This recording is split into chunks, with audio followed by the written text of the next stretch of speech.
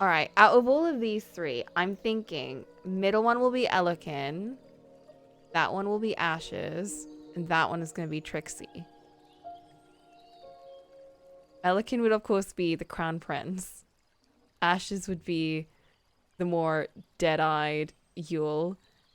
And Trixie, I feel like, might be a good summer boy.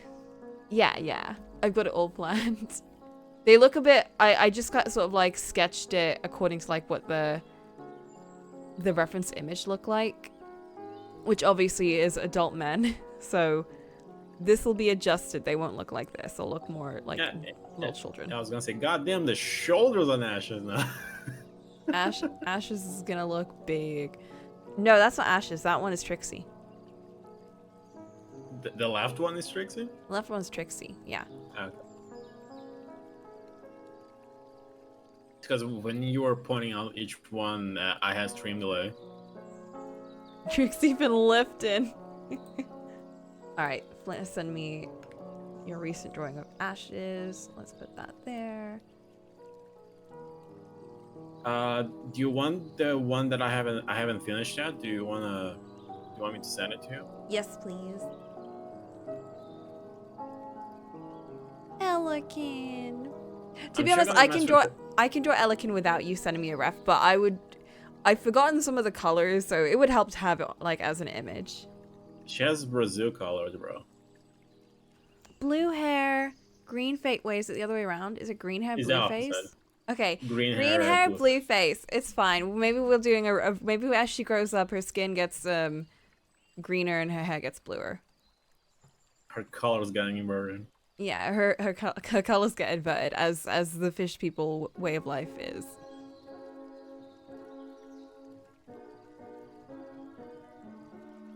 Bohemian Rhapsody? No way. The outfit is not final because that's why I haven't rendered, because I want to mess more with the outfit. I can't wait for her revival eventually. Okay. Are you also okay if I use, you know, the one that I sent you for your profile pic? If I use that as a reference too? Yeah, that works too.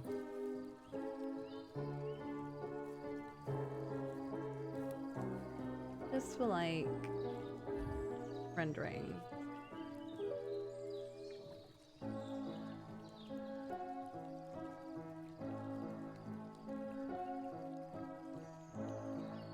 I don't have height for Trixie. You're gonna have to guess. It's fine, I'm guessing everything. I like how you came up with this commission by using our characters' heights, and you don't have Trixie's height, even though they're one of the characters you suggested. Maybe you should just yell at Mickey.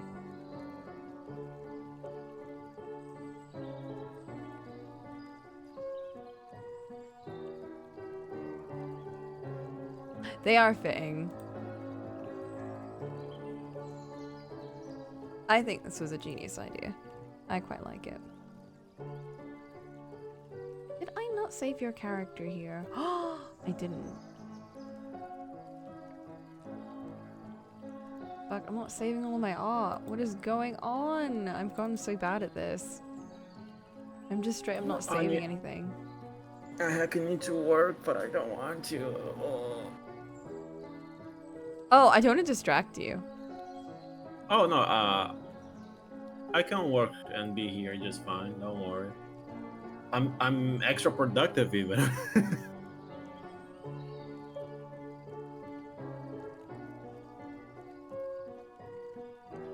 Where is this?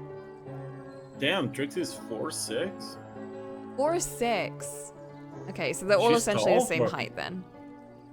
Trixie's tall for her age. Isn't she like 12? 4'6" isn't tall for a 12.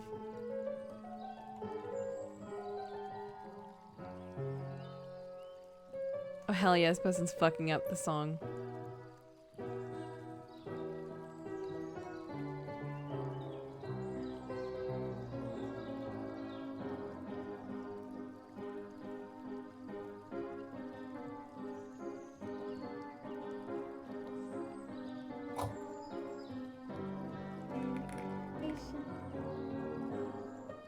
Elikin was 3 foot. Yeah, Elikin is tiny. To be fair, Elikin is, I think, much younger than everyone else. I don't think she was even 10. No, she's definitely younger than 10.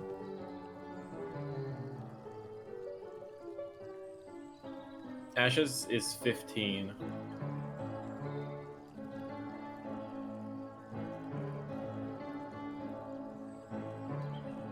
My favorite bit is when people say, "Come here, child," and then I'm like, "What is it, adult?"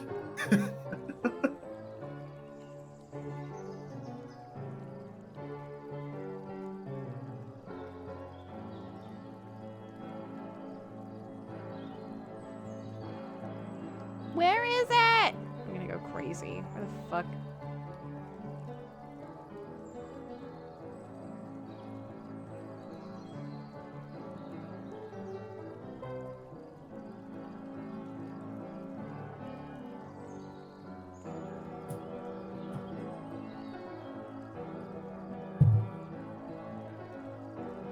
Okay, wait.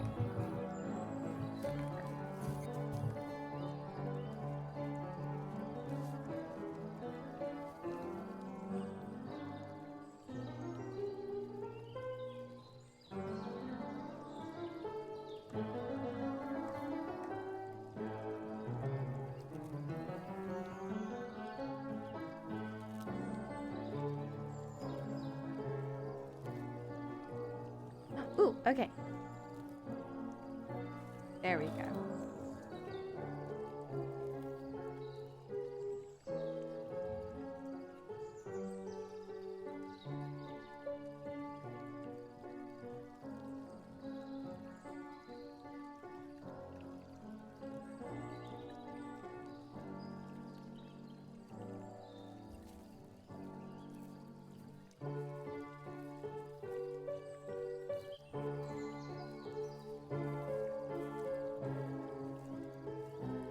Where is my Prismacolor pencil made? What? Made in Germany.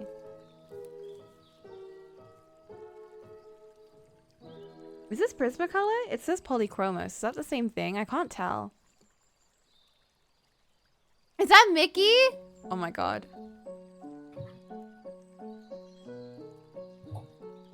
They're different, right? Yeah, they're different, right? Hello, Mickey! Oh my god. Alright, I think I'm gonna play games for 40 minutes, then I'm gonna Oh work. my god, that's terrifying. Just work. But I wanna vibe down for a bit. Ugh.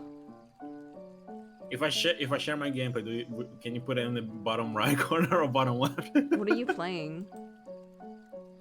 Grand Blue, bro. It's No. pretty. Oh.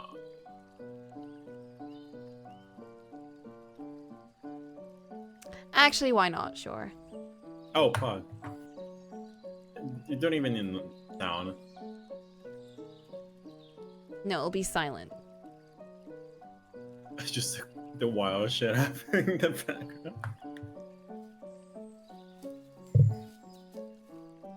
You'll have like a little. Maybe I should get like a little TV like border.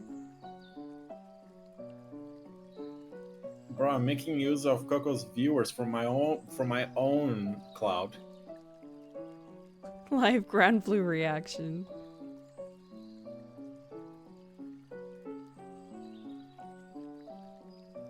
Pig.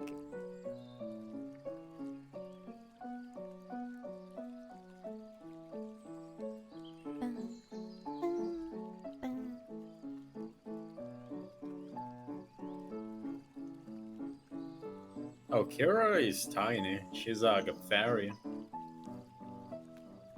Oh my gosh. I was a pixie. I forgot.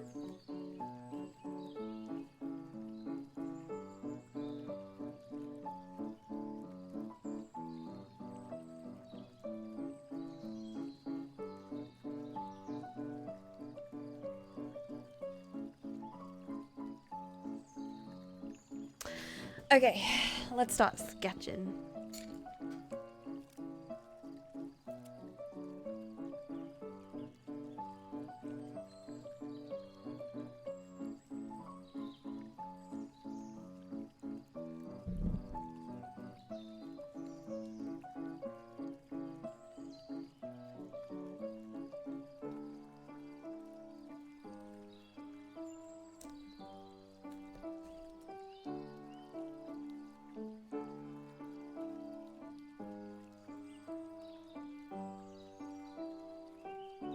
So the tallest one is going to be Ashes, but they're all sitting down, so it's going to be a little... Technically, Trixie is taller. Trixie's taller? Okay, Trixie can say the same then. Trixie is 4'6", Ashes is 4'5". Or to put it in metric.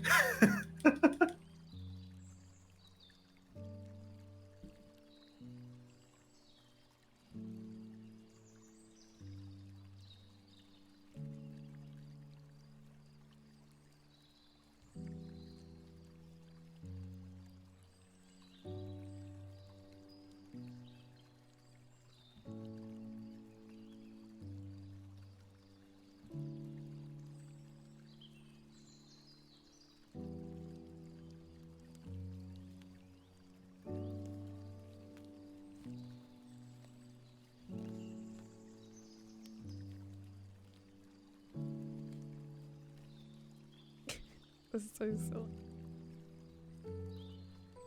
Wow, look at that amazing gameplay.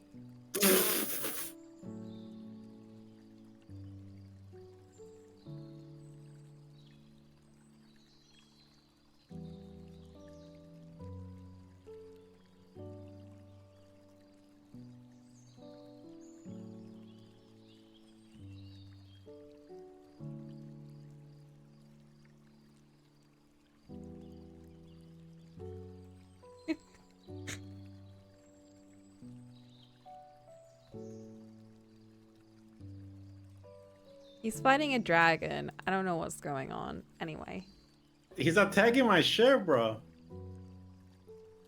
that's cool.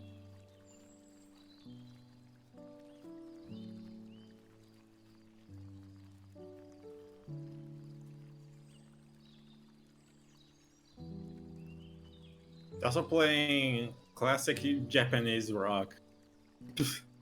What is... I don't know what that means. It's just a music genre. Oh, the...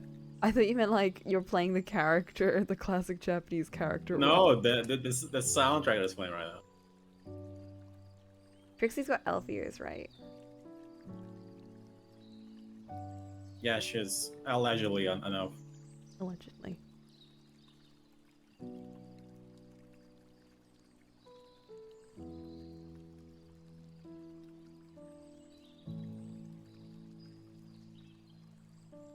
So we've been told.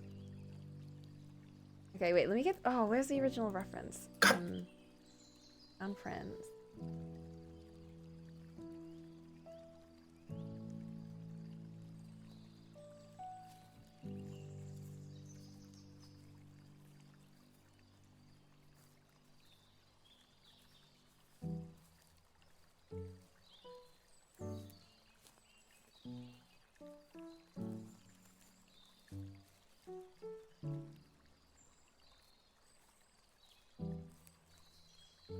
This is Oh, one I was Christ. using. Here we go.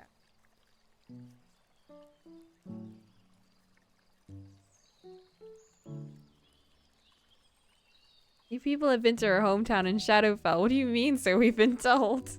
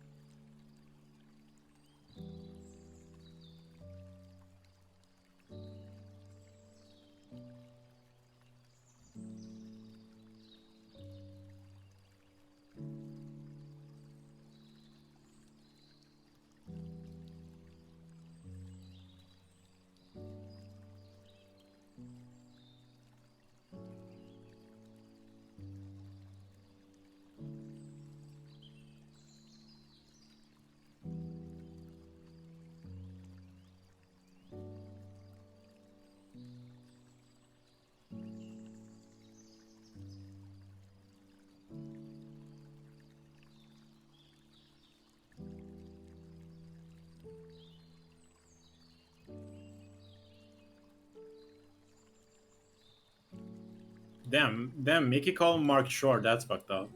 A funny looking halfling.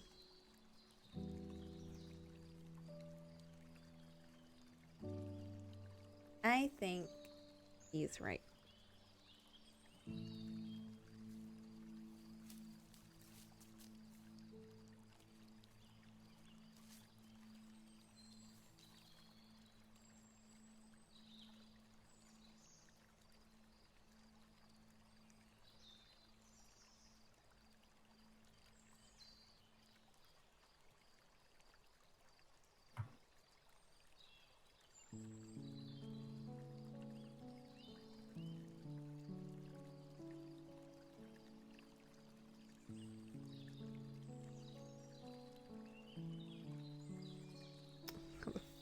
Fuck do I recite it?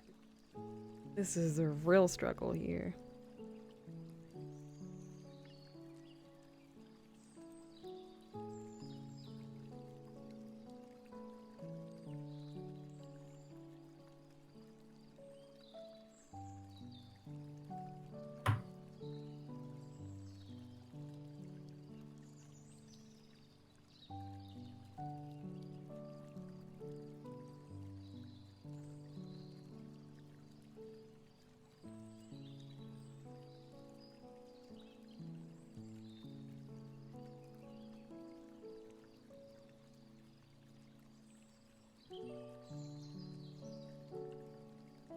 Okay. Oh my gosh, that's terrifying.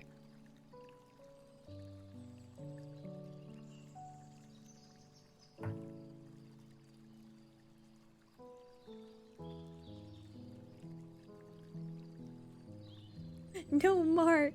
Wait. You're not that bad.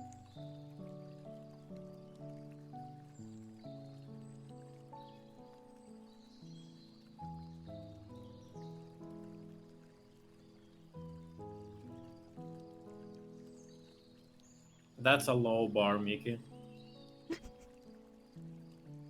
Your actual child character.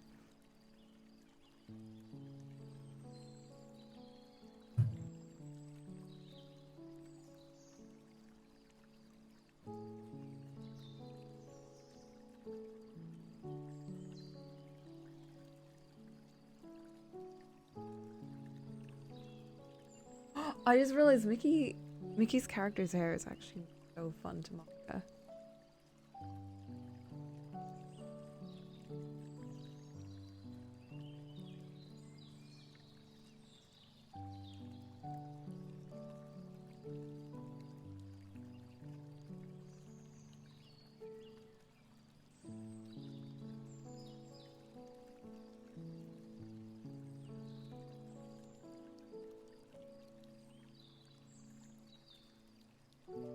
Abel asked if I could get the free child ticket from Ren Fair the other day. Oh, Mickey. That's a good thing.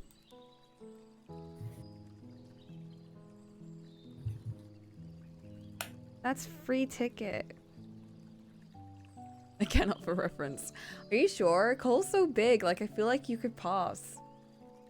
If you're with him, you might just be able to you might just be able to pull up like ooh. Alright, I found children reference with their side profiles. This shall help. Got too many curves. Never mind. That's true. You wouldn't be allowed to drink.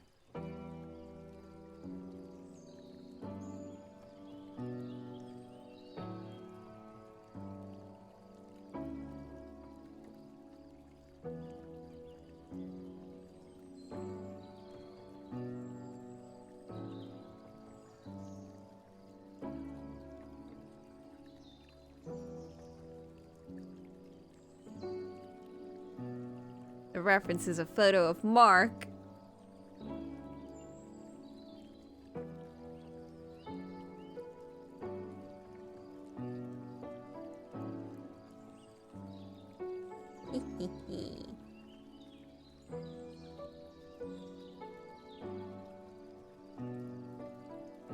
Mark is dwarf maxing right now. What?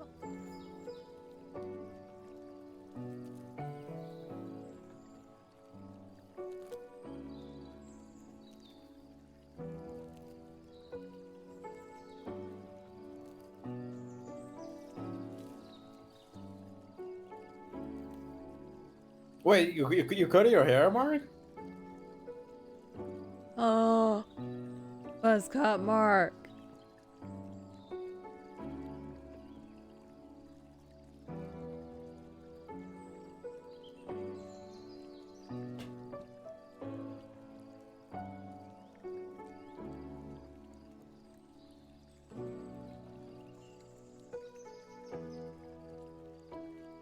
I thought a pic of child Mark was. Oh, no, I meant you now. Mickey. It's because Mark has long as fuck hair right now, Kaga.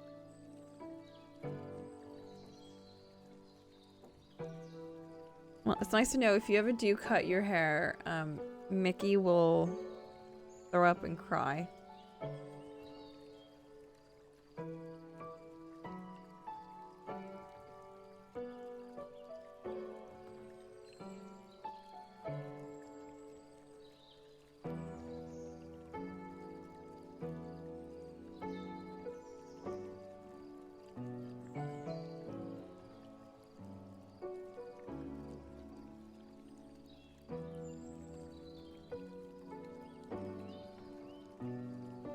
I am struggling for my life right now. Why did I choose this angle? Why did I choose this one?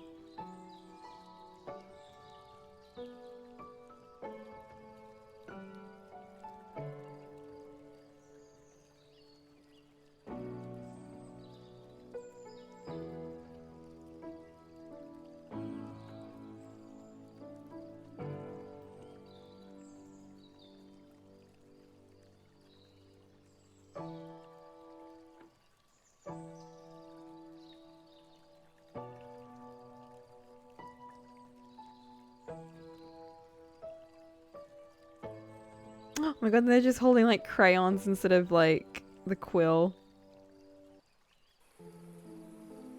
They're just sitting on the table eating crayons and sharing around.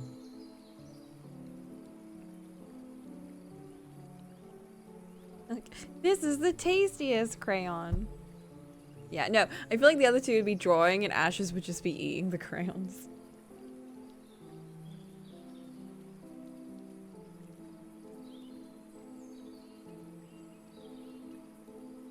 I would get revenge. I have a foil shaver.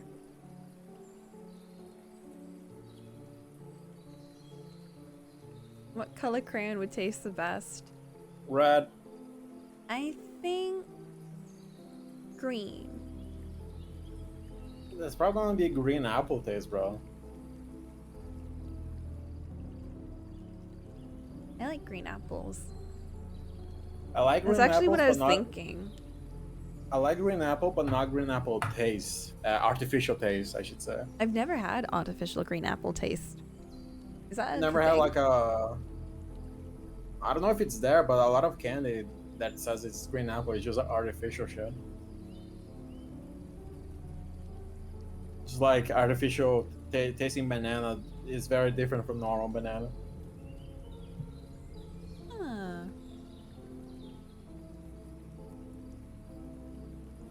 Do Jolly Ranchers exist there? No. What's a Jolly Rancher? It's a very crunchy candy. Ooh. We've got like Jawbreakers. Is that the same? Yeah, that. Crunchy. It's crunchy, Are you bro. sure it's crunchy? Well, what? Do you suck on it? You're supposed to bite into it like a badass. You're not supposed to chew on it. So they are like Jawbreakers then. I mean, Wait. you can suck on them if you're weak. Oh my god.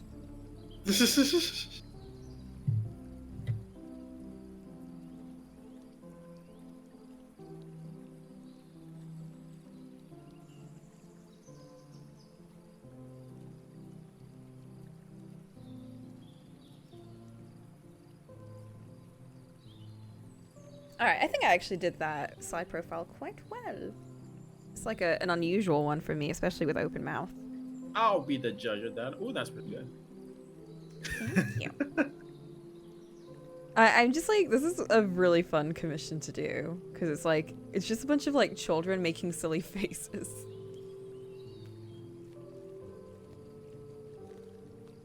Ashes would never hang out with these children. Oh my god.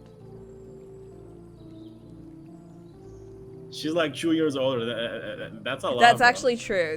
She probably wouldn't. Like 16-year-olds would not hang out with, or 15-year-olds would not hang out with like 12-year-olds. Or like below. That being said, I actually do know some 15-year-olds that like are friends with like 12-year-olds at the school. But mostly because they both act like equally immature. Yeah, I guess Ashes would be banished to the kids table.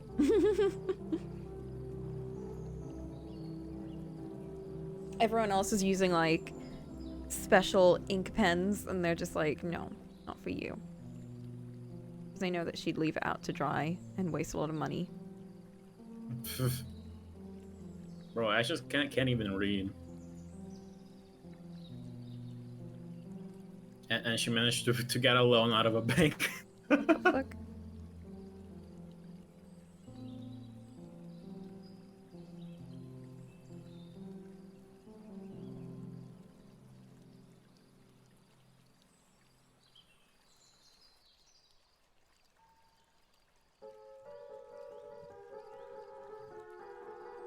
No, it's my nemesis!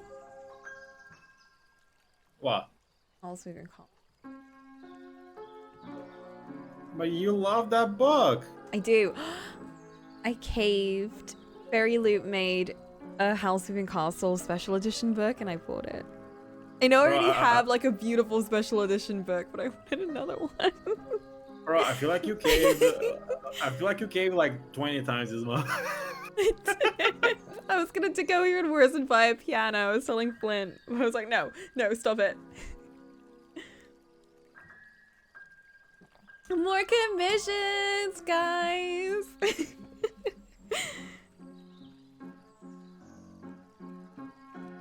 I need to reread that book. I've got it on your shelf. I fucking love that book. I love it to death.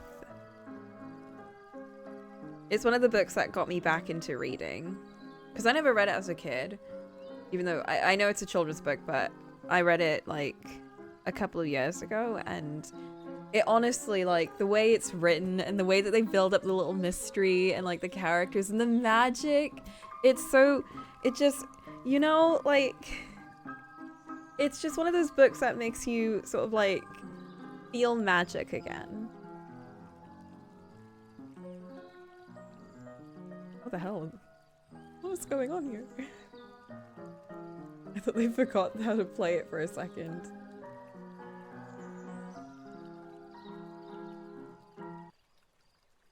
Oh, they gave up. Oh, they straight up gave up. Okay.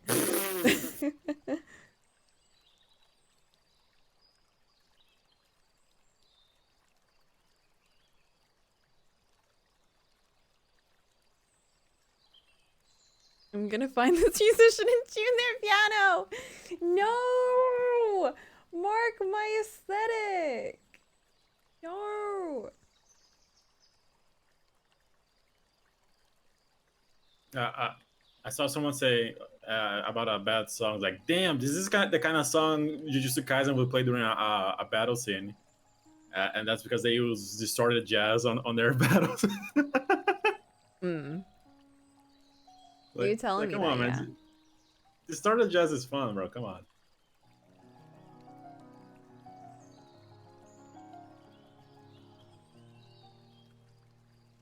Mark recently watched all of it. I was very surprised he committed. Ooh. Mark, what did you think? Give me your honest Mark opinion. Your Mark opinion, if you will.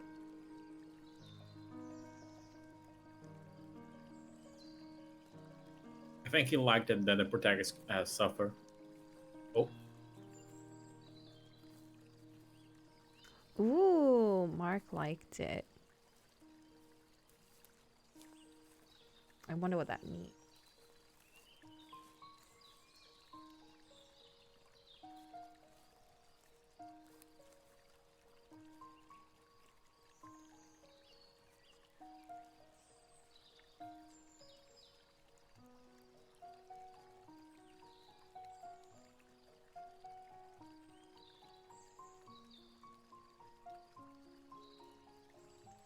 I'm spoiling basically everything.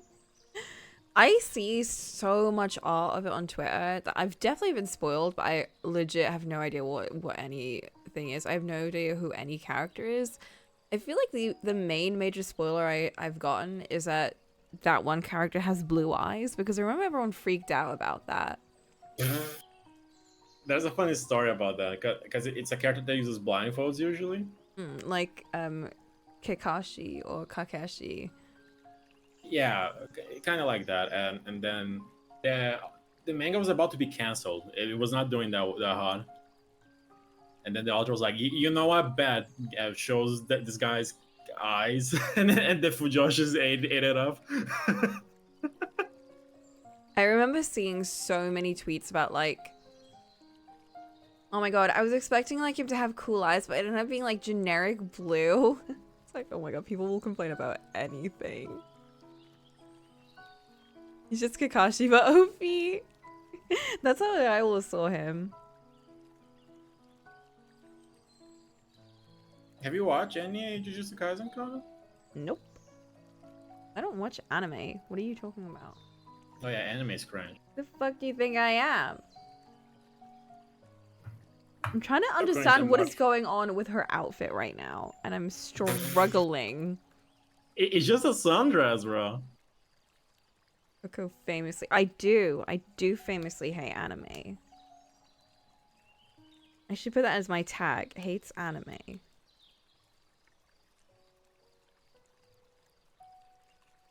Y'all better know what you're getting into if you come to the Coco stream. There is only anime hate here.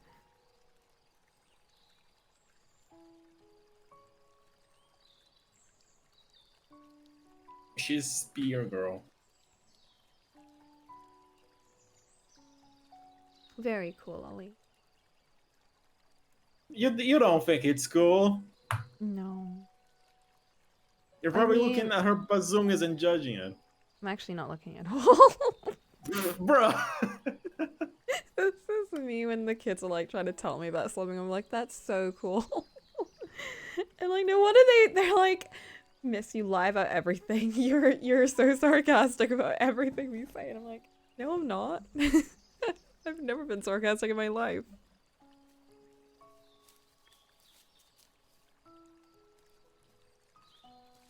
Mark, don't give him that.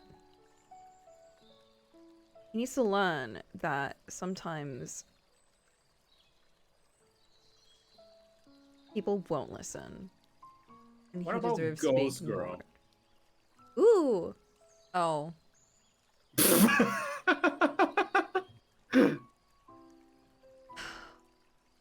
You got me excited, dude. That's not fair. Bro, she spent like 200 years being dead and shit. It's sad. Yeah, well, maybe she should look more like a ghost. Well, what about Night Woman? Okay. Ah.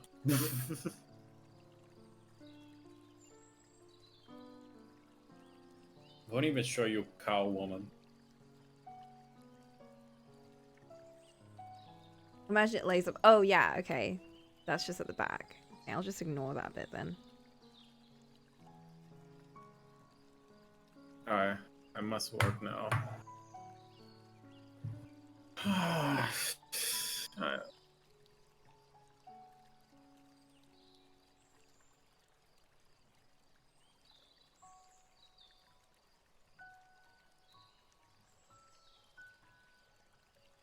Good luck, Ollie.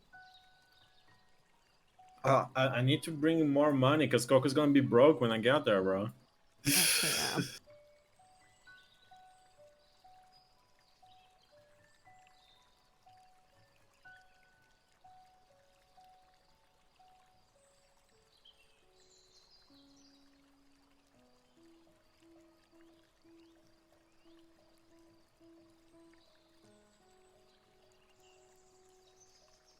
I love her poofy sleeves. I want to dress like that, but I don't think it would suit me. I love poofy sleeves too. I think likewise. I don't think it would actually suit me IRL.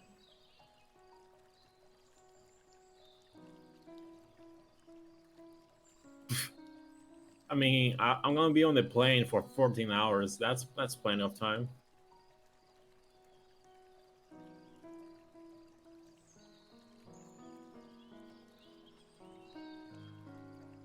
You joke, but I almost started buying perfume. Like, I don't need to, but... Like, what's the only instance you're gonna be able to use perfume? Because I doubt work is gonna allow you to do that.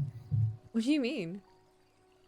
I mean, your work has strict dress codes. I would assume perfume is part of it. No? No? Okay. I don't think perfume's... I mean, unless you're spraying it at work, then yeah, people would be like, hey, don't do that. You can wear perfume to work. I don't think there's any job where you can't wear perfume to work. Maybe if you're like in a lab or something, I don't know. Even then, you're wearing like protection over it. Just that they wouldn't let you dye your hair. Assuming it was strict. Perfume? No. Perfume is like, that's just on you. People won't even notice it most of the time. I think if people notice it, that's a problem, bro. You put on too much.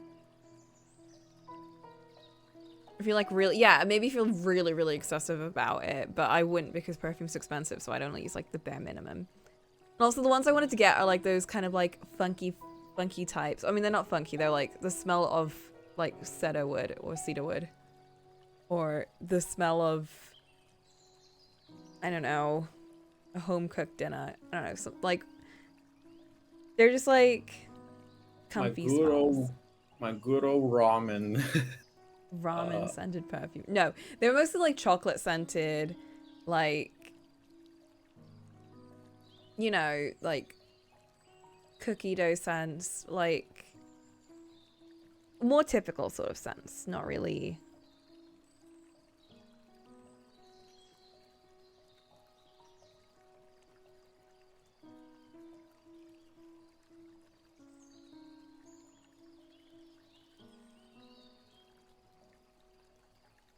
God.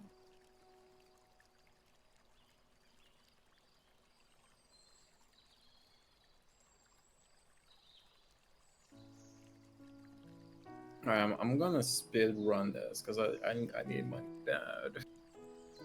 What kind of dinner? I don't know, roast dinner? I saw it once. That's not the one I wanted to buy. But I'm assuming it was like a roast dinner type thing. They're weird. Perfumes are weird. Like the gimmicky ones. The normal ones are going to be like the smell of lavender, the smell of candle and beeswax and whatever.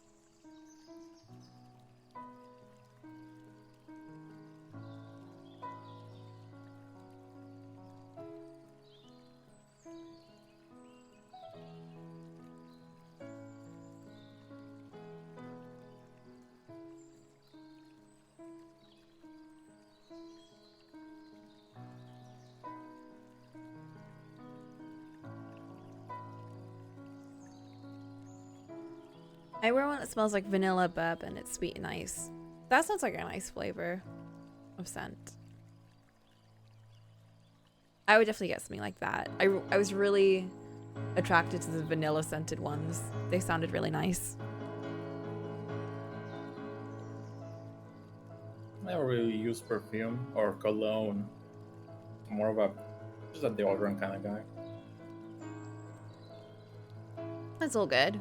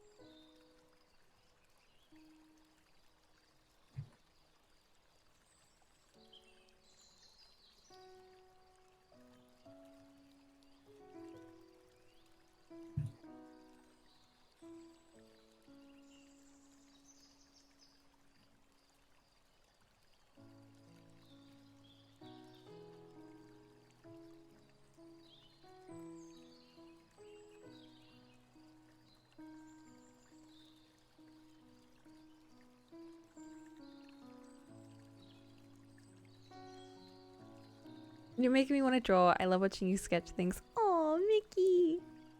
Thank you. Well, maybe you should draw. Maybe you should.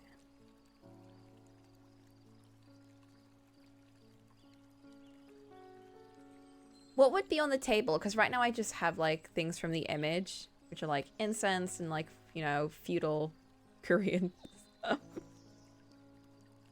What would they have on the table? Draw a skull on the table. Oh, why are you making me draw things that are difficult? With perfect anatomy and slightly to the side, so you gotta know the angles.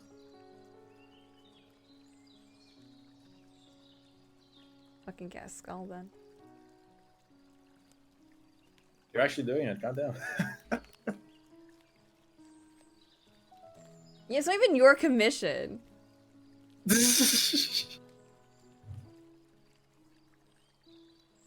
A teapot. Like at this point, I suggest things expecting you to turn them down, so I just kept going. We've also got the scroll, which maybe has important information on it, but they're just drawing over it.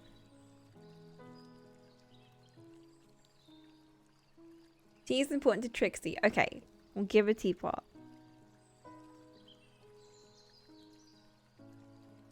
What kind of teapot?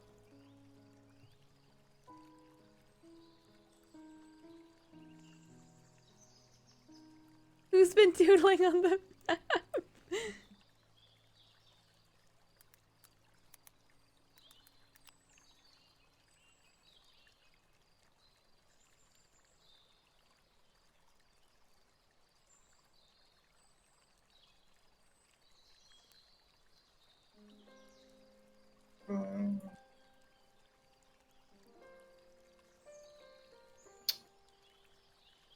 What a Trixie.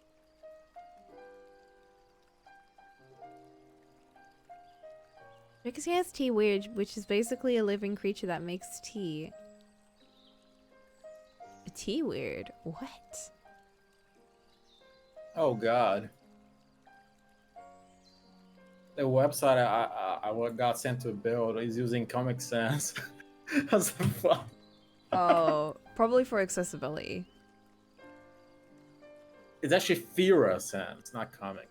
Oh, send it to me? Oh my god. Oh, it's not my job to question this thing. Just pass it over. Oh, I heard the one. This one. The House Movie Castle thing about Dark.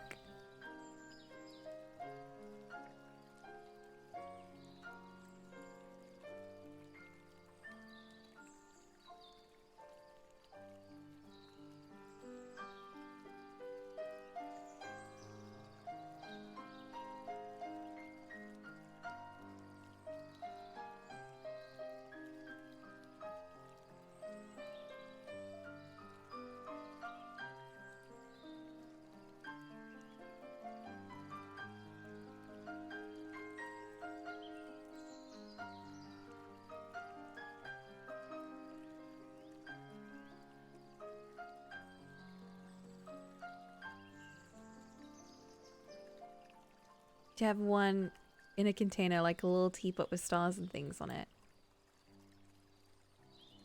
Oh, what the? Okay, let's try doing that then.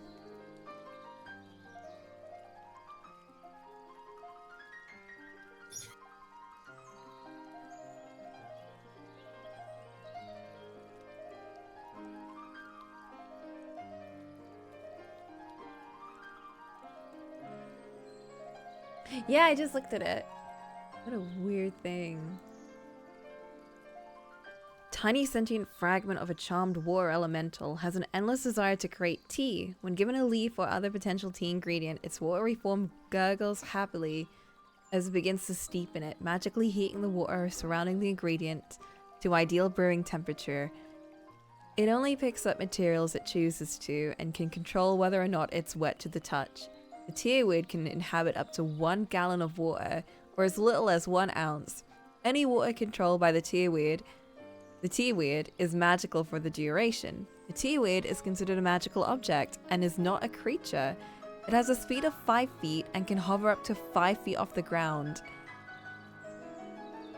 Huh. Drinking the entire tearweed is harmless to you, but destroys the item. What about the tearweed? Does it destroy the tearweed? Fucking dies, bro. Tearweed is a sentient chaotic good item with an intelligence of 3, a wisdom of 8, and a charisma of 6. Hearing and dark vision. Can't speak or read, but understands Arquin and Common.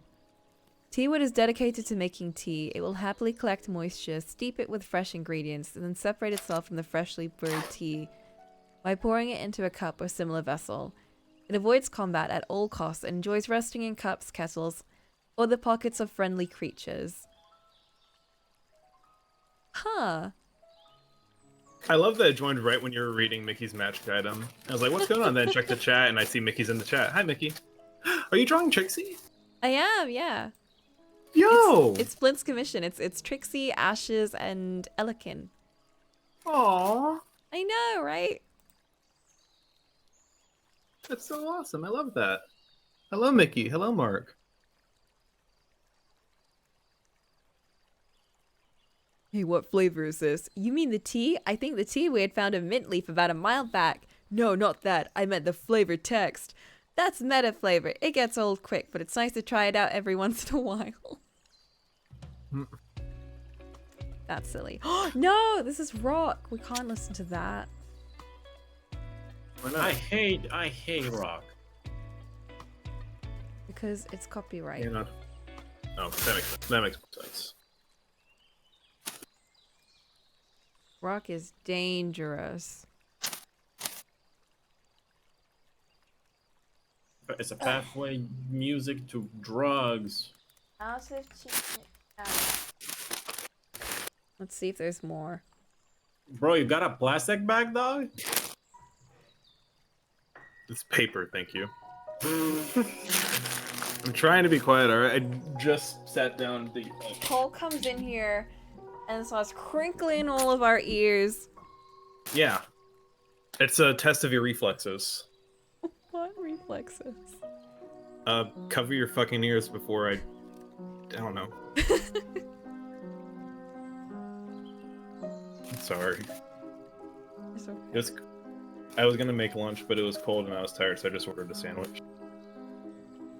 It's fine. Mark needed the stimulation.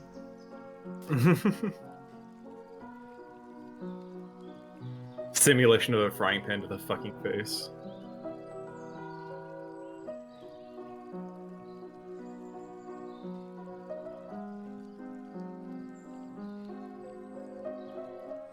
Maybe Mark likes that. Saw this fucking sound effect going around of is like being bashed over the head with the TF2 frying pan ASMR. And it's just the clang, clang, clang, clang, clang over and over again, really, really loud. It's so fucking funny. I don't know why it's so funny to me, but it is.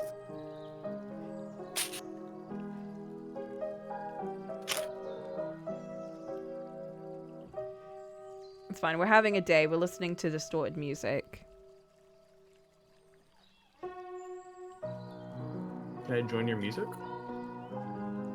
You can if I share it, which I Wow. won't. She won't. Can't Here, believe. you can listen to it through this. Yay. I was nice. I like this.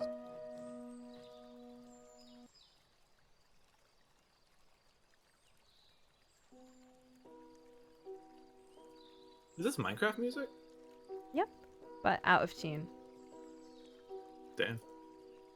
Playing poorly on purpose. I think the Minecraft ones are the ones that are probably the best done.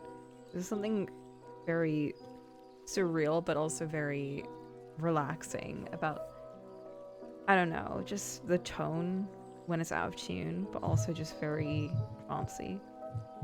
I mean, Minecraft has always kind of had dissonant music anyway, so this doesn't seem that much different. Exactly. Like if you listen to the artist's general music, they're quite trancey, but then they're also quite dissonant. Yeah, it's a very, it's almost like a very bittersweet vibe to their music, Yes, and I love it. absolutely. That's why whenever you get Melancholy. like, Melancholy it's is the word I'm very looking for. melancholic, definitely. That's why like the playlists that are like about the creator of Minecraft's like that documentary. I know it was a documentary. Yeah, there's a documentary. I don't know about it, but I just know about it because I used to listen to the music from the documentary all the time before I realized what it was. Because there's a singer who wrote one of the songs, and I think helped write some songs in Minecraft, Laura Shigeara, who did a song on it, and I really loved that song. So I listened to a lot of the music on that album. And it's got a very melancholic, bittersweet feel, because the documentary apparently goes quite into like the imposter syndrome and like the general anxiety of the creator. Like a lot of the names of the songs on that album are like peer pressure, imposter syndrome. Let's see, what are they?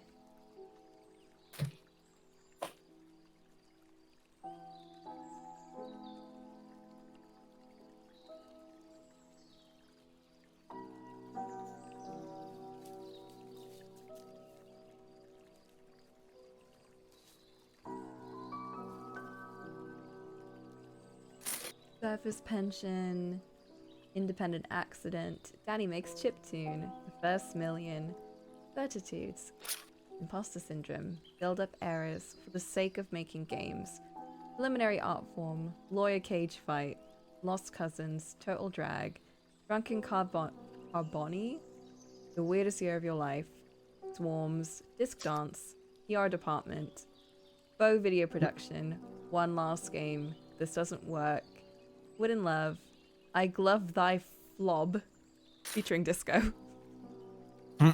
Post-success You'll be- depression, You'll be social saying Lego, words, though. Jason Glove, clumsiness and innovation, no pressure, one, Biffless, featuring Niffless, and then Tsuki no Koibumi, which is Laura Shigeru's song. Oh. It's a very weird album, but I really like it.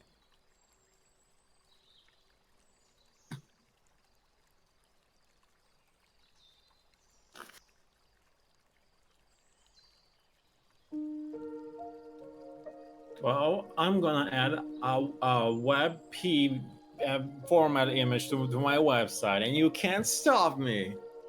Oh no. Do it. Okay, I was scrolling back through the chat to just see what y'all were talking about with this art, and the first message I see is Mickey saying that was a wild session, and I feel like I came in at the end of a conversation, and now I need to know what session y'all were talking about. The T. No, at the bank one with Ash. Oh, yeah. Oh, okay. Yeah. That was a wild session. I'm gonna fuck up those bankers whenever they show up. Because we're in that, bro. And that collectors will come eventually. Oh, that's when Ash's got a bank account. Yeah. Yep. The gang takes out a loan. I mean, we could lower it up and be like, yo, she can't even read. Could she have actually consented to a contract? I think the easier answer here is a minor can't sign a legally binding or a contract for a minor isn't legally binding. Mm-hmm. And yes, I think Mark makes a point. I don't think they're gonna care. So like, I think we're fine. And by fine, I mean I think we're fine to fight them when it happens because it's gonna happen. When was that session? That was a while ago. Many moons ago. That was toward the start of Mickey's campaign. I don't know why. I want to say it was like session 7. That's a number I just pulled out of my ass. I don't know what it actually was. I want to put something in the foreground. I'm just, you know what? This is turning into like, it was going to be like a little market commission. This is turning into a whole scene. Flint, when I see you, Charge for more. I'll just give you the whole page. You can just take the page. Demand more money from his Venmo right fucking now. Flint already overpaid me to hell. This is supposed to be £15. Flint, like, over doubled it.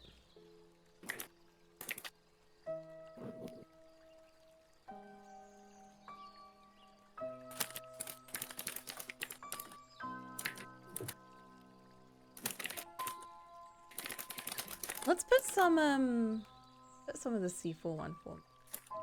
I mean the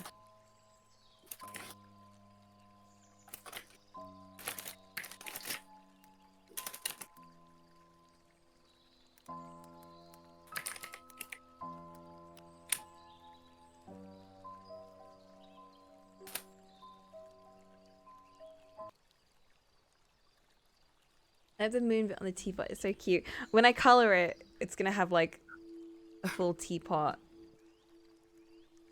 like a full moon star design. I love that. And like the cups will too. And Ash's side has a skull. And here comes Ashes with a steel chair. No! I need to pee. I'll be right back.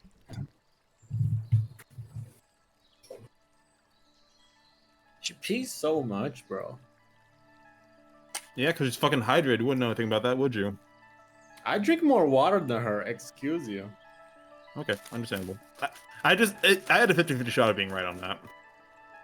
I drink so much water.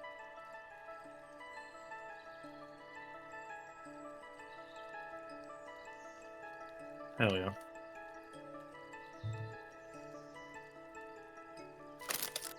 I can't even joke about Coco being small because she keeps talking about how she's taller than average height.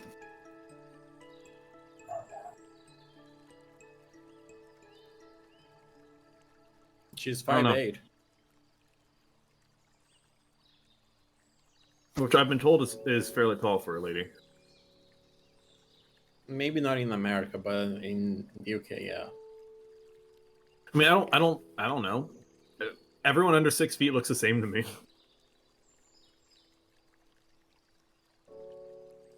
I don't really have a reference for what tall is other than like stupid tall.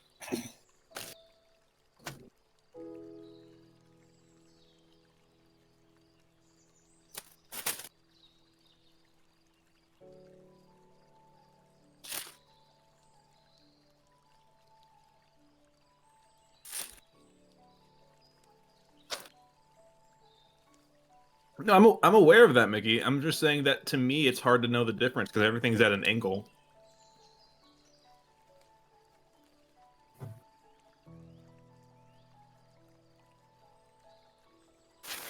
Like back when I worked at the rink, someone had me take a video of them. Like one of my coworkers, like, "Hey, can you take a video of me doing this figure skating trick or whatever?"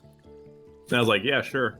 And I did, and they came back and they looked at the video and they're like, "Why does this look so weird?" And we thought about it for a second. It's like, "Oh my god, you're filming at an angle that I've never seen before. I didn't know this is how it looked like from a tall person's perspective." Like, yeah, I see parts of your body that you'll never see. I see the top of your head, boy.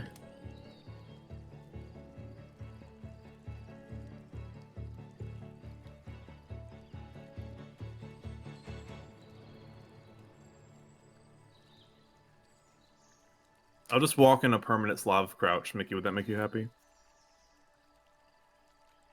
Your scalp looks fine, Mark.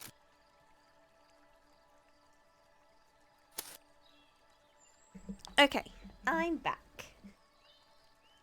Chizuru, scatter! Coco, how do you feel about Mark's scalp?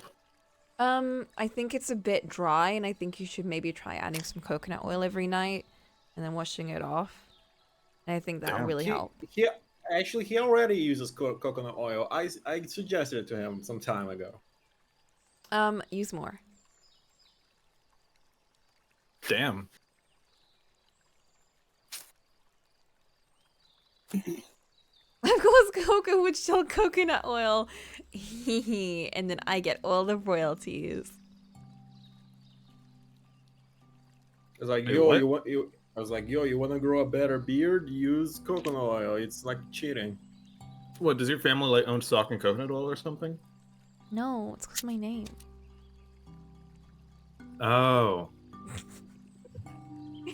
that makes more sense. Oh. What? Oh. You were This is silly. harassment. What a silly guy. Get a load of this guy.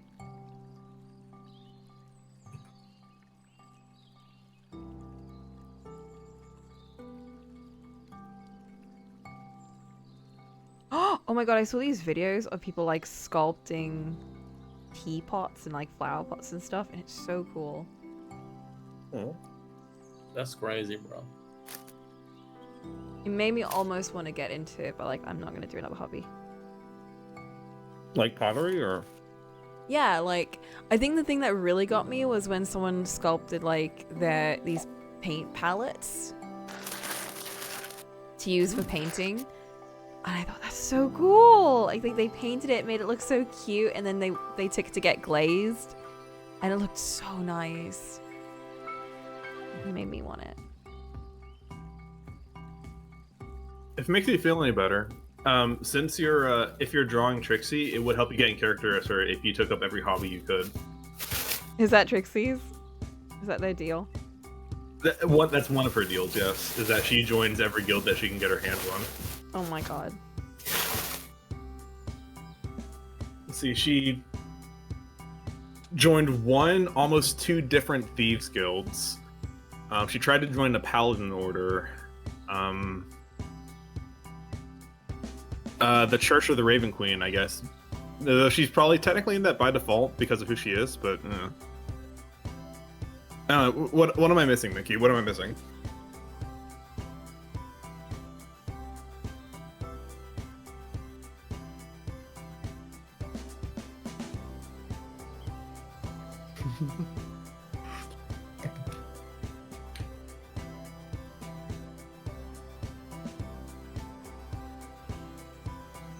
Wait a minute. I'm changing this lid. I forgot what I was gonna add to this. We'll still have the moon thing, don't worry, but... Okay, I couldn't remember if you tried to join the cult. But yeah, that sounds about right. I mean, hey, the cult's gone. Trixie could technically reform it if she wanted to. Form her own cult.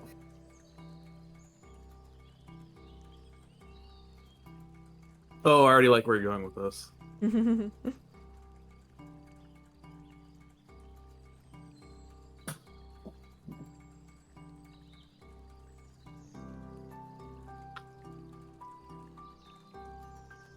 my gosh.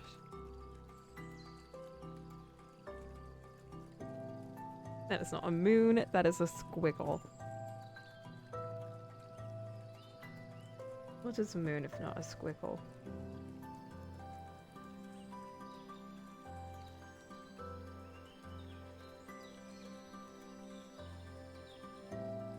Yeah, let me see if I can find a list of Trixie's hobbies that she's They picked don't up. have faces, do they? The weird? I think Yeah, it had the like weird. eyes on it. Did Mickey send you the art? I can see if I can find it. Yeah, but it doesn't have eyes, it just has a tea leaf in it. Oh, okay, never mind then. Philosophy with Cocolamoco. Let's see. Trixie has let's see, she's picked up poisoning, herbalism, alchemy, and cartography are her 4 hobbies.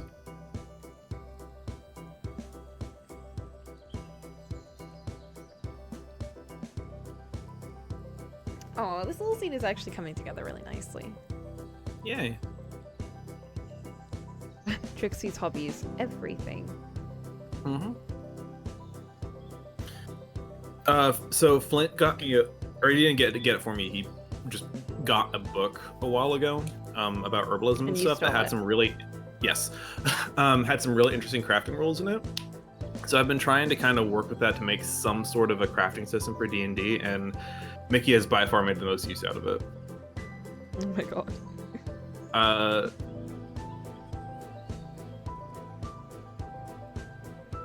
And then Ollie and Mark are taking some parts in it as well. Beats has picked up stuff on it, but he hasn't done much with it yet.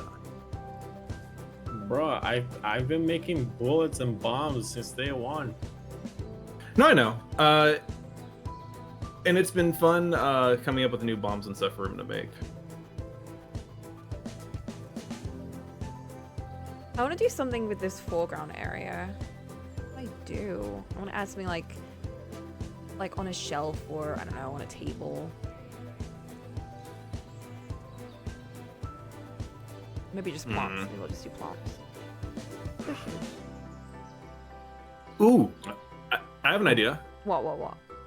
Mickey, tell me how you think about this for a foreground plant. Basil. Ooh. Let's get some Not basil the plant, specifically basil with a capital B. What? Basil is a bush that she brought to life. Show me. Let me see if I can find it. Do they look like a basil plant? I don't know what a basil plant looks Shut like. up. Oh my god, I typed in basil and I got the character from Omori. Immediately. What about the plant? Has Omori taken over nature? When the moon hits your eye, and the pizza pie some more. It's a big bush.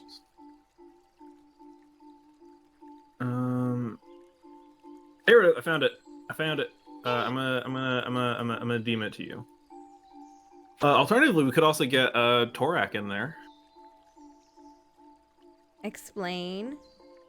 Torak is Trixie's pet wolfhound. I think Coco's gonna draw an animal. There's Basil, Coco. I've DM'd you the picture. Did you? Nope, I DM'd it to Mickey. Hold on.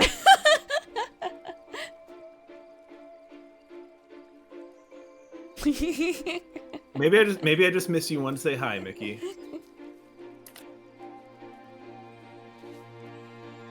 Eerie? You're ignoring Mark. He's really sad. Oh, cute. Eerie is Trixie's shadow bunny. What about Aerie, bro? Here, let's see. So there's that. There is her wolfhound, and let me find. There we go. Here's Eerie. Here's a shadow bunny too. It's spelled airy. Yes.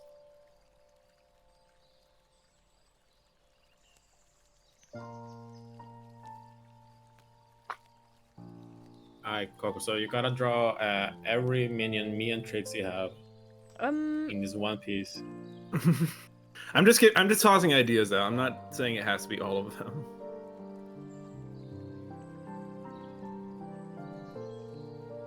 I have 6 skeletons, a reaper, a skeleton horse. Yeah, draw 40 skeletons right now. Maybe I'll just draw them in the background. And thank God Elikin doesn't have any minions other than the rest of the party. I was gonna say. My God, just fucking low with a saddle sleeping in the corner.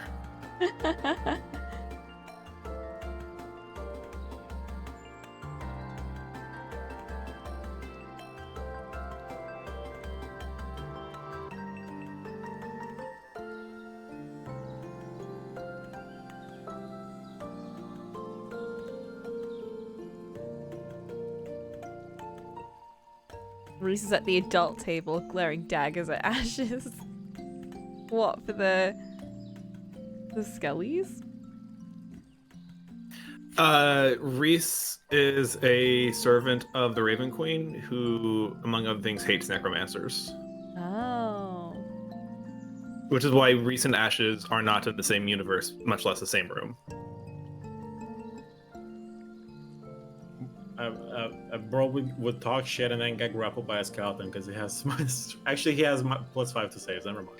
To be fair, if you're getting grappled, you can choose strength or dex, and Reese has a pretty good dex.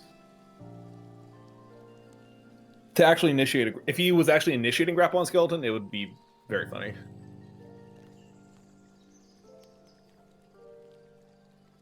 Why is a dead body have more strength than Riz, bro?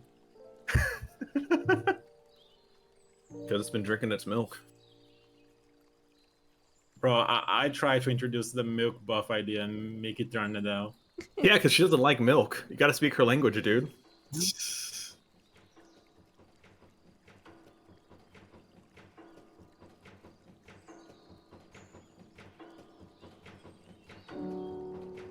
There we go. That's a good foreground, I think.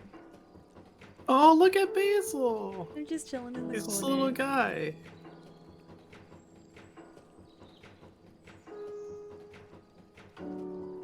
White Russian skellies. A white Polixton, please, Mark. Wait, no, that would be... Mickey, what is the Starlight's equivalent of Russia?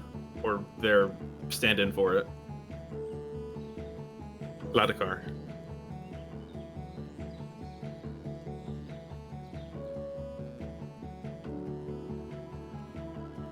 A white shrug.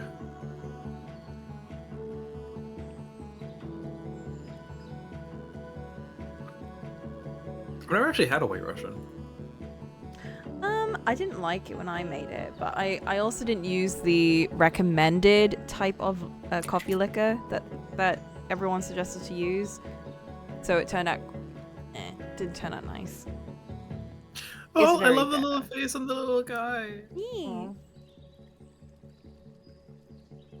This is turning out way more elaborate than I initially expected. I was gonna ask, are you gonna color this too, or is this just gonna be like a sketch? This is a full color marker com, dude. Dude. I'm gonna be, so we've done the pencil sketch. We're gonna be doing the ink line art. And then we're gonna do the marker.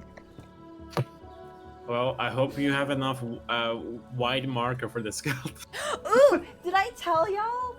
My sister bought me white gouache when I told her about the black gouache. After the fiasco yesterday where you bought the wrong shit and were freaking out over it. So she ordered me some white gouache. But can I tell you, this cost £7, okay? This bottle of white gouache cost £7. The one I got at Cass Arts was like £4, yeah? Let me show you something. Didn't realize paint weighed that much, but damn. Okay, look. That's the one from Cass Arts, yeah? Yeah, What is? okay, yeah. Oh, okay, I see it. Yeah.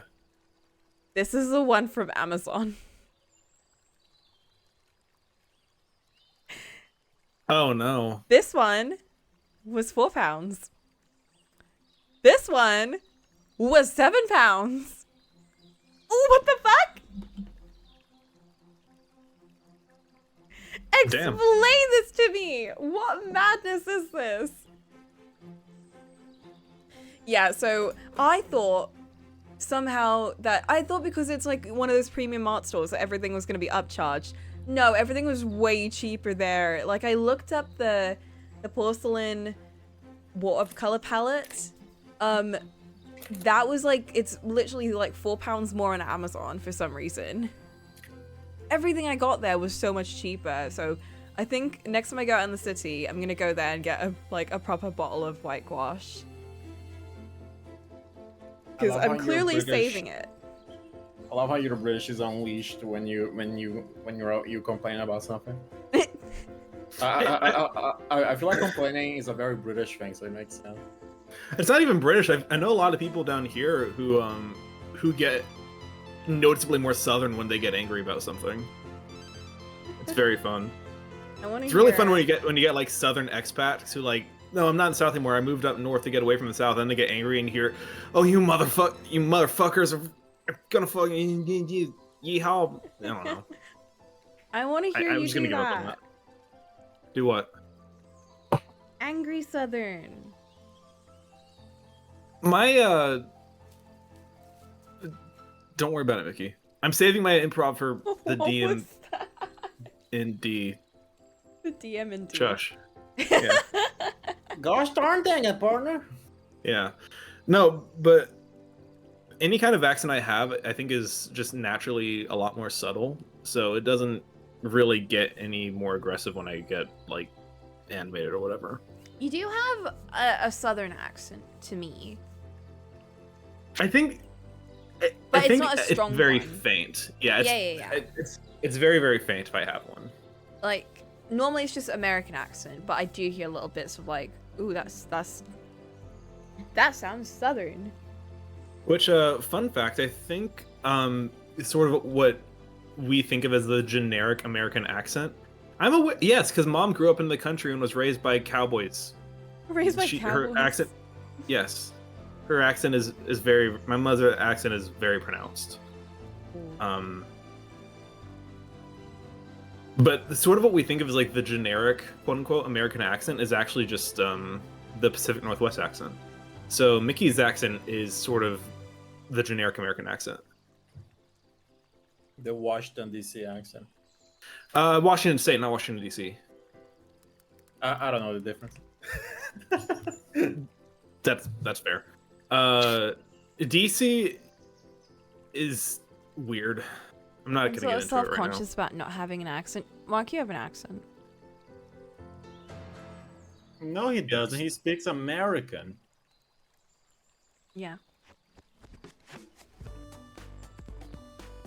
Because Well, like, every Yeah. I was just like every other region in America has an accent. Like you got like a California accent, Southern accent, Midwest, New York, Boston. Pacific Northwest is like the only one that doesn't really have its own unique accent. So I think the generic American accent just kind of belongs to them. Wouldn't that be the closest to like, I want to say an English accent? Specific. So fun fact, I learned apparently England you English folks back in the day used to actually sound more like American Southern. At some point, all the rich posh assholes decided to, oh, we're going to talk like flights of fancy, and that's just sort of trickled down into the rest of the country, so they could differentiate themselves from the poor peasantry across the ocean that suddenly had guns. That's probably why Southern accents sound like. There's a video of someone doing like a Southern accent and it like turned into like a British accent somehow. They're similar. They're surprisingly similar, yeah. So I want to see a historically accurate documentary of like King George addressing a crowd like, "Howdy, y'all! We're gonna take part in execution today. God bless you." You know. God bless you. I think it'd be a lot of fun.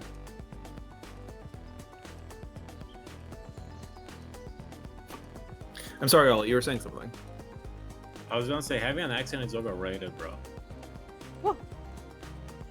I'm just saying I would prefer not to have an accent. Oh no, I dropped my putty. Better putty that back where it came from. Putty well.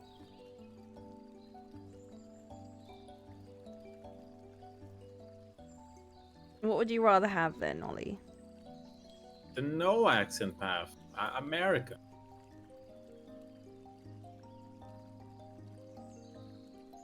Your putty.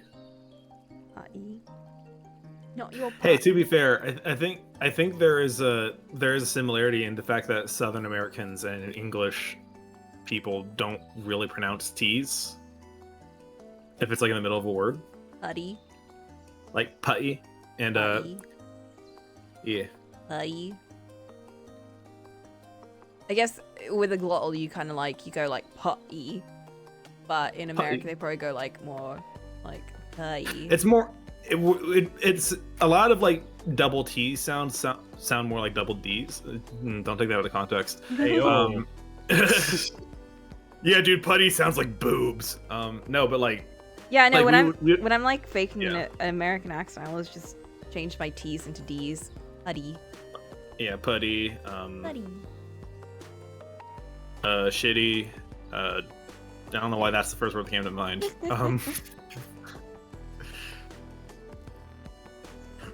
Since we're on topic of double D, titties. Anyway, Titty. pretty shitty. Yeah. That King American comes in and starts talking about titties. Typical American behavior. Mm.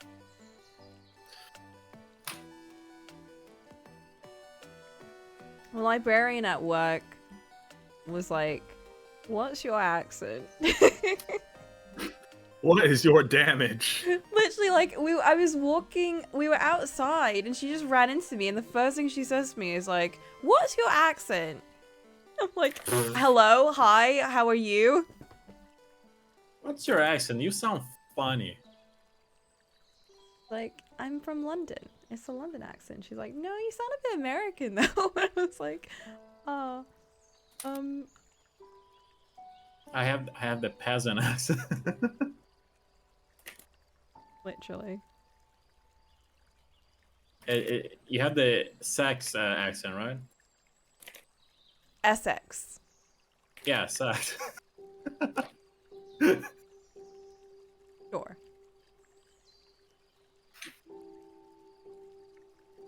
Where is your accent? Coco, why weren't you at accent practice? No. I skipped. I took a nap. Yeah, we can tell. Flint was supposed to send me an image of Elikin, and he didn't. And I'm kind of annoyed. I got him. Hold on, I got him all saved somewhere.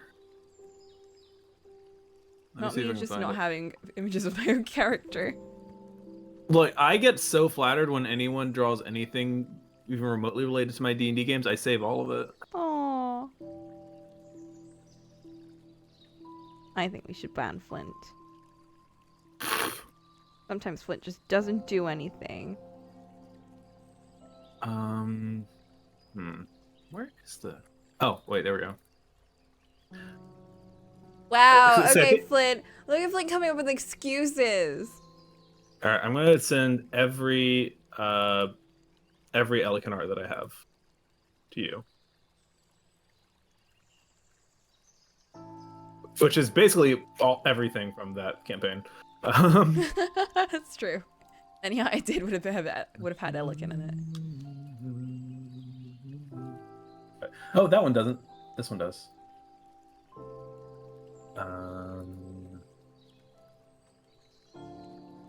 Let's see. Is that a new Ashes art I haven't seen yet? Wait, which one? The top one? The top one you're not allowed to see. Okay, so Coco, I have. Oops, sorry. It's not done yet. You can't look at it. You can't look at it yet. So Coco, I just want you to know I have Yeah. 33 arts from you from that campaign. Oh my Of god. the 33 of them, 25 of them have Elikin in it. Oh, I That can only sounds send right. 10 at a time. All right, I gotta do this piecemeal. 2, 3, 4, 5, 6, 7, 8, 9, 10. 1, 2, 3, 4, 5. The problem is that I don't like the color scheme I did on the flats. I'm gonna change it completely later. What colors do you want when I do it then? I have no clue, bro. I really liked this one. Remember this moment when we talked about cheese? That one remains one of my all-time favorites. Faux show. Oh, I miss this campaign. Oh, this is a good side preview.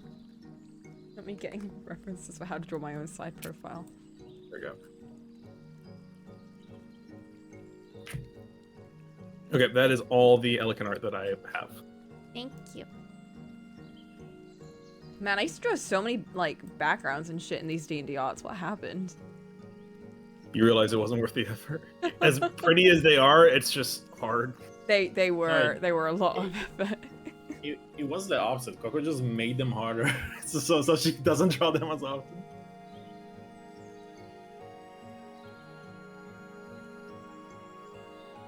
It wasn't worth it.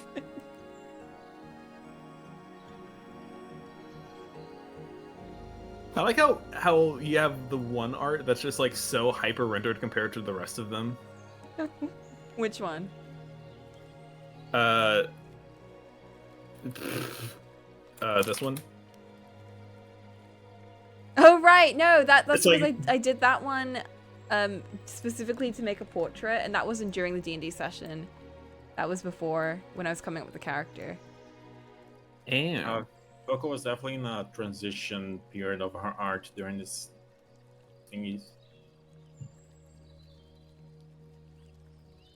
I liked this one. This one was like, I did it really quickly, but I liked that this was the first art I think I did of all of our characters. Oh my god, there's so many characters. yeah, 'cause that was session 1. Yeah. Jesus. God, I love. No, this one wasn't I session love one. that Kleiss never was. Every time you drew Kleiss, he looked different. This isn't session one because Mark changed characters. Oh no, you're right. Oh yeah, and Piper's there too. Yeah, so that was the first boss fight after Mickey joined. Yeah, Yeah, that's yeah, right. yeah. I remember now. This was the first art, I think. Wait, here. I actually really liked this first art because I was like, whoa. Wow. Whoa, I can kind of draw. No, it was like I did like a fun scene composition, just like in the moment. And I liked it because it was like we did like archery together, and I got everyone in it. Oh yeah, and that was when you rolled like really low and dropped your arrow. Yeah. Yeah, but I shot terrible. Elikin's still like happy as a clam. Cause she's on Earthland. She's on Earthland and she's excited to shoot an arrow, even if she doesn't know how to shoot it well. Elikin, know. I miss her. I've said this before. I know that campaign was a mess, but I still had so much fun with it. Me too. I enjoyed it a lot. Yeah. I was I think rubbish I'm at always gonna have DMing. fond memories of my. Oh, I was rubbish at DMing, dude. It was fine. It is all good. Okay, so I've been talking about like what one shots I want to do before like in my off season, so to speak. Honestly, if y'all are up for it, a kid's adventure could be kind of fun for a one shot. I would love it. I think that would be so much fun. Yeah. I'm just like going. Because I was through also thinking memory of doing like another Laurel and Finnick one shot, but I don't have Yes. I don't have anything set in stone for that yet. And with the drink dude. Yeah, with Elson. Yes, with Elson. That dude had a whole backstory, and y'all just reduced it. The drink dude. Guy that makes icy drinks. Oh, this moment where they all dressed up. Stomp, stomp, stomp, stomp, plop.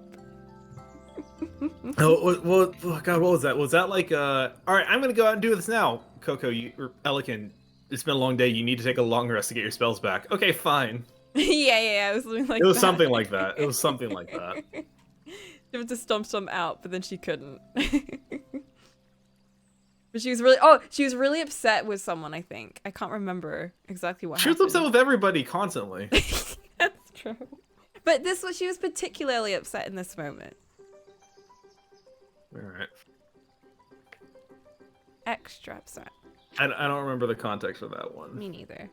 It's funny. Back then, Coco asked me for advice on how to play Elikin, and I just said, "Oh, just be a fucking problem for the party. It's gonna be fun."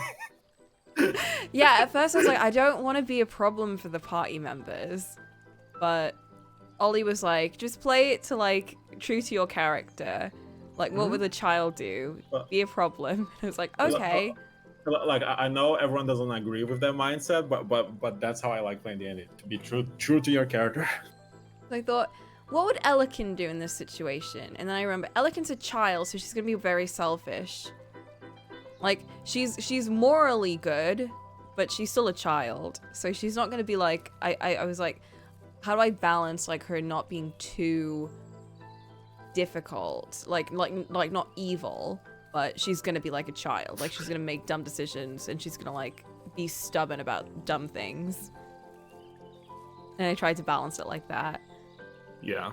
Like, what would a child at my work do?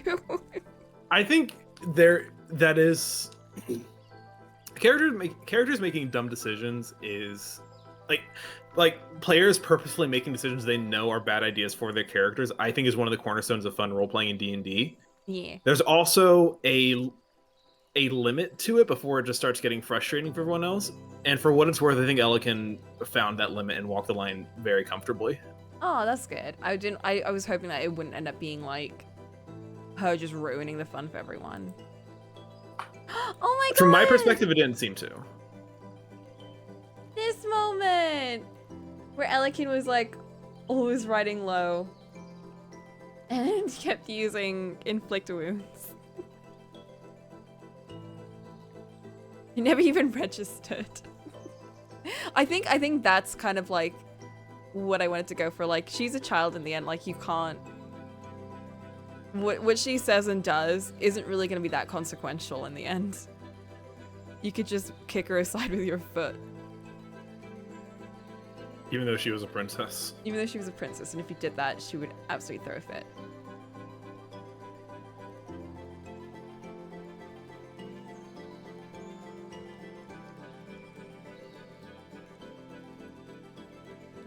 This has suitably distracted me completely from actually drawing. I'm just looking through all of these. Oh, I've been grinding, bro. Hell yeah. Oh, do you grind in Granblue? No work. He's actually working. Oh shit! Did you get a new job, or is this the one you've had? It's a slightly different one that pays more, but I'm doing the exact same thing. Hell yeah! That's the way to do it. Like, don't really have any passion for it, but I like money. Hey, honestly, yeah. I was I don't remember where I was saying it. I vented a lot yesterday about my job. I'm not going to do that to Coco again. All I'll say is I think I've accepted I'm probably not going to be the kind of guy that ever really falls in love with his job, but I'm just going to use it as a way to, fund the things that I actually do love and want to do. And I think I'm okay with that. That's probably the best way to do it. Yeah.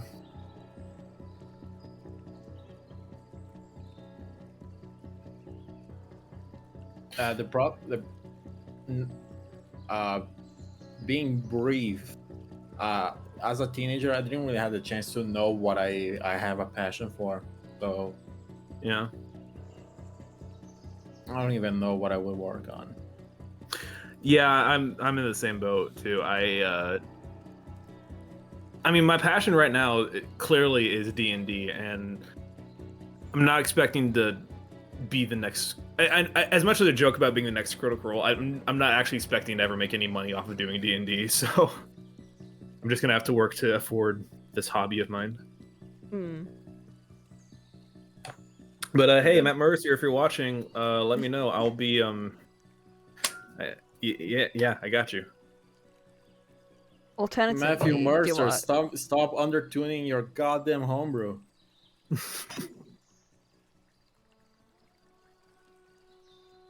Do what Mark just said. Take his place. Wear his skin. I will take over all of Critical Role. The average string score of every NPC will go up by 1. Someone made a joke that all my enemies have really high strength scores, and I didn't realize I was doing that until someone pointed it out. I was like, whoops. They didn't change anything, but it's just funny to know. I'll make sure to have more killable twinks in the future.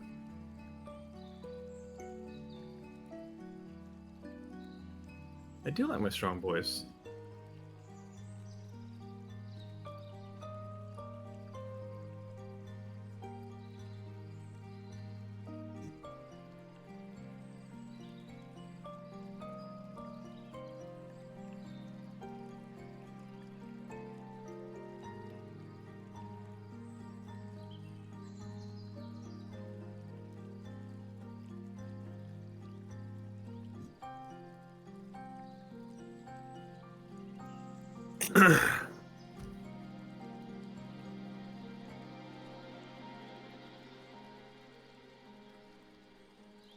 Oh shit.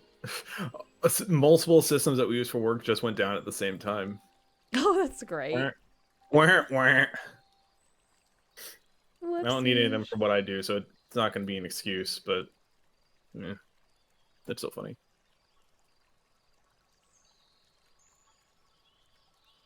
I love Elican already. I love her gremlin smile. She's pogging. He Aw. is fogging. Elican pog, let's fucking go. Elican sweep, let's go.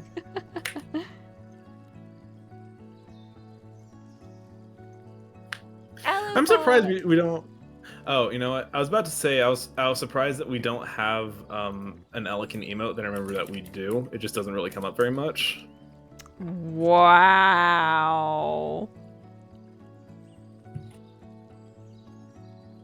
Oh, you have an emote specifically for your character, and you never use it. It's true. It's that one, remember? Yeah. A looking pup. Mm-hmm. I'm punching the head whoever made fonts in this program.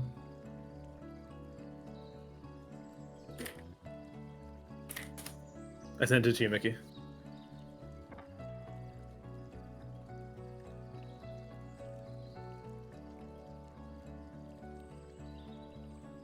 I've drawn hair like 5 different ways, but I mean, originally, before you realized it was too much effort, she was gonna have a different hairstyle every session. That was your specific plan. was that the thing? Was that what I said? Yeah. I vaguely remember that. And then you realize, oh shit, I don't have time to do that for every session. There's also the Piper emote that I love. Oh yeah.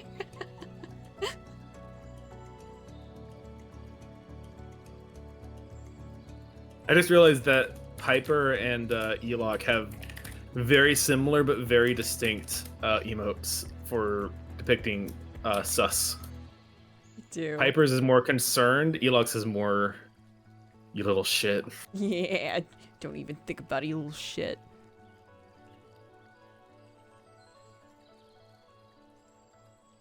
The beady eyes on him make me so fucking happy.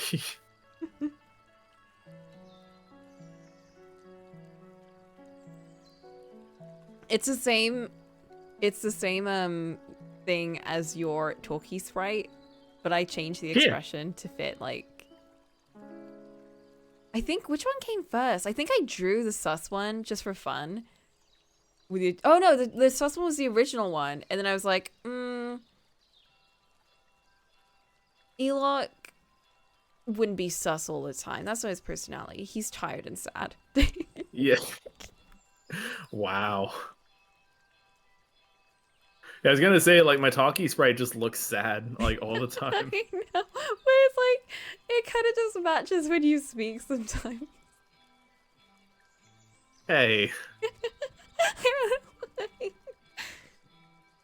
It just does. Like, I sorry, can't explain it. I'm sorry, I have a deep southern drawl that seems to indicate some level of melancholy in the more sadder parts of our day-to-day life, but fuck you anyway. See? No, I don't. Everyone else does. Y'all get what I mean. Kind of sounds you only hear from country music. Exactly. Why is country music basically emo music but for cowboys? Because emo music is too liberal for them, and they needed an outlet in a different way.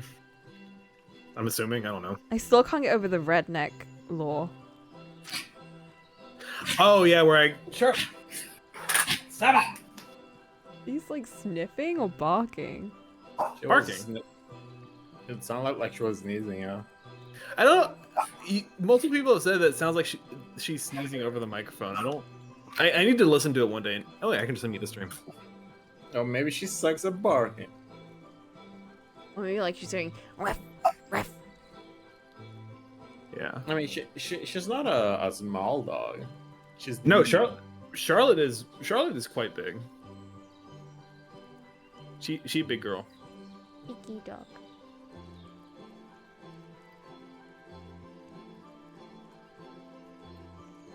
Maybe that's why he's so sad. Is because his head is a spider. No, yeah, country music changed a lot mostly after 9/11, I think, is when it became super like patriotic and kind of dude bro-y. Like, I'm being silly, but it kind of is.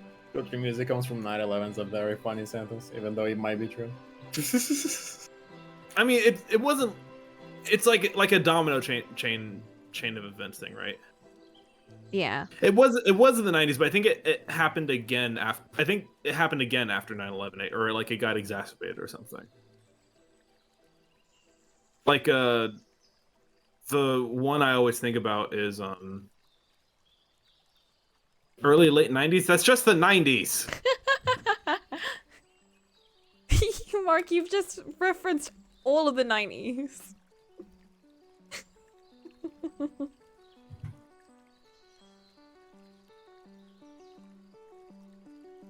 That's fair. Okay, that's fair. But yeah, it got really, really patriotic after 9/11. Like the one I'm thinking of, I don't remember what the song is called or who wrote it or whatever. But there's one song that got really popular that's literally about going across the ocean to kick the ass of everyone who ever hurt us. Oh my god. We'll put a boot in your ass. It's the American way. Something like that. Oh my god. It's wild. And then they did with Bin Laden. True. Oh my god. I'll never get over the song in Skins about like it's like a whole play about Bin Laden and then 9/11. It's a British show, by the way. Okay. British show about British teenagers. They did that. And they British show about British teenagers that kill Bin Laden. And they reenacted 9/11. They reenact 9/11 with American accents and everything. Skins is wild, dude. Skins is a crazy show. I feel like everything I hear about that show sounds less and less like reality. It honestly. But yeah, that could also just be British TV in general. I'm still. It was pretty entertaining. It's a well-written show. It's just very weird at times, or most of the time.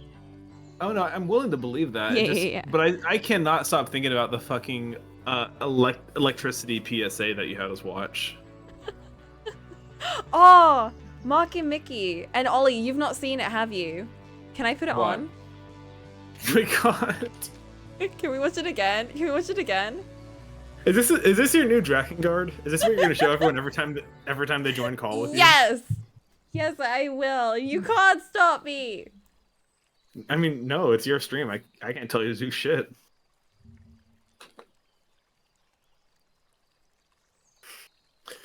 That's what I'm saying, Flint. This is her new Drakengard. I'm pretty sure everyone who's joined the server went through the initiation process of watching all 3 Drakengards. Yes. That was how Coco and I became friends, was watching Drakengard. It was. Also, Mark, don't be too sure about that.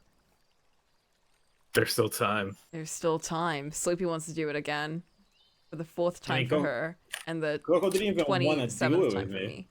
me. Damn. Okay, wait a minute, which one? I don't think you did either, Nikki. It's Did you ever play Nier? Like Nier Automata, Nikki? Or any game that's not Automata? Server. But that's Automata's the only one I know.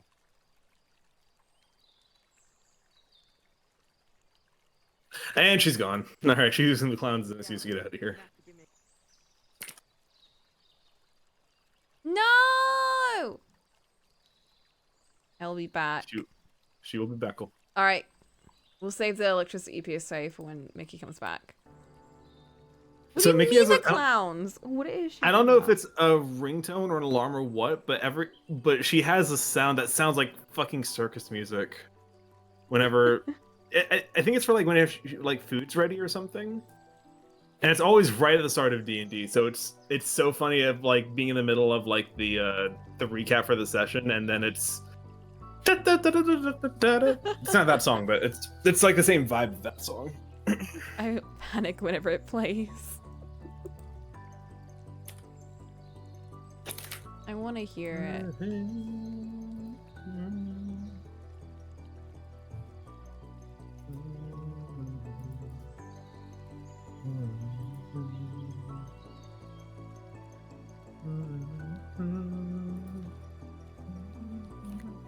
Knapsack music. Man, I never actually came up with a proper outfit for Elikin. She was just unspecified cloak. Which is really funny because technically Elikin I think was wearing heavy armor. I think so, yeah. She's running around with a little cloak that protected her more than anyone else. This cloak that just happened to weigh 60 pounds. And this cloak that was bulletproof, stab proof, fireproof, everything proof.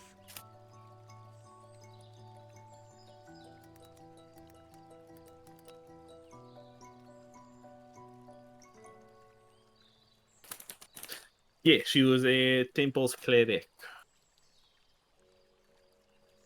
Can't believe Coco played the best class in the game the first time she played D&D.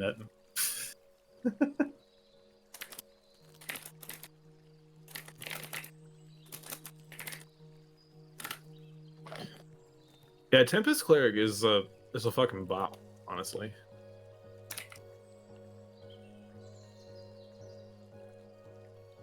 I didn't know that at the time. I just thought like, oh, she is of the sea. Tempest makes sense. Actually, well, to be fair, I don't think you really use much of your subclass features anyway. Not really, no. Because it's all about doing like lightning and thunder damage, and you mostly did guiding bolt and inflict wounds. I did, yeah. I also thought guiding bolt was electricity, but then it wasn't. It's radiant. Yeah.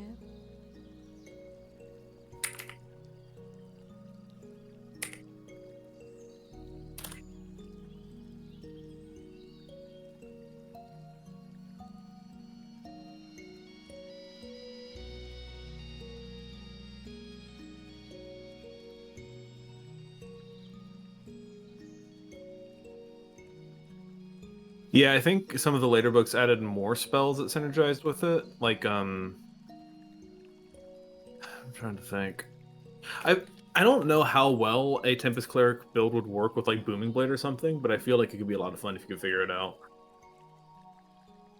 Like a melee focused build.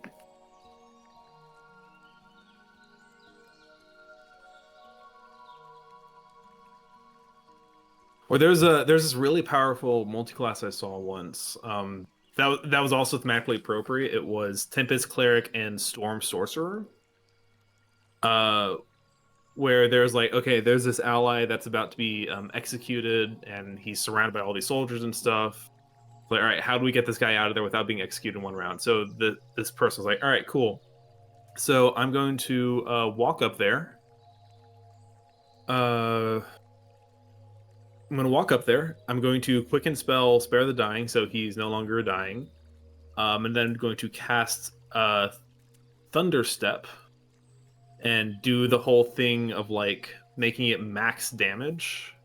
So it did like 40 damage or something. So one shot everyone else on the platform, and then God. she teleported away with the guy that she was with.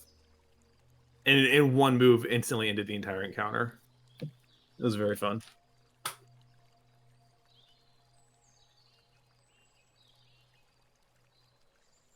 Thunderstep is fucking cool, and I never see it get used.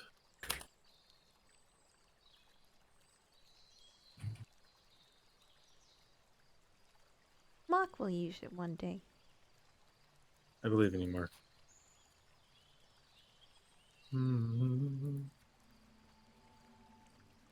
I think Thunderstep is sick, but it's third level, and there's very strong contenders in third level. Yeah.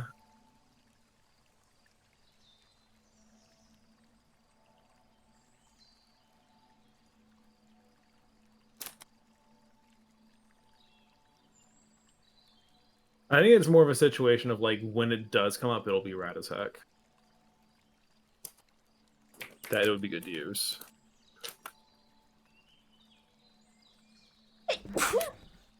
Bless you. Do not bless. There is no God. We say health.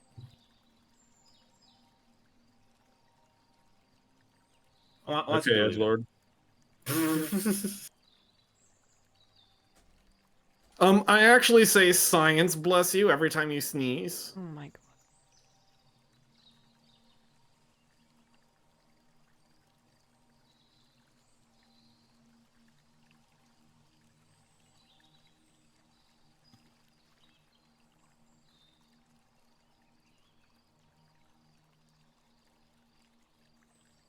Try me, bitch.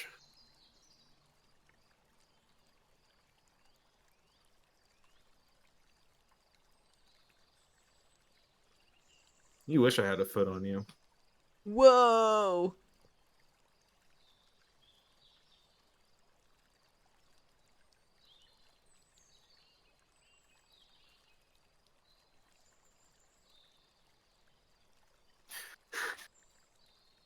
I just got a notification. This different streamer that I follow apparently went live, and the notification just said, "Hey, this guy likes when you watch him." Oh my god. Like, yeah, I would assume so. Thank you for telling me.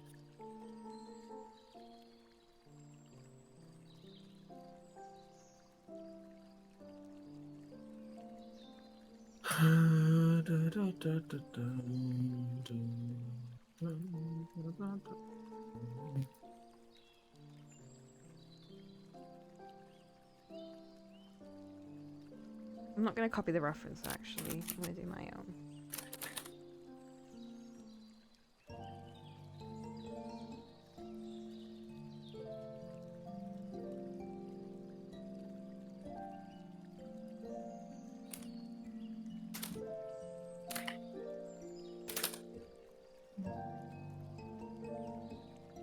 I think that's all I have to do.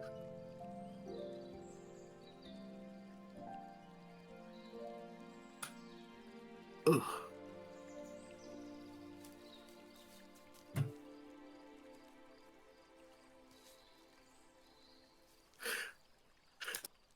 So are your parents the clowns now, or are the clowns like the amorphous beings that play music in your phone when food's ready?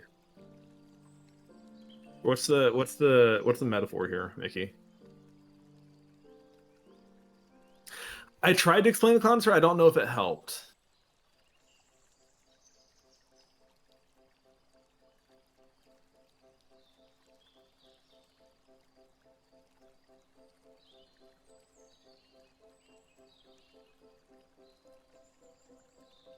Oh, it's on the wall, not your phone?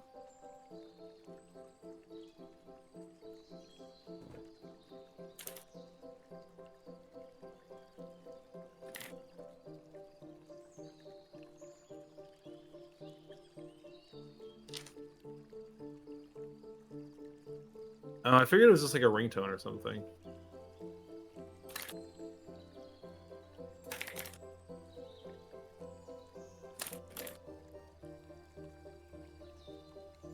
On-demand circus music. That's the best kind of circus music.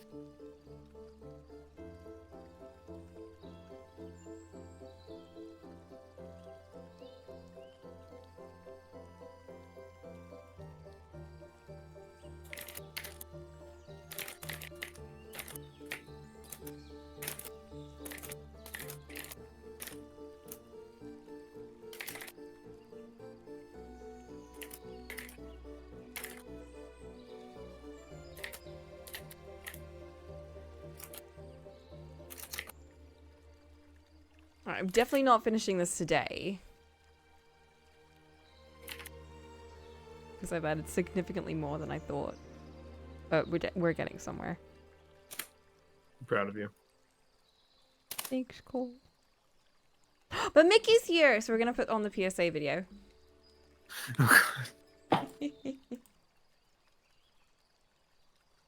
I did make some great progress. I'm still going. I'm not stopping. Looks great. But I mean, like, great, dude. thanks. I'm very surprised because I didn't really have much of a thought going into this. I was like, I'll just draw 3 characters and we'll call it. And then it just turned into this. I think it was because I started with Trixie, and then the face had so much expression, like more than I thought it would. But I was like, fuck it, we're just gonna go all in. Yeah. Can't waste that. Dude, Trixie looks so cute. I love her. I know, I'm really glad that with how she turned out. I'm so excited to color her hair. Her hair is like what I've been waiting for forever. Okay. We're gonna take a little break from drawing because I want y'all to watch this. It's only 10 minutes long. Wait, why am I doing that? Keep that there. Removing scenes. Come with me. Oh, Cole's turned tiny. What? Your What little happened? Cole. Here's your little Cole in Oh, my drink. Shut the fuck up, bitch! I'll fuck you up. Put me down! No, it's so cold in here. Ah! Alright, there y'all are. I am a grown man. You will treat me with some respect. Now you are. Hello, I have arrived. Oh, bye, Laura. Being back to, okay, fine. No, Elok is fine how he is. Thank you.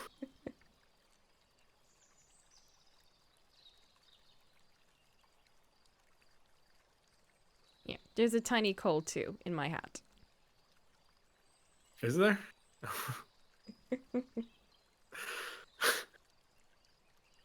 I'm listening to the people's demands. You still there, okay? Ew, so whiny. Okay, okay. Are we ready?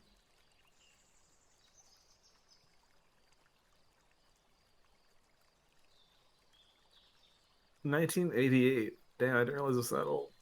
Yeah, yeah, yeah. That's why we have the 80s music and everything. Wait, let me just...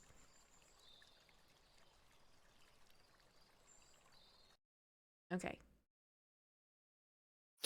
What was I supposed to be doing at work today? No.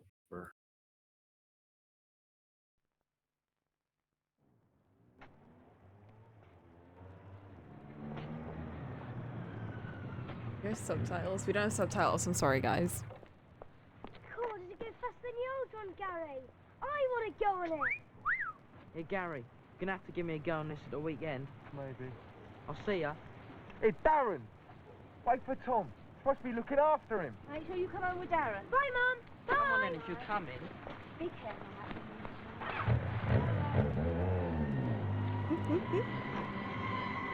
Wait for the music. Wait for the music.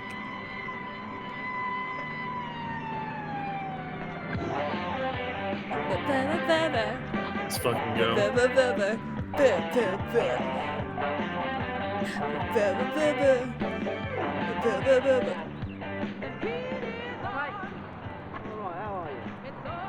Helpful stuff. Yeah, I like it. It's quite nice. Get one of these when I'm old. We put this on for the year 7s at school, by the way. Not all of them, but just like during a physics lesson.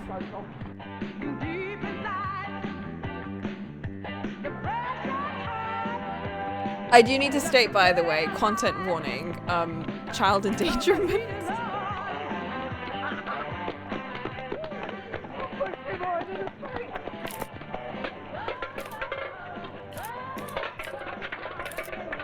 These little hooligans.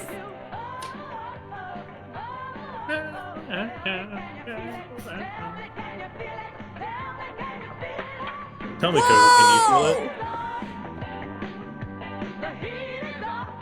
These troublemakers.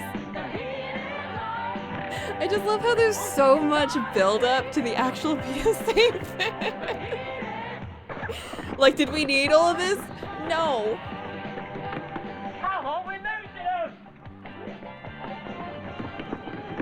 Yes, this is a PSA in case you guys haven't picked up on that. Yes, we did. Music and all. No. No. Nor. Or nor. Oh no, it's the powerful stuff. The real Guys, watch powerful out. stuff was inside us all along. Inside us like 5,000 volts of electricity. Oh my god. Look at that bloke's face. Yeah, look. Someone's had a go at this. Look, over there, there's a football. Oh, yeah. Keep an eye I swear to God, I cannot understand a word that child is saying. There's a Hang football! on, mate. This place is electrified. He literally looks like one of the kids we work with. Like his insane mullet and All right everything. if you don't touch anything. I've seen people working up there. Yeah, well, I don't particularly want to mess around with this type of stuff. It's not There's worth no it. bottle. Come on, Darren, Andy's going. You're like him. No bottle.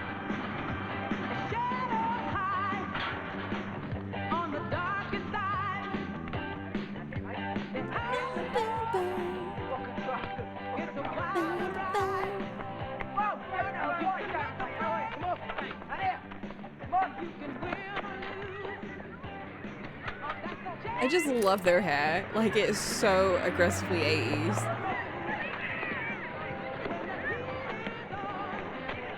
What have they got like then? There's one or two that are a bit, you know, but all general, they're okay. Do you do this all the time? 2 or 3 visits a week. These are like exactly the conversations I have when there's like a new person like working in the classroom. All right, now if we've got everyone, They're not all like this, but there's Now one or then. two that are like, you for know. your last But like science you've lesson of dealt the with that. term, we've got There's a child dying this. Yes. for your last science lesson of the term. Content warning, child death. Mr. Jones here from the Wow, spoiler electricity alert. board. I Now, just he's had gonna to say talk it because you I know it so can be you very can upsetting. videos, so It was, you can bro, when we do watched nothing. this at school, like everyone was Now, like what he so has to dead say quiet. is Like they important. were so, So listen. they were like, this is serious. I'm Ken Jones, and as Mrs. Benson said, I work for the electricity board. My only problem The with this people thing who is that supply guy isn't all played the by Matt electricity Berry. You lot waste at home. Now, I've been sent along today to tell you about some of the dangerous things people do when they're near electrical installations. In short, I'm here to tell you how to avoid killing yourself. Now then, you look a pretty intelligent bunch. Well, some of you anyway. So you can read this sign then. And these ones? Mark, Of please. course you can. They all warn you about danger. Anyone know what one of these is? Or one of Sure these? do love me some Denger. Anyone? Finger. Mr. Jones, Yes. they're electricity boxes. They're electricity distribution substations. And there's thousands of them up and down the country. There could be one at the end of your road. Now, if you see a sign like this stuck on the gate of a substation, it's pretty clear what it means, isn't it? What do you think it means?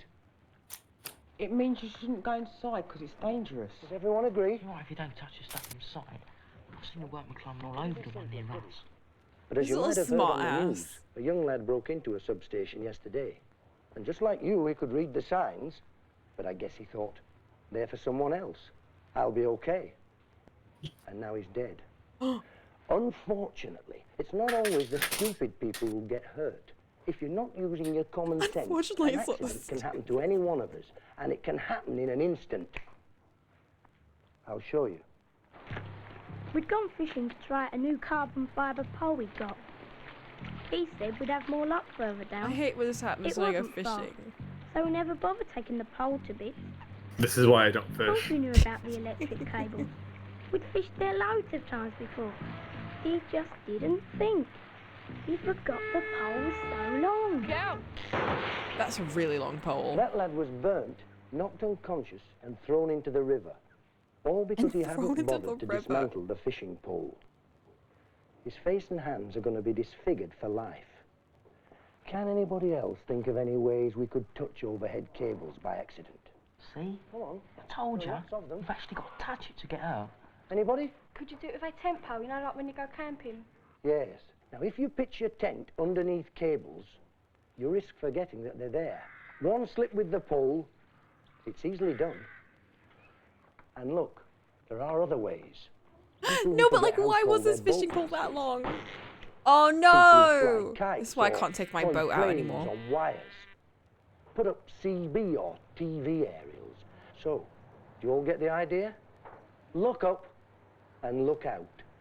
Never go near overhead cables with any long objects. And certainly don't make this kind of mistake. I only ran into the house to answer the phone. I'd left them playing outside on the front lawn. Rubbish. I just forgot the builders had left their ladder behind. If I were like a little kid, I would not take a ladder and climb up a tree to get a shuttlecock. That's a mistake a lot of people make, thinking the power cables are for the telephone. Now, that little girl was electrocuted by the supply to the house. But what about a big bloke like me? They think did I bring could that be up fast. seriously Like, that's what I'm hurt saying. by I'd the struggle so much power just from an holding that ordinary ladder, little let sucker alone like putting me? it up. Need a bit by lightning. I mean, we've all got them at home. British You at the children were back, simply what do you built think? back in the 80s. Have you got the answer? They had less to live for. It's all the grease. Yeah, I'd say it would take more than that, sir. Well, you're wrong. If you put Oh, the that's electrical sharp. supply in this socket, there's quite enough power to kill me or you at least 5 times over.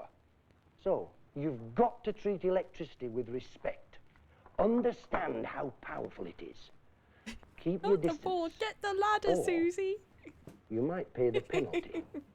Like the guys in this next clip. Oh no. Wait, oh my god, I'm just noticing Sellen's simping for Reese. We found Oh, a what place the to go fuck? to the fence. They'd left the door open this time. Everything was busted, the junk. We thought it weren't used no more. We were only mucking around smashing things. I hit this metal box and tons of sparks flew out. Hit it again! He'd run up behind me. I didn't see him. It jumped out and got him. He was my best mate. Those lads ignored the warning signs, and now someone's got to tell his parents that their son's dead. Your safety is your own responsibility. Any fool can walk into an empty building and get killed. The smart people take care of themselves. Those lads were being stupid. But there's one more incident I'd like you Bro, to see. pay attention Now, is just watch important. this guy.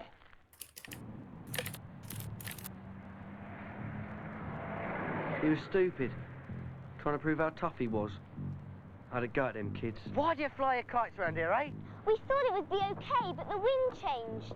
Lucky they let go of it. They'd have been electrocuted. We should have told the police. Suppose he never knew about high voltage electricity. You're crazy! He ignored the danger signs. Leave No! He was stupid. He wouldn't come down. He didn't know electricity would go through the kite. It just jumped through thin air. He never touched the wire. He never touched it. Well, you don't have to touch. Electricity jumps He was in gas Egypt. straight from the electrical equipment through thin air to anything near. You, if you're close, you wouldn't stand a chance. You can't afford to take a chance with electricity because you can be killed just by getting near it. The moment you step past the warning signs, you're walking straight into danger. Any questions? Yeah, what do you do if something gets stuck in the electrical equipment? Phone the police. They'll call us and we'll make absolutely sure that all the power's been turned off before we go and get it. Never try to retrieve it yourself. Yes? You said they let go of the kite. Does electricity really travel along string? Yes, especially if it's wet. Bro. No! The higher the voltage of the electricity, the further it can jump.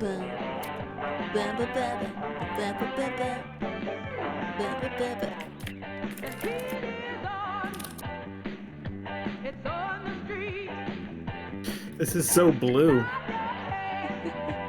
You don't race in blue? I'm blue. Dabba-dee, dabba-die. Dabba-doo. So when I was a kid, I used to think that song said, "I'm blue, if I were green, I would die," because it made sense to me. Yeah, Britain was just blue back then, Cole. Yes, they blew it. Because of the electricity. Oh no. Then the color came back. This is some bike. What's the problem? Ain't sparking it properly. I'm gonna give it a clean. Yeah, be useful. Hang on to this. I reckon we should have a whip round tomorrow to get another ball. Well, maybe. Hey, you, come with me. No! Get your hand clear. You might get a bit of a shock. Yeah, some guy was telling us about it today in school. It's powerful stuff, isn't it? Powerful stuff! Oh, look at that. It's only a loose connection. No! Keep lookout. Don't do it! Where's Darren taking Tom off to? Oh, I don't know. No, Darren! No, he wouldn't. Get a football! Darren. God, I forgot about the Bollywood fucking echo. Darren? No! How did he get in? Tom! This way. Tom! Darren! No! Darren! No, Tom!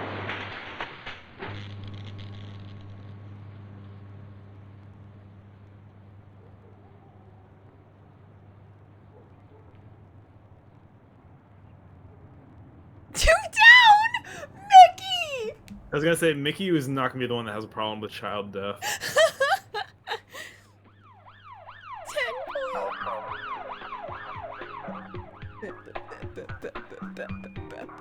Now both ignored the danger signs. Now someone's got to tell his parents that their son's dead. Any fool can get killed. You if you don't touch anything. What he has to say is The important. You Bollywood wouldn't flash. stand a chance. You can't afford to take a chance with electricity because you can be killed just by getting near. You don't have to touch. Electricity jumps gaps. The moment you step past the warning signs, you're walking straight into trouble.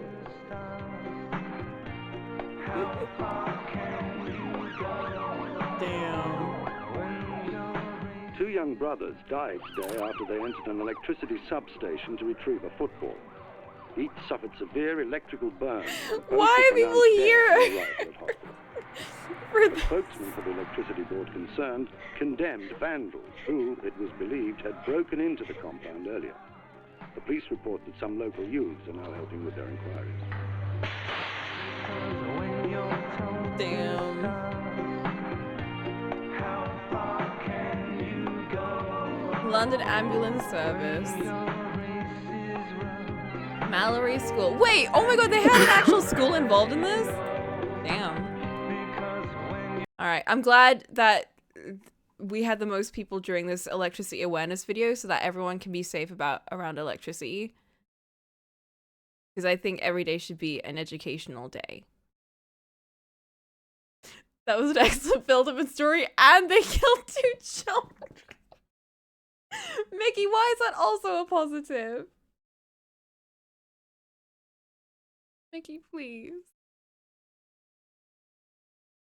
Why are you like this? Oh my god. Because they usually shy away from child violence. I see. Yeah. So that's why you craved it. And they were like, nah, we're gonna show scorched bodies and everything. I was legit like stood there watching it like, no, there's no way. They actually did that, what the fuck? This kid is gonna be smoldering and burnt. You gotta get the point across, I guess.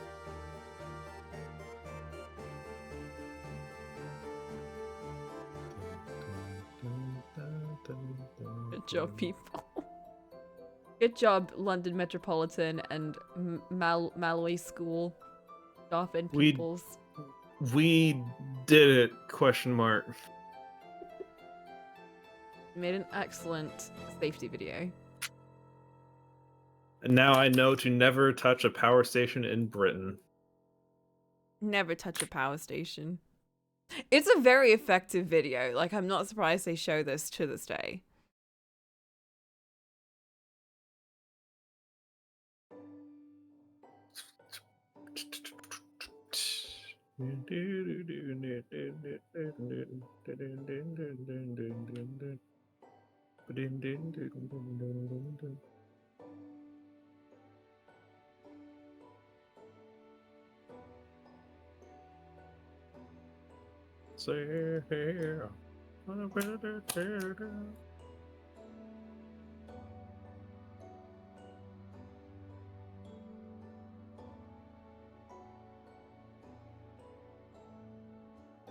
The fuck? Oh, okay, there we go. It's all good. Never mind. Everything's fine. Don't phone the fire department.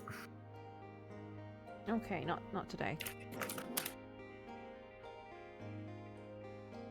Oh, fuck you. Well, fuck you too, Cole. No, this fucking... I see how work. it is. I'm never calling you here again. No. No, this fucking thing at work is like, oh, wouldn't it be funny if I just don't work half of the time? You know what I mean? Mm-hmm. Yo. Did you miss the entire PSA? Oh, was it watched already? Rip. Oh my god. I went to feed my dogs, bro. You're going exactly the amount of time that it took for the PSA to be watched. 15-minute PSA.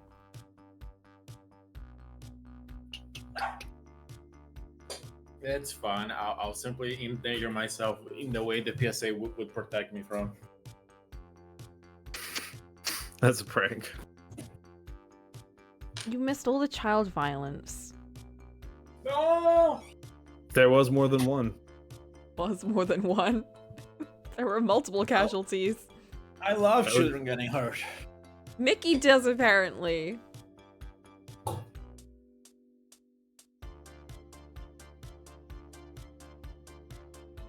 God, I feel like if we went back to run the Winter Sun campaign again, if Off didn't try to shoot the child, Mickey would. Not because she thinks he's guilty, just because she always wanted to shoot a child. I mean, you see a child that has a demon inside it. The easiest solution is just to shoot it, bro. It's like the question of like, you have 3 kids and 2 chairs. What do you do? Person A says, get one more chair. Person B says, kill a child.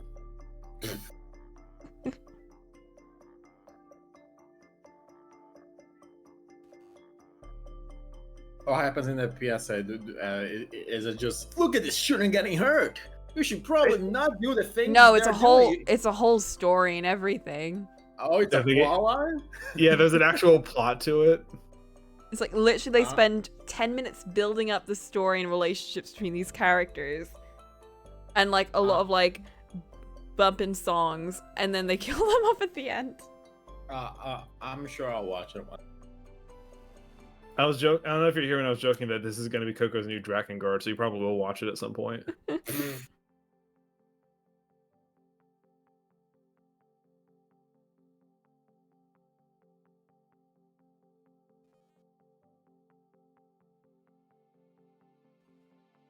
Oh, Coco, do you want me to be annoying about my character?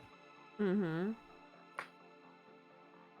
I don't like when tieflings have elf ears. I think that's boring. Okay. I gave her own kind of ears. So is it pointed up? Let me give you a zoom in screenshot. A zoom in screenshot.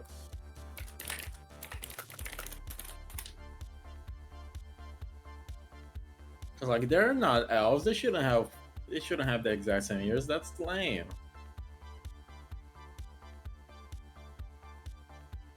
Right, yeah, okay. That's a reference I was also looking at.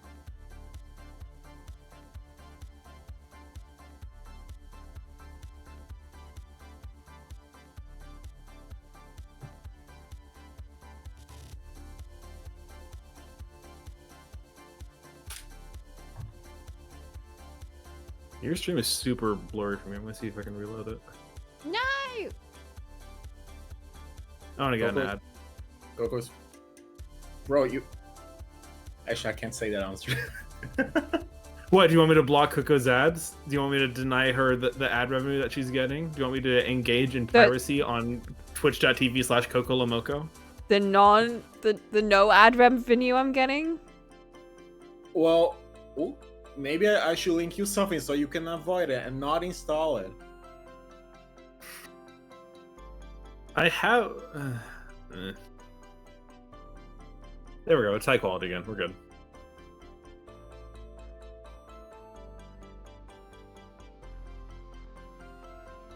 Basically, Twitch is very anti ad block. So every few months you need to update your ad blockers or just install a specific thing. Yeah. So. And they're backed by Amazon, so they probably have the money to deal with that shit. Not like fucking YouTube, which made YouTube installed a program to specifically block videos if you had an ad blocker enabled. Within the same day, someone made an ad blocker that got around it. Whoa. It's funny because Amazon has been open that Twitch loses them money.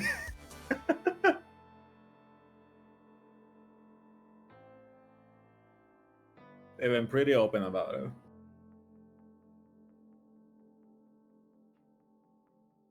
Sounds like a skill issue.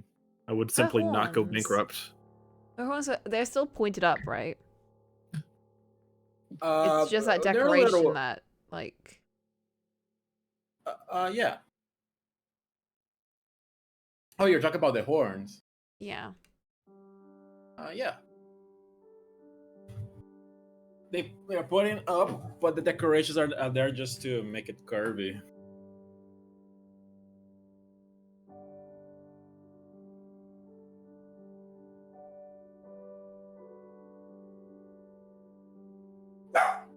Ooh. Same dude. Oh, true.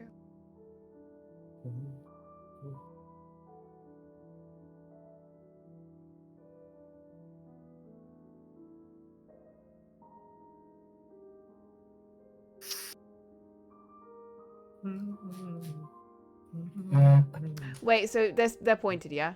I wasn't paying attention.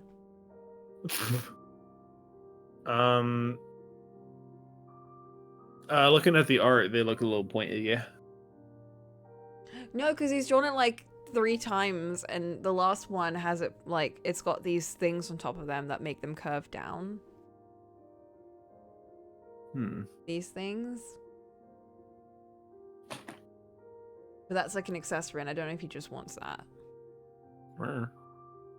Fine, whatever. Ollie's gone, so I'm just gonna draw hair in the meantime.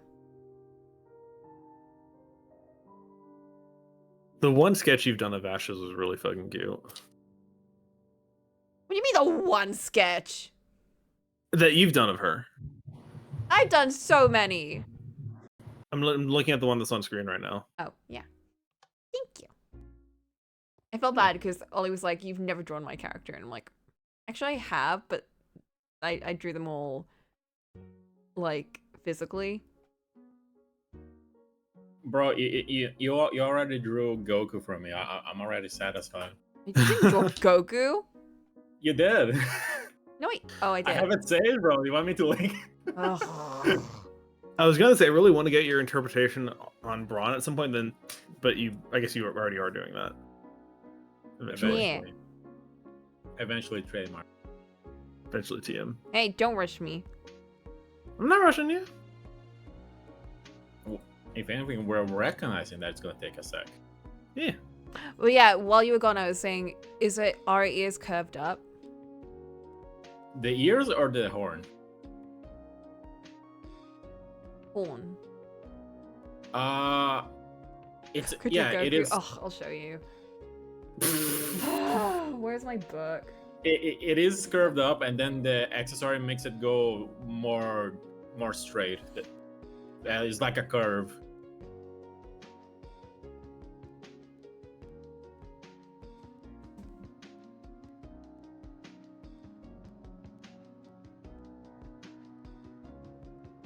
Like she's already got those dead eyes. It's the most important part, bro. Somewhere here. I love how Coco knew exactly which notebook the Goku was in. Oh, there's one of the ashes, by the way.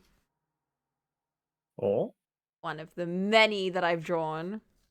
Bro, I have that one saved, bro. That was like my Pokemon phase. Book. Where's Goku? You had a Pokemon face? Where is Goku? You want? I can just show it if you. But I feel like I drew it somewhere weird. Like I can't remember. It wouldn't surprise me if you didn't feel like it would be an addition you would want in your notebook. Oh, okay. I have seen above the please enemy Sonic. Bro, I got Sonic and Goku relatively close together. I love that. I don't know who that blonde guy is, but I love how he looks on the other side. Wait. The little black dots make him look like he's doing like the what the fuck face. Oh, there's a little Coco in the bottom. That's my new sketchbook that I stopped using. Because I got 2 more sketchbooks. Can I have that one since you're not using it? Oh, this guy? Oh, it's a character Coco doesn't even like.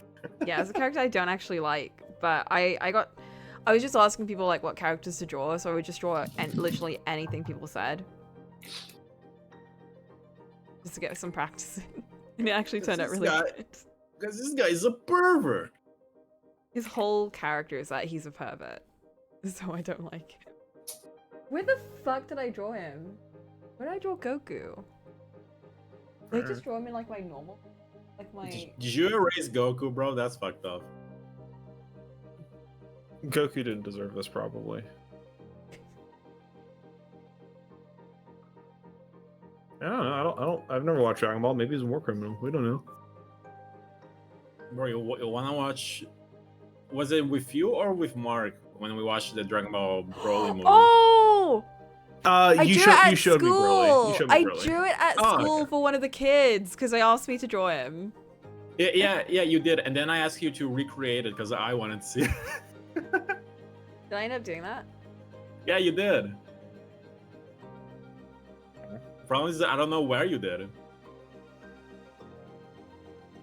I can just post the image I have on Flynn Can Speak. You have it?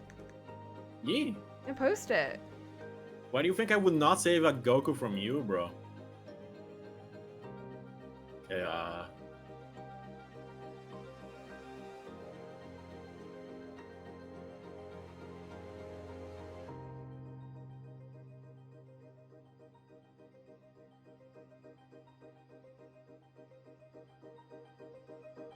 hold on, I have a very extensive folder of gift arts I've gotten.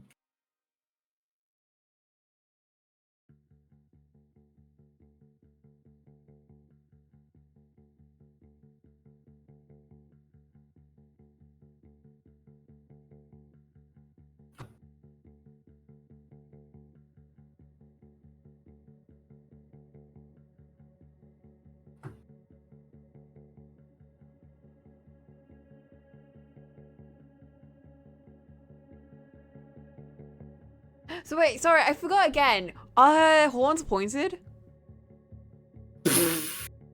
The horns are like curved slightly out up, and then the accessory makes it curve more straight down. They curve slightly to the left. Do I add the accessory? If you want. I mean, the design you have is not final. Yeah. Well, yeah, but the new design is not final, so I don't know if she's gonna have that. I'll just add it. It looks cool. Koku is a wreck.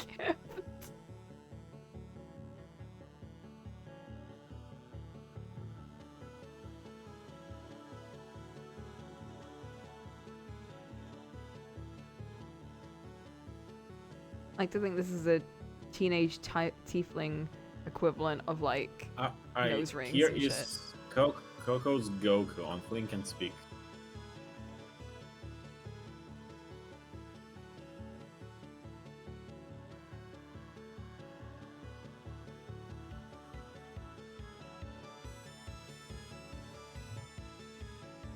Oh, her new hair, does it cover her ears? Do you want that?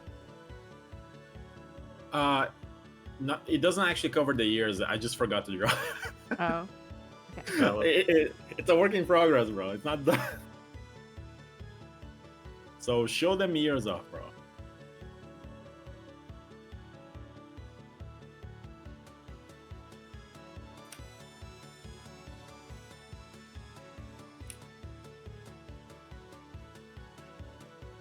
Because I feel like I'm gonna change the outfit completely. Should I draw that outfit then? Dude. Oh my god, I did draw that. Oh, that's in my old sketchbook. Wait, that's in this one. That's in my sketchbook. Oh. Poco's sketchbook.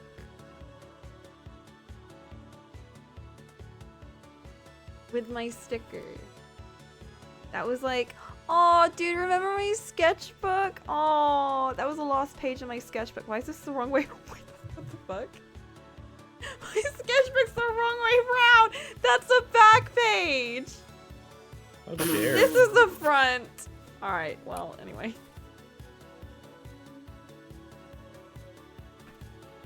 Dude, that was like ages ago. That was like 2 years ago. I remember saying, like, wow, you managed to make Goku look soft. which is fun, because it does look soft in early Dragon Ball. Then he goes Unga Bunga in Dragon Ball Z. Yeah, I dreamed that. Oh, there's Charlie from Always Sunny. I love. Charlie love my life. eating Always Sunny and Goku sharing a page. And Goku. And then a guy from a movie. It's the only way I can draw Goku. Winky and We need more tangerine representation in your notebook. We do. Well, we do have a lot of tangerine rep. I know you have a lot. I'm just saying you need more. You're right, I do. He's already got a dedicated 4 pages in my Only art study 4? book. Only 4, Coco? You're right, you're right. There needs to be more. Big fan.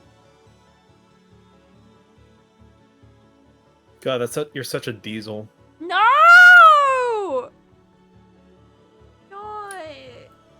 I'm sure Mad Boop stole that from me because I wanted to show you guys that first. What, Bullet Train? Yeah. I saw it with... Yeah. I watched it in the cinema. I was like, damn, I feel like Coco was going to enjoy this, even though it's action. I saw it with That's true, but Boop did Vicky kind of show it to in- us like in a very like, I'm putting on a movie. Watch it or don't. I don't know. And I was like, all right, I guess I'll join. And then at the start, I was like, this sucks. This is stupid. But I'll just like stick around for a little bit, I guess. I don't have the wrap up Boop does to pull that off. Damn. It works because like he showed me another movie that was also an action movie after Bullet Train with a similar kind of I don't know, I'm putting on this movie, it's an action movie, whatever. It's like, okay, I guess I'll join. And that was a very similar vibe of like, yeah, I wasn't even gonna be there for it. I just joined for fun. Like I literally snuck in. I also missed the start of the movie, so I was extra like, I don't really care about this, but I'll just join because I miss Boop and Flint. I want to hang out. For a dumb action movie, it was so much better than it had any right to be, and I love it so good. much. But there's that other movie that Boop showed that was also an action movie, and it had a similar vibe. It didn't have a similar vibe, but it had a similar like it had a similar core vibe, if that makes sense. Like they're very different movies, but the core kind of feeling and the way I got so invested in the characters and like the structure, like the way the music kind of like sinks in with it was just like What was the movie? It was a bad time in Val Royale or that was hotel. Oh, Bad Times at the something or other. And yeah. You know what I'm talking about. With John Hamm. Bad Times at the El Royale. Yes. I haven't seen it, but I heard it was a lot of fun. It's really good. We should definitely watch it. I really want to watch it again. I like Jeff Bridges. I'm down to watch it. Hell yeah. I think it was one of those movies where I was like, I don't really care about this, but I watched it for John Hamm. Look, I'll do it for him. I didn't realize how much stuff John Hamm was in until I started paying attention. Homeboy's in a lot of stuff. He really is. He just sneaks up on you like, where'd he come from? He's a good actor. A good actor. I think the first thing I recognized him from was Baby Driver. Ooh, mine was Mad Men before I knew anything about him. Yes, And I recall you saying you're a huge Mad Men fan. I'm a huge Mad Men fan. Well, you gotta watch more Mad Men. It's been a bit. We really should. The final section of Mad Men is so well done. Do the men get very mad? They did get very mad. There were lots of Mad Men. That's that good shit. That's what we. You know, Mad Men is good when the men are mad. I was telling Ollie when we were watching it, but it's a film that has a lot of misogyny. Not a film. It's a TV show with a lot of misogyny. Anyway, it's a TV show with lots of misogyny, but like it's one of those shows where it's not misogynistic. Like, I don't know, how do I phrase this? It's done for the girlies. You know, like it's showing Misogyny you for the girls. It's showing you misogyny in a way that's like, this is what life was like. Okay, I gotcha. So it's not like glorifying it. It's just like it's showing sort of a very real take on it. Like it doesn't like put it like it doesn't sort of like downplay it in any way. Like it doesn't have like a character go, "You're being misogynistic," because that wouldn't happen. Like it like shows a very accurate take on it. I feel like the main character is also like the least openly misogynistic compared to the other side characters. He is, yeah, but he's also one of the worst ones. Well, yeah, he treats women bad, but he's not, but not in the misogyny way, at least. Yeah, he is horrible to women, but at least he respects them. He does not respect them. I'm so sorry. like he should push that one girl's career forward, even though everyone was like, "Oh, but you're a woman." He also talked down to her for being a woman, and was like, "You have to work 50 times harder." No, he did. It was that's not the impression I got, but I feel like he would know better than me. I thought he was just being realistic. Like, yo, wow, this is the reality. Are you telling a woman how she should feel about misogyny? Wow, That's pretty Ollie, not that's progressive of you. Fucked up of you. Very misogynistic. I figured he was just being realistic. It's like, listen, people will not take you seriously. You gotta work extra hard and shit like that. I mean, there's a level of him.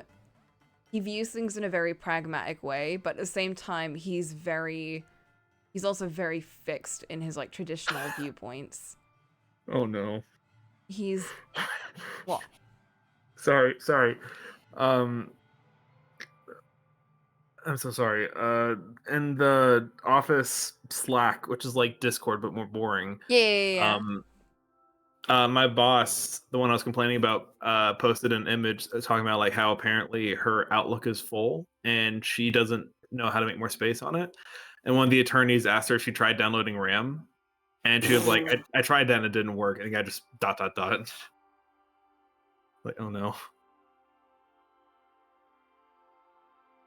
Anyway, that's all. I feel a little vindicated. You should. He's a dick. But yeah, Coco, he is misogynistic, but that scene, I thought he was actually being realistic with her. Yeah, I don't.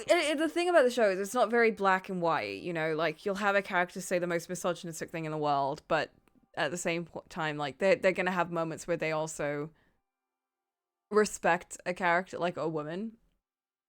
But that doesn't a woman. But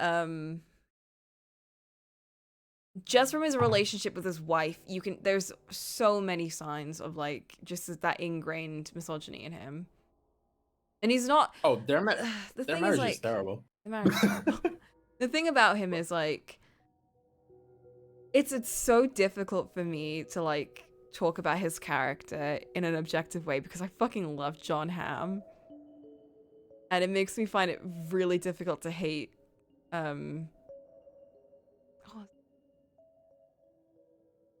Got John Hamm in my head. Don Draper. It makes it really hard for me to hate Don Draper, the character, because he's played by John Hamm, and John Hamm is just.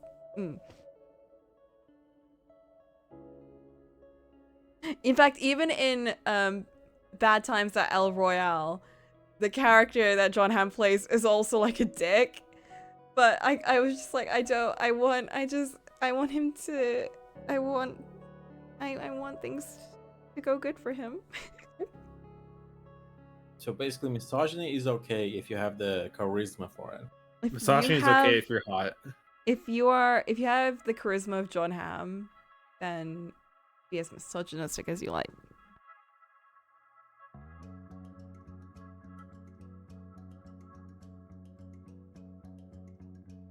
Life lessons with Cocolamoco. Life lessons with Coco. It's okay to be misogynistic as long as you can pull it off.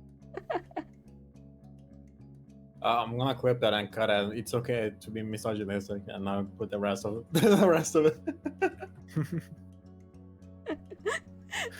So that's my problem. Women don't hate me because I'm misogynistic. Women hate me because I'm ugly. Yes.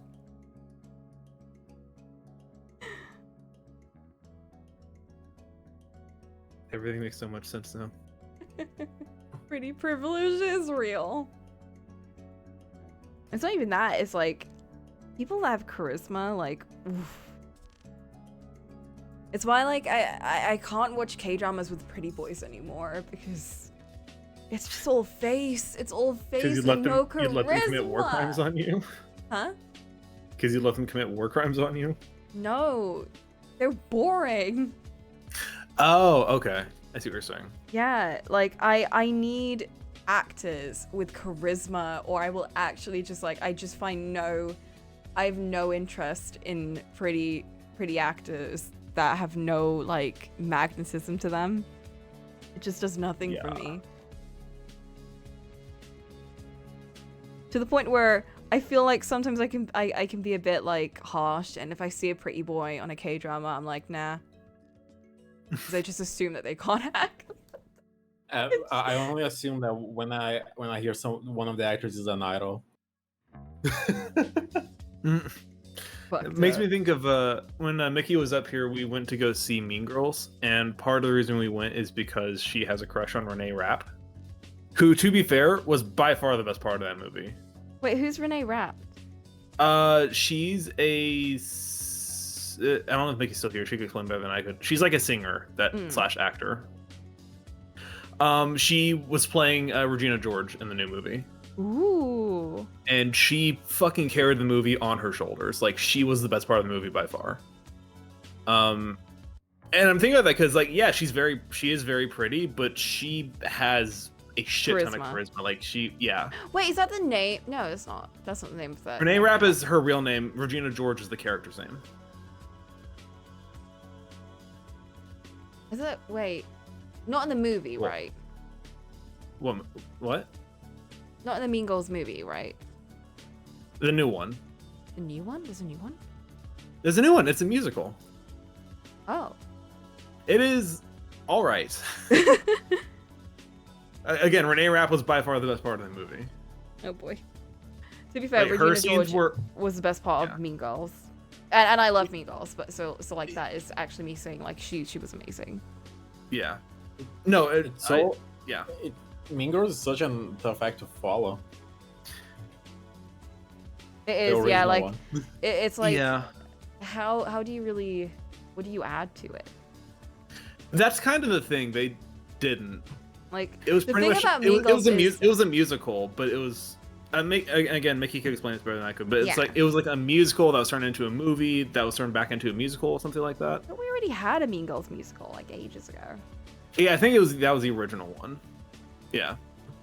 So technically they went back to the roots by doing this. But otherwise it was the exact same movie as the original. They just had songs. Oh.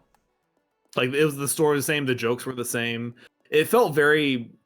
I was telling Mickey about it because she was asking me, "Is that what high school is like?" And I was like, "Maybe back then, not anymore. It's not like that at all anymore. This feels like a very dated story." That's the thing. Like Mean Girls is like 100% a product of its time in a lot of ways. One for like there are some moments in it where it's like a bit oof, that would not fly now. Yeah. And it's like also just a setting, like the school, the attitudes, everything. It's all like very based on that time period. Yeah. And in both a good and bad way, because I think it really did.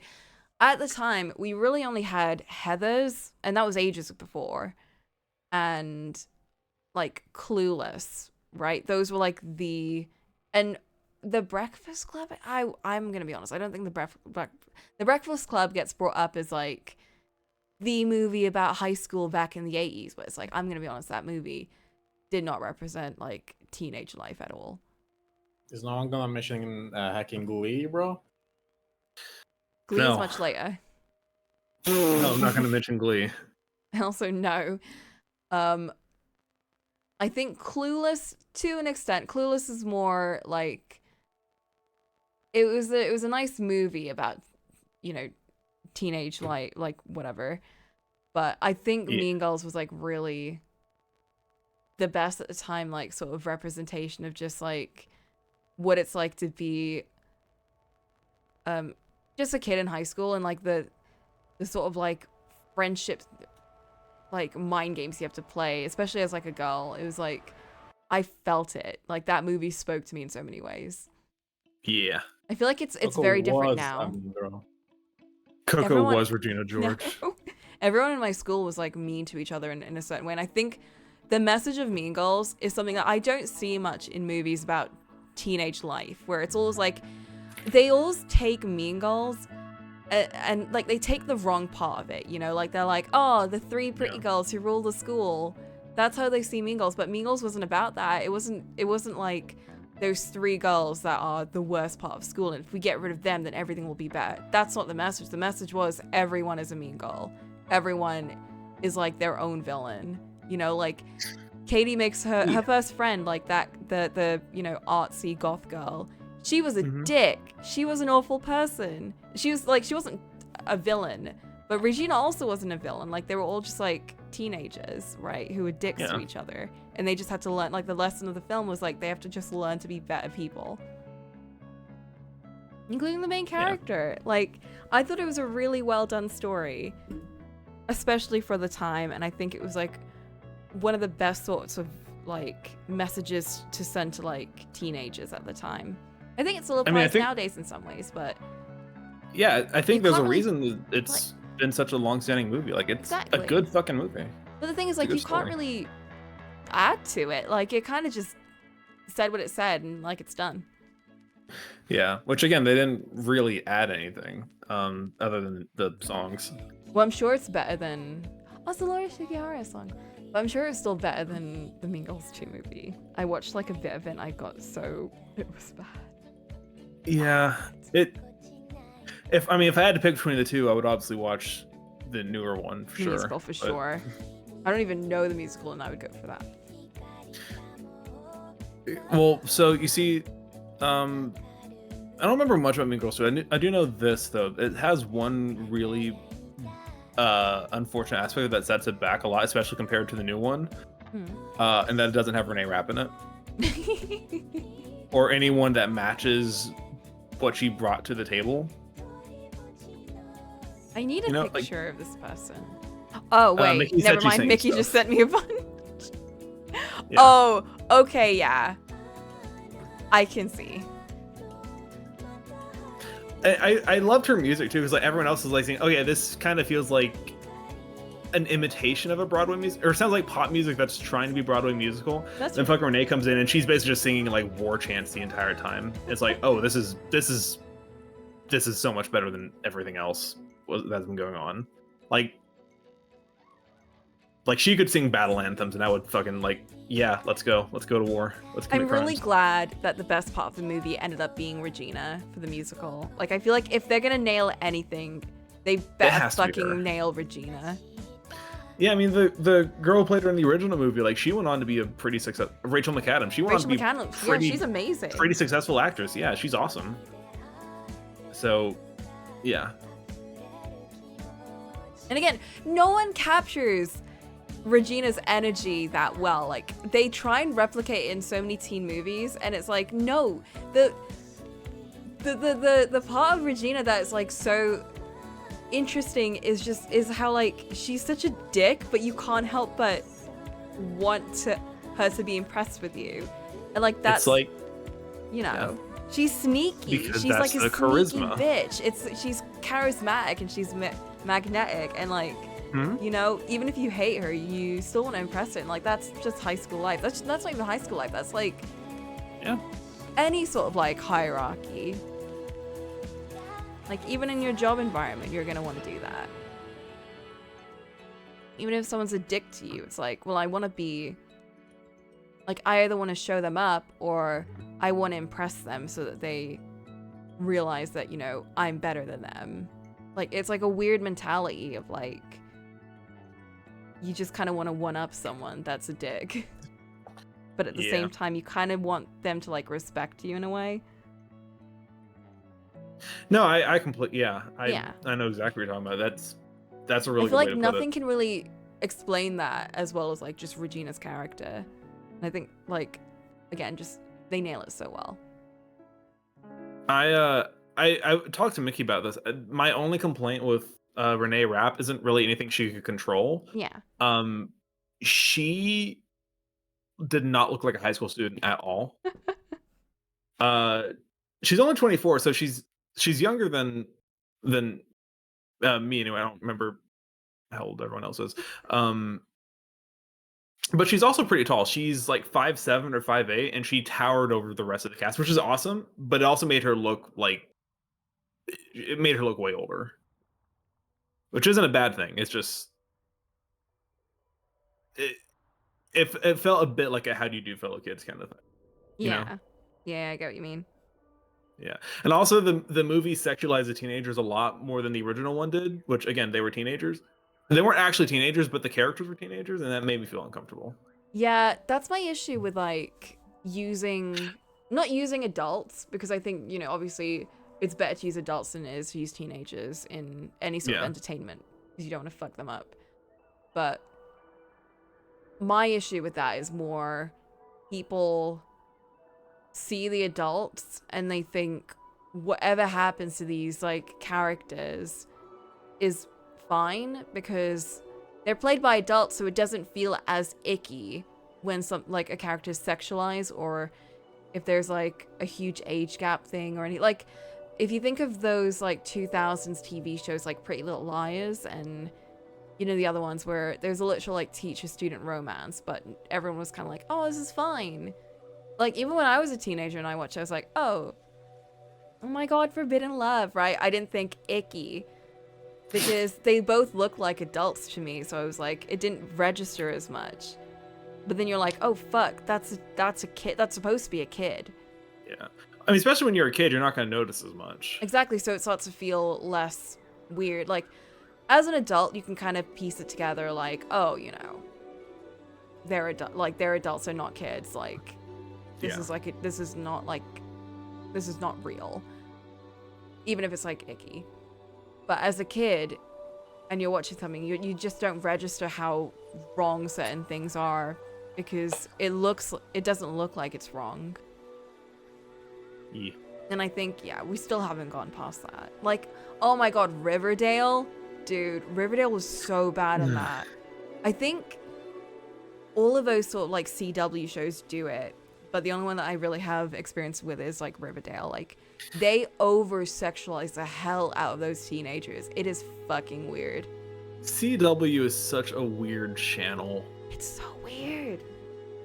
It's, yeah. I know that they made a Nancy Drew TV show, but I'm like, I watched the 2 Nancy Drew movies, and I love those movies. Like, the first one is like my childhood movie, and it's very cute. It's very like just super big 2000s kids movie vibes. And then the one that came out more recently is like, it still felt kind of like a kids movie, but just kind of more modern. And again, it was just very innocent, very cute. Like, it felt like a Nancy Drew movie, you know? I saw like a couple of clips from the CW Nancy Drew show, and Nancy was getting like, Nancy was stripping down. I was like, what the fuck is this? That's not my Nancy. I was about to ask if Nancy Drew twerks in the show, and I'm ashamed at how close I was. God.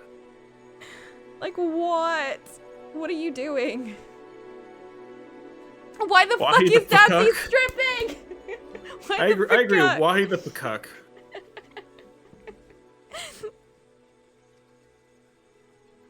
It's supposed to make Nancy like Drew, I don't but like sexy, but also underage. Yeah, exactly. I think in the books, Nancy's like in a limbo of being a teenager / being a young adult. Like, I think she's supposed to be 18, 19-ish. But it's very in flux. It's still weird though to me.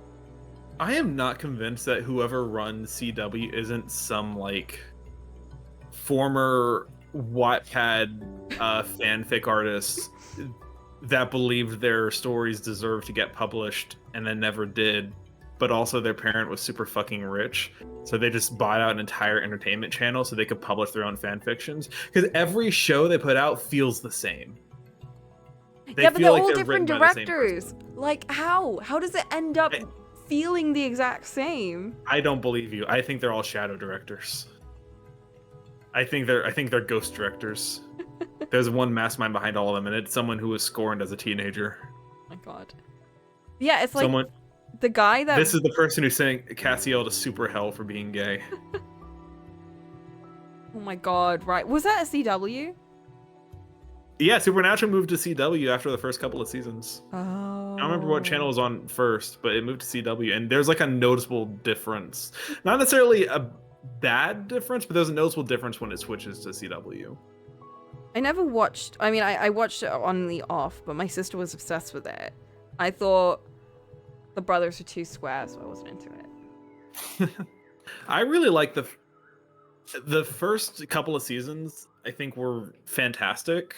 I liked it less as it went on, so I didn't see past season 8. I don't remember how far I got, but like seasons 1. So you didn't watch the 30 other seasons? No. Seasons 1 through 5 are really, really good though. When it was actually like high stakes, kind of horror-esque, and then yeah, I was gonna say Mickey did watch the whole thing, so I'll let her speak after that. But the first 5 seasons when there was actual like mystery and danger with like even like the smaller monsters they're fighting was really, really good. Like the Monster of the Week format was fucking awesome. That's what I hear about it. I know my sister was obsessed with it for some reason. I can't remember. I think she just thought the brothers were hot. One of these days, Coco, we should watch season 1 and just see if you like it. Maybe. It's also very early 2000s. I think they mentioned MySpace in one of the episodes, and I felt my beard growing. And that was back in high school when that happened. So who knows what that would do to me now.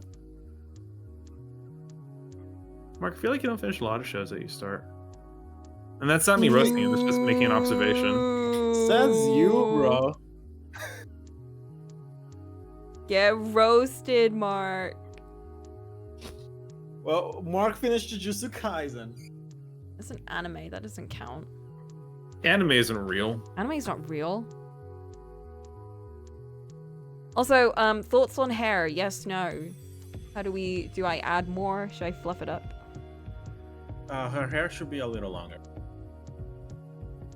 But the overall shape is fine, yeah. Okay. Would you see it at the back though? Or do you want like this bit to be longer? Just everywhere, be long. What? But you can't see the back. That's what I mean. Oh yeah, that's fine.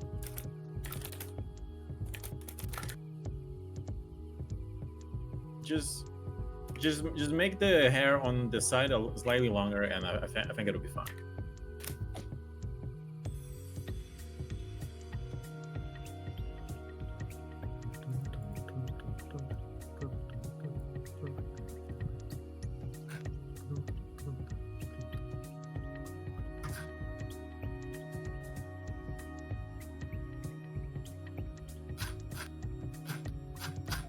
I think curly hair Ashes is definitely cute. It's a pain in the ass to draw, though. I like drawing her curly hair.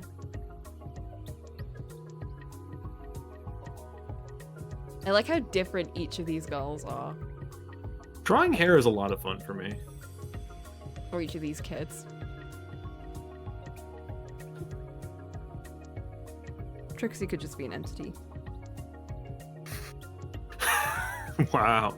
I mean, she is technically, but she do be an extraplanar creature. Blobs of star and moon and sky. So you're not wrong, but also, hey.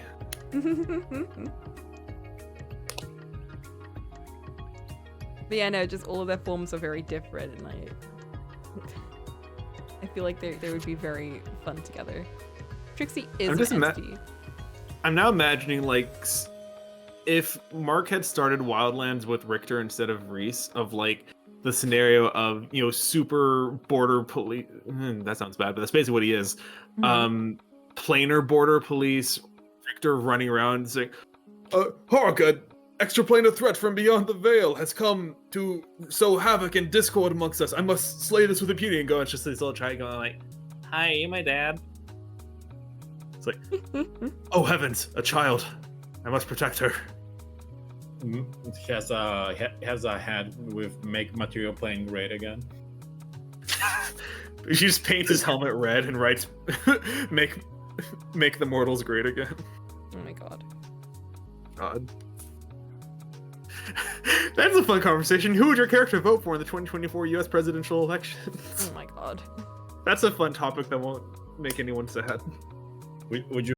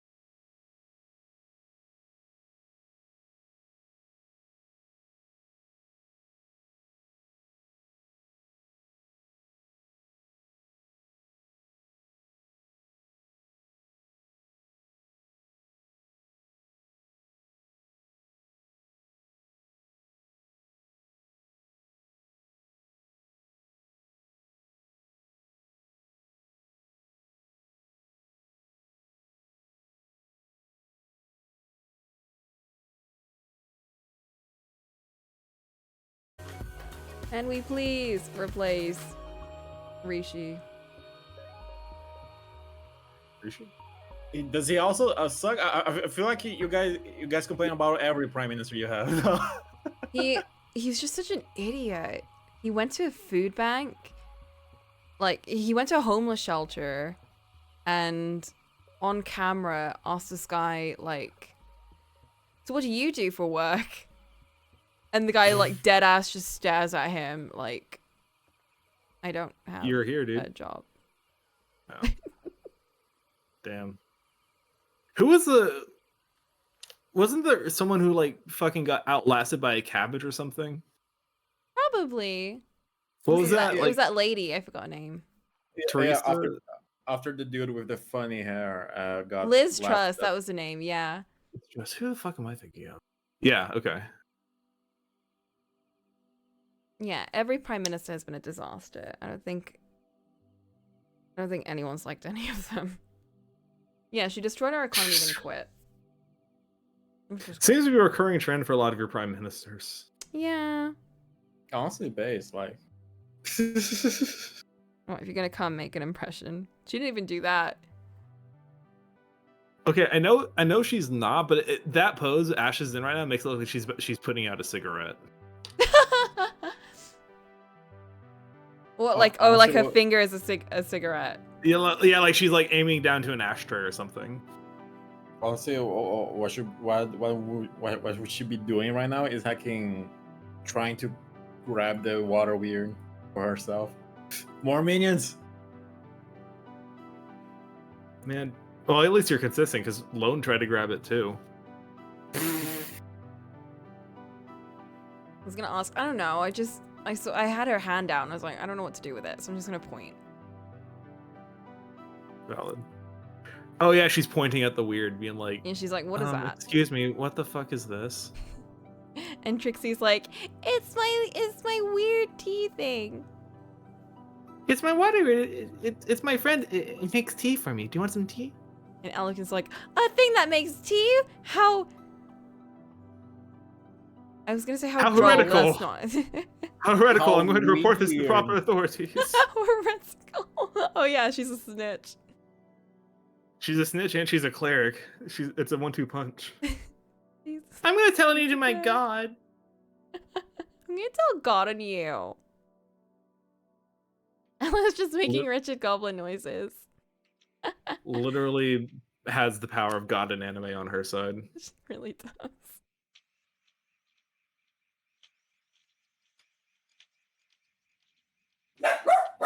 Shut your. Mickey, how does that compare? Ollie shouting dog versus shouting shut you're stupid for cutting himself off. Which one is your favorite?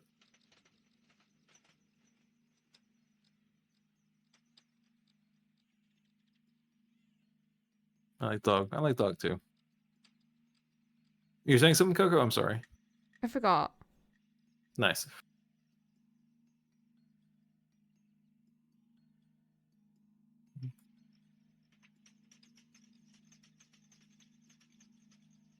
Nice. I only asked Mickey because she commented on it earlier. I wasn't trying to exclude you, Mark. I'm sorry. I wasn't asked. I Yeah, you wasn't won't asked. be asked.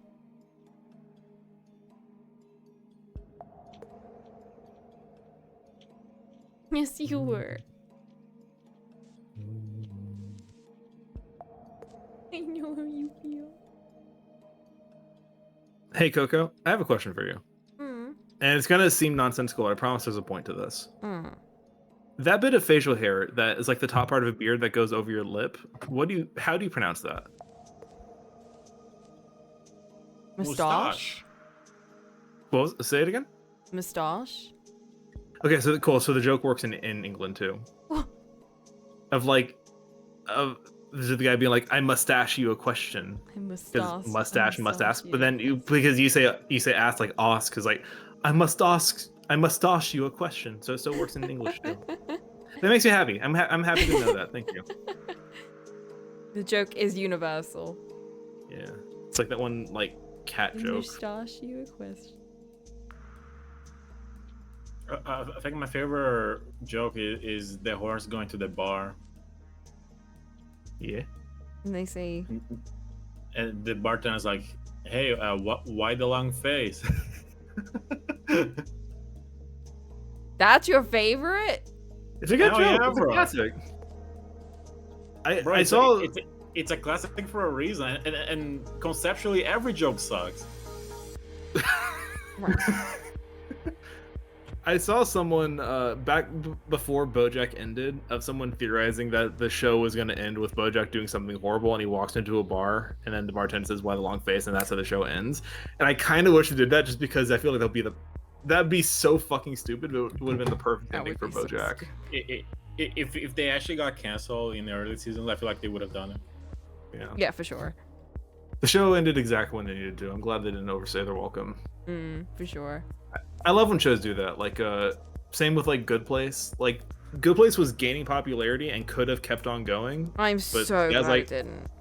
I know how I want the story to end. I'm gonna end it at season 4, and it was a perfect ending. It was a really Especially good ending. because with their other shows, like, oh my god, Parks and Rec kept going and going. Office went on way longer than Parks and Rec did, though. Office should have stopped halfway through its runtime. I think the moment they changed bosses, they should have. No, exactly. They should have. The show super went downhill after Michael left. I think if I remember correctly, it started going downhill a little before he left, which also would have been a good time to end it. But you know, whatever. I'm not gonna go into that rant too much right now. Also, Mickey, of course you can, and I will promise not to. I don't remember much of Parks and Rec. I remember I actually liked how Parks and Rec did. I liked the what? I died in the video game, bro. Oh, nice. I thought you were working. Yeah, what the fuck? I was getting stressed out, so I gave up. Okay, that's Oh fair. my God. That's fair. Coco share. I I know. Oh, that's so cute. I love it. Aw. Is that Trixie? I love it. I kind of hate it. No! Wait, Mickey, do I know what this is?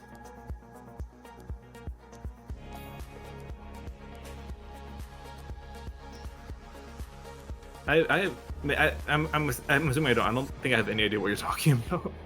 It's a doodle. Oh, you're doodling. It's really cute.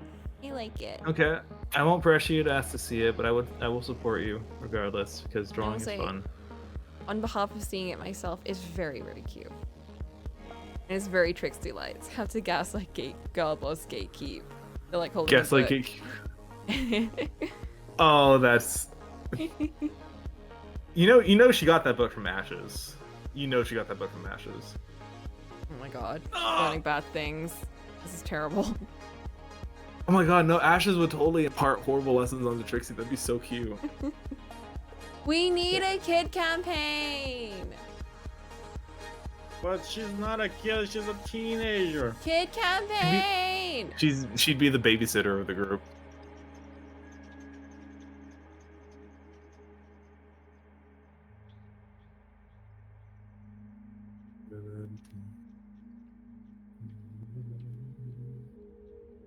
And Mark's in there too. Mickey, what the fuck? That's so cute. Right? I love that.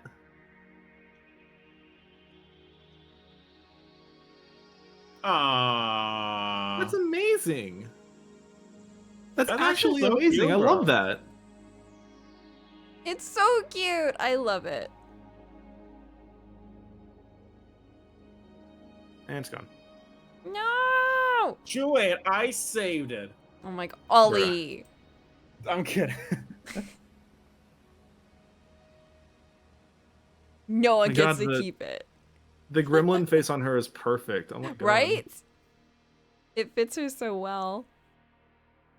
Like, it's literally how I pictured Trixie.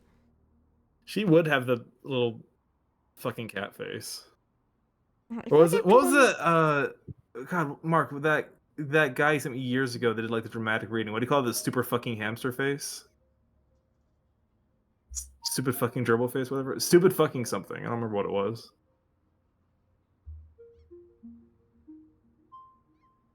I'm gonna ask my sister to make me some tea. Can she make me some tea too?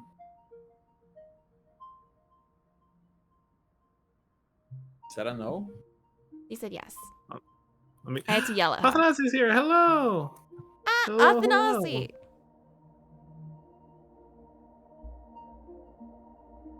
Hanako-chan.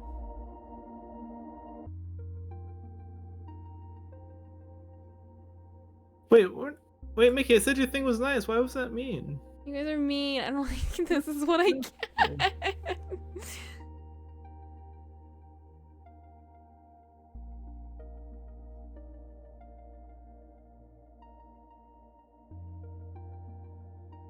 People saving it.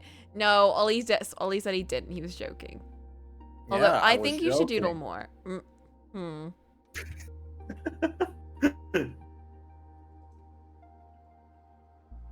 Mark said he did.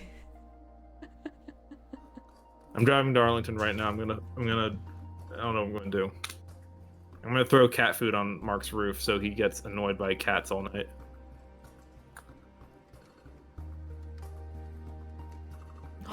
Oh my god, that just made me really crave some tuna.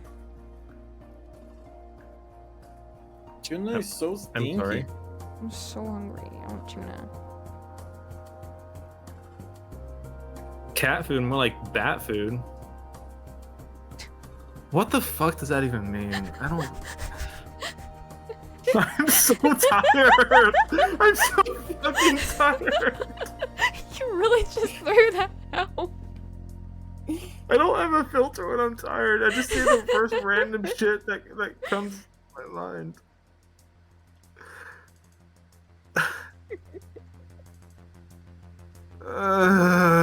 It's almost Friday. It is! Oh my god! It's Friday tomorrow! Make it try making more wavy. Just draw like you would be drawing a cloud. A cloud. To be honest, Trixie's hair is kind of like all over the place, so I feel like any sort of rendition of her hair kind of works. It's just a ball of sky. She is a floofy child. She's a Don't floofy draw her child. with a buzz cut. Oh god, no. Like the way Just I imagine, picture her like- hair is like, even though it's stationary, her hair's still like floating around and like being skyey. I had this thought of like if you shaved off her head, it would hit the ground and then all the stars would just explode and everyone would die. Which I feel is a very Trixie thing to do. It is very Rig your hair with explosives.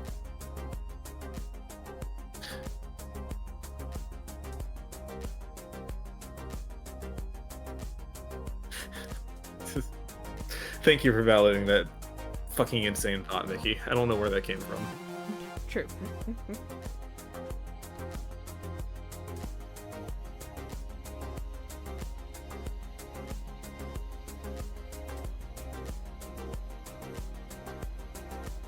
I will say I really like what you did for Trixie's nose, because I don't know why, but like the nose in her art has always been very. Pronounced isn't the right word, but like it's a very specific look to it. I think you captured it perfectly. Yeah, I wanted to try and do something similar, Yeah, but then I also kind of struggled with like the angle, so it's like. Ugh. I think you know, she has a very specifically pointy nose. Yeah. He's got pointy. I always draw Ash with like a button more button nose, so I tried to do that, and then Elikun is like squidge. Elikin has a gremlin nose because she is a gremlin. Did you just call Ash's Ash? You two ain't tight like that, bro. Man, I can't believe Coco just reduced Ashes to the Ashes to one Ashes. obligate character in every multiplayer shooter game. You got Ash in League, Ash in Overwatch, Ash in Apex Legends, Ash in fucking Rainbow Six. There's more that I can't think of. Oh, I found bye, Mark. Drive safe. Bye, Mark.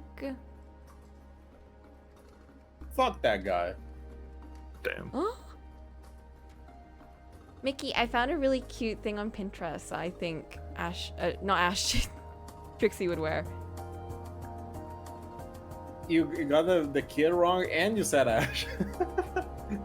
Damn.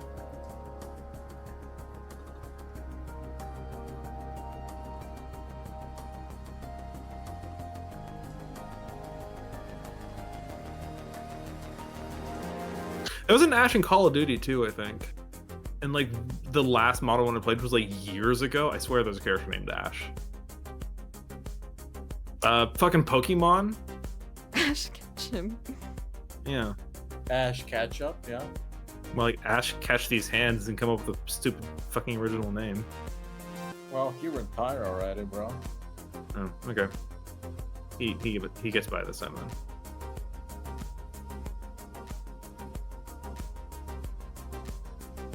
I actually love that Coco has a Germa tag on her stream. It's not a Germa tag. The Drew Crew. It's for Nancy Drew games. Actually, there are other streamers that play Nancy Drew games that are popular. But the thing got popular from his stream when he was playing on this Drew game. No. What's the tree theming, Flint? I don't know if there's some deep lore that I'm not familiar with. Does Ollie remember the lore? I don't think this is about ashes.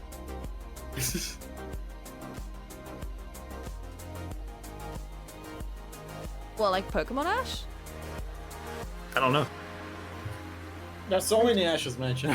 What are you talking about? Which Ash? Specify. Ash Oak. Oh, of like the professors. Okay, I gotcha. Okay. Oh. Coco, what are you using to erase? Is it like a ball of clay or some shit? It's like it's putty. A putty eraser. Putty. What? Putty eraser. It's like gum. I used to, Ooh, when I I need was some a gum. kid, I used to have this and I'd use it during exams as like a stress thing. I just like mold it. I've been doing that for a while actually. Like when I stopped drawing, it's just me playing around with it. Nice. Keep that Seems away like a from me. good choice. I'm gonna end up biting it. Bro. Yeah, I would destroy the shit out of that thing if I got It my hands literally on it. looks like clay. Like it doesn't look tasty. It doesn't smell appetizing either. And you think I don't have the will to want to buy clay when I see it, bro? It's not a matter of taste; it's a matter of how good it feels when you bite it. Bro, Look at him. Kid me used to bite soap, bro. I can't say I've ever done that, but It looks chewy. I was always a very bitey person. I just have I have a lot of anxiety, and biting things calms me down. So when I see something very biteable, I'm like, damn, I want to bite that, bro. I used That's why I to bite started my buying shirts into pieces when I was a kid. Bite my shirt into pieces. I don't see the This hype is my life. of biting hair. I don't feel. I used any to bite my relief hair a biting lot. When Sometimes I, I bite my beard if I don't trim it in long enough and it starts growing into my mouth. I start biting it. I also don't see the hype in that. It's not a matter of hype. It's a matter of It's just like God, what it's gives there. you relief. It's not even relief. It's just like, you know. Like I'm biting my mustache right now, bro. And I don't feel. What if you don't? I don't know how I feel that I just admitted on the air that I bite my beard when my hairstylist is watching. I'm sorry, Mickey. It's funny I said that when my fucking Sprite has a mustache. A mustache. Mustache. I don't make a habit of it, Mickey, alright? It just happens sometimes. After all that work they put in. I'm mad. I'm just. Well, no, I don't do it after she cuts it because it's too short to do it. It's only when I don't trim it for like a few weeks and it starts getting really long. Mickey's like, why is your beard so sticky? Okay. No. Ew. What? Why would it be Saliva. sticky? Saliva.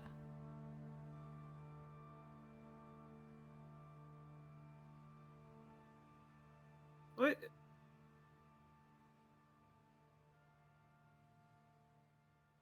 It's not runny. It's sticky. Used to learn guys I hated bathroom routes, and I'd drag them to the toilet and knock the wind out of him before he could see my face. What?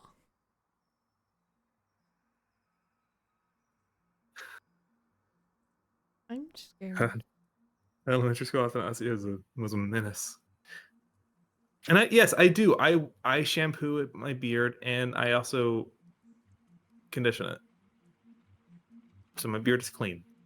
Thank you very much. Do you brush it? No, it's not long enough to brush.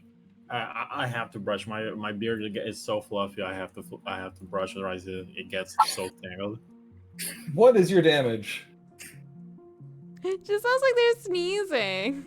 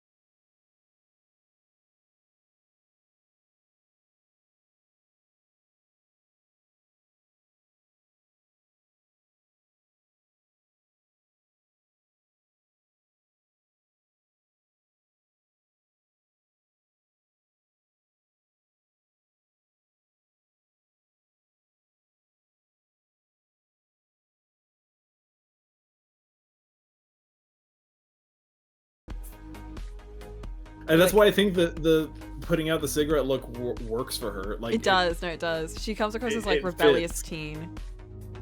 Yeah.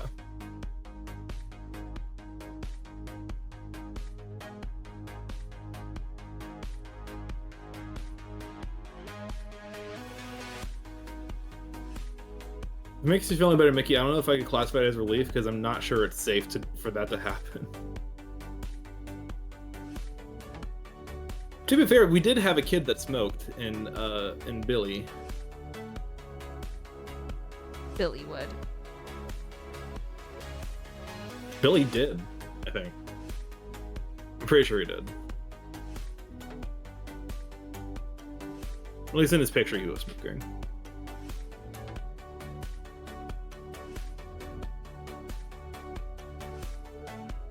He had a cigarette in his mouth and a cucumber in his pocket. He was living life.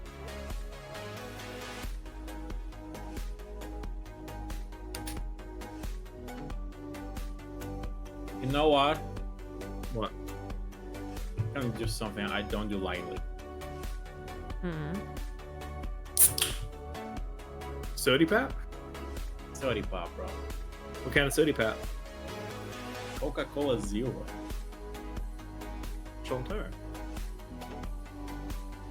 I switched over from the sugar version to no sugar version, and I literally cannot drink the sugar version anymore. It's too sweet. Oof. I don't really drink soda anymore. Not for any particular reason, I just don't. But when I do, a good Sprite is very poggers. Sprite is not poggers, bro. Sprite's too sweet. Get out of here with your personal taste. You guys aren't invited to my birthday party anymore. No! Coco, I wanna watch the hacking Anya Taylor-Joy movie. The Menu? Which one? Yeah, the Menu. Dude, I'll fucking watch the Menu. Sure. Alright, end stream, bro. I'm kidding. I want to watch it. I'm just like, not right now. It's a good movie. Yeah. I like Anya Taylor-Joy. Wait, didn't we decide it was Anya Taylor-Joy and we were adding the yeah for no reason? It is. It is Anna Taylor-Joy. And I'm still doing it.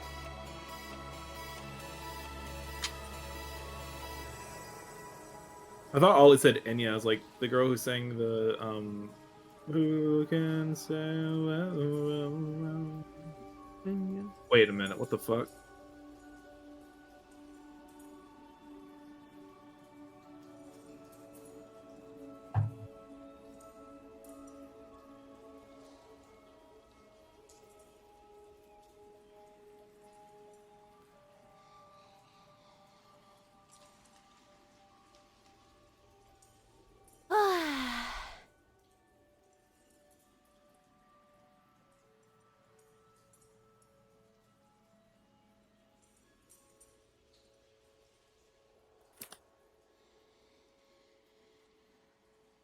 Hello, am I back? Am I alive? Yeah. What happened? I asked if I gaslit myself and then my internet went down for a second. You didn't gaslight yourself. You No, because exploded. I looked it up. It is Anya. What? It is Anya Taylor. Anya. There is a Y in her name. I knew it! Who told me it wasn't? Probably me. Call! Because I swear I looked it up and it said Anna, not Anya. I swear is this my Mandela? Is this my Mandela effect? Is this my Berenstein effect? Oh god. I swear it was Anna, not Anya. I will never forget Bro, this. I just googled her name before saying it because I'm bad with celebrity names.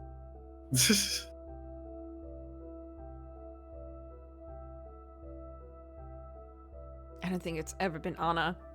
Me neither. I think Colt's been tricking us all along.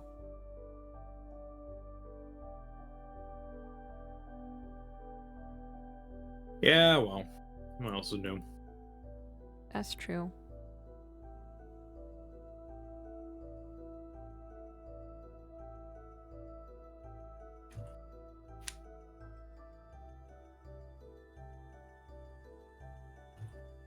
Okay, now to put some stuff in the background. I think I'll add that thing.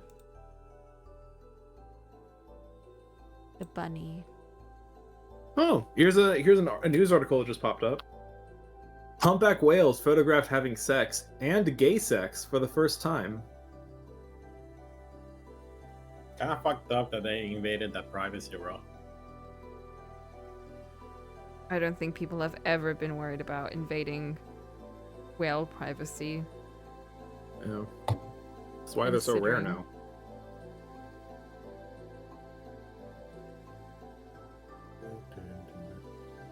Oh, I was going more with the what they do to whales.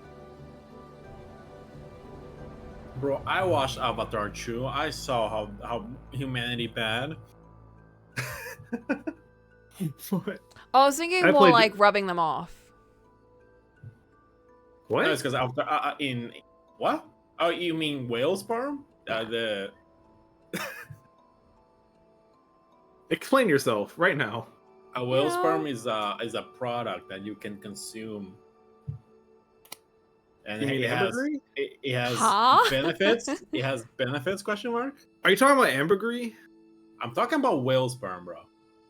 Because ambergris is something different.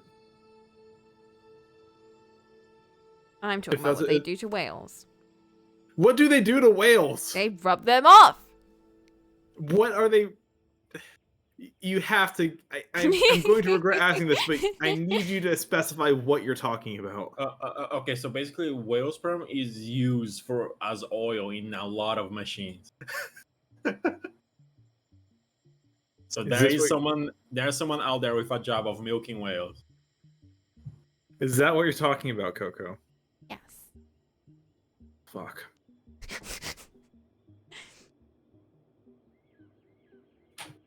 In Avatar 2, they do food.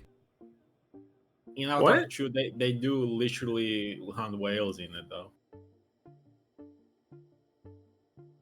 I can't claim anything about Avatar 2 because no one else watched it. Honestly, yeah. God, did everyone just do the same thing as the first movie where like everyone watched it and nobody remembers it? Because I saw a lot of people talking about it, but no one could tell me a single thing about it other than apparently they... the fact that they hunt whales is the first thing of any substance that I've heard about that movie. Okay, so basically, they're like... I'm going to spoil because I don't think anyone cares. I do not care. I'm probably not going to watch it. They're basically like, yay, we pushed the humans back at the ending of the first movie. And then the humans like, yeah, you didn't though. And they just bombed their whole place of the first movie. Just like just carpet bombing that shit. They're like, shit, guess we gotta run now. And then they go to a water place with water blue people.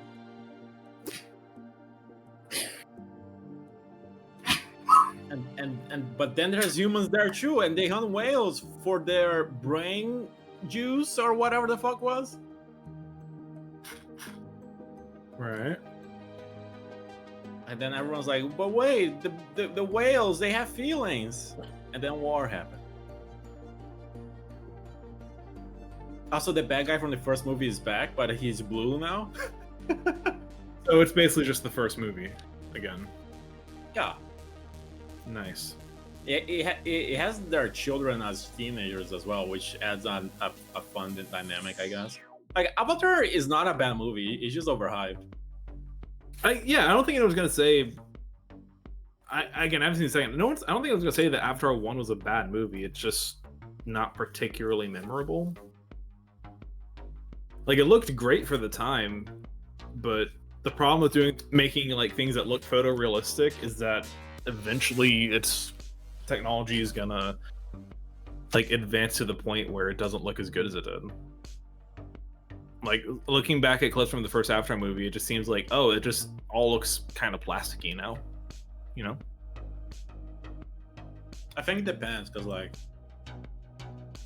the Matrix pushes technology pretty far, and in terms of movie making, and she looks red in my opinion. That's fair. I think it's more there's something to say for things that are stylized versus things that are just trying to look real. But I haven't seen the Matrix. I don't know how stylized it is. You should. The first one is very good. That's what I keep hearing. It. Second is also pretty decent. The third, really fun. Fun but not good. I can vibe with that. And there's not a fourth. It does not exist. Mickey, you should know there are so many movies that I have not seen that I need to have seen. Okay, you should know this by now. It's also the director said it was a trans allegory, which would be interesting to rewatch with that perspective now. Well, because I think the directors actually did come out as trans. Yeah, at the whatever sisters, I forgot their name. Yeah. So it's like I think it was like they made that with that context, but no one else had that context, so they hadn't come out yet. But like they knew back then or something like that. I don't know. It's cool. It's kind of interesting though. Whee! Yeah, it would be interesting to rewatch them with that perspective. What are we talking about? Matrix. Oh, I have food. I have not seen it. I have not seen any of the Matrices. Have you? And Mickey is making fun of me. Was it burnt? It wasn't burnt. Oh, I watched like the first one and like I think the third one. Yeah, I'm serious. What's talking. They can make food. Yeah. I was gonna say I don't think it would be a movie for you anyway.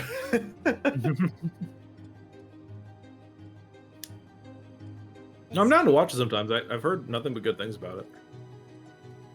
Yeah, it's a pretty good movie. I didn't like it. Ooh, that does look good. What is it? It's chicken charcuterie. What kind of? What's the bread on it? Those are parathas. You can get them frozen and you just fry them. And they taste like they're freshly made. Bless you. I was barking.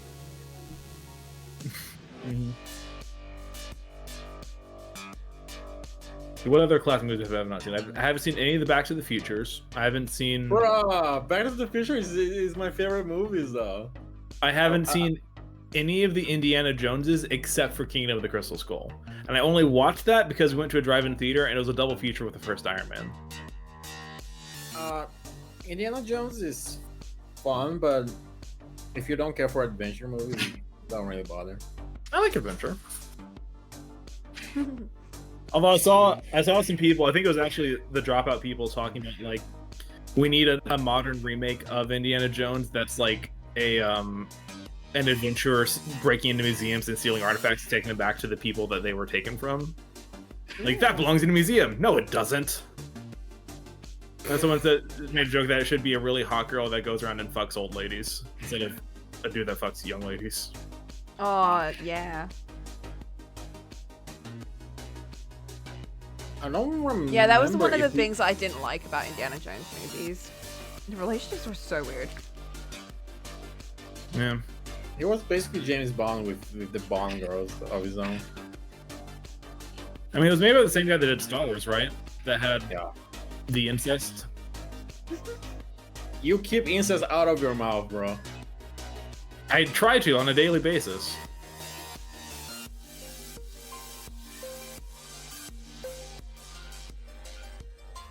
Look, we can admit it was weird that Luke and Leia kissed when the director knew they were supposed to be siblings. Actually, he did not know at that point. He was he was improving most of it. Then it's a weird choice to make after the fact.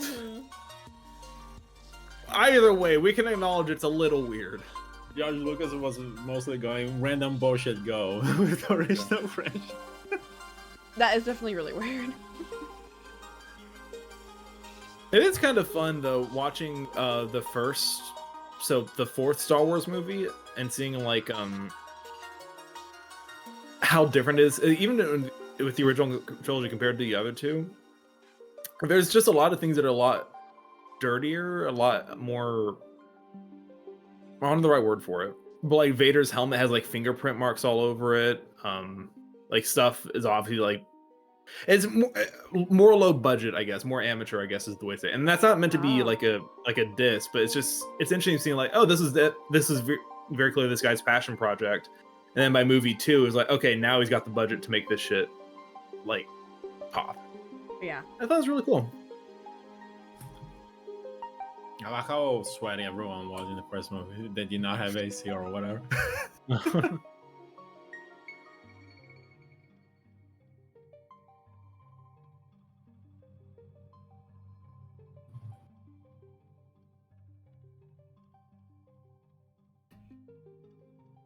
What else have I not seen? I think those are the main ones. Oh, I haven't seen. No, I did technically see the original Karate Kid, but like it was like at a camp, so I didn't really pay attention to it. Jurassic Park. I have seen Jurassic Park. Okay. This might be unpopular, bro. I like the Karate Kid with Jackie Chan and Jaden Smith. Yeah, Will Smith. Honestly, I do too. I liked Me it. too. I also liked it. The only part I didn't like about it was the Justin Bieber song in the credits. I do not remember that. I mean, he was at the height of his giga popularity at that point.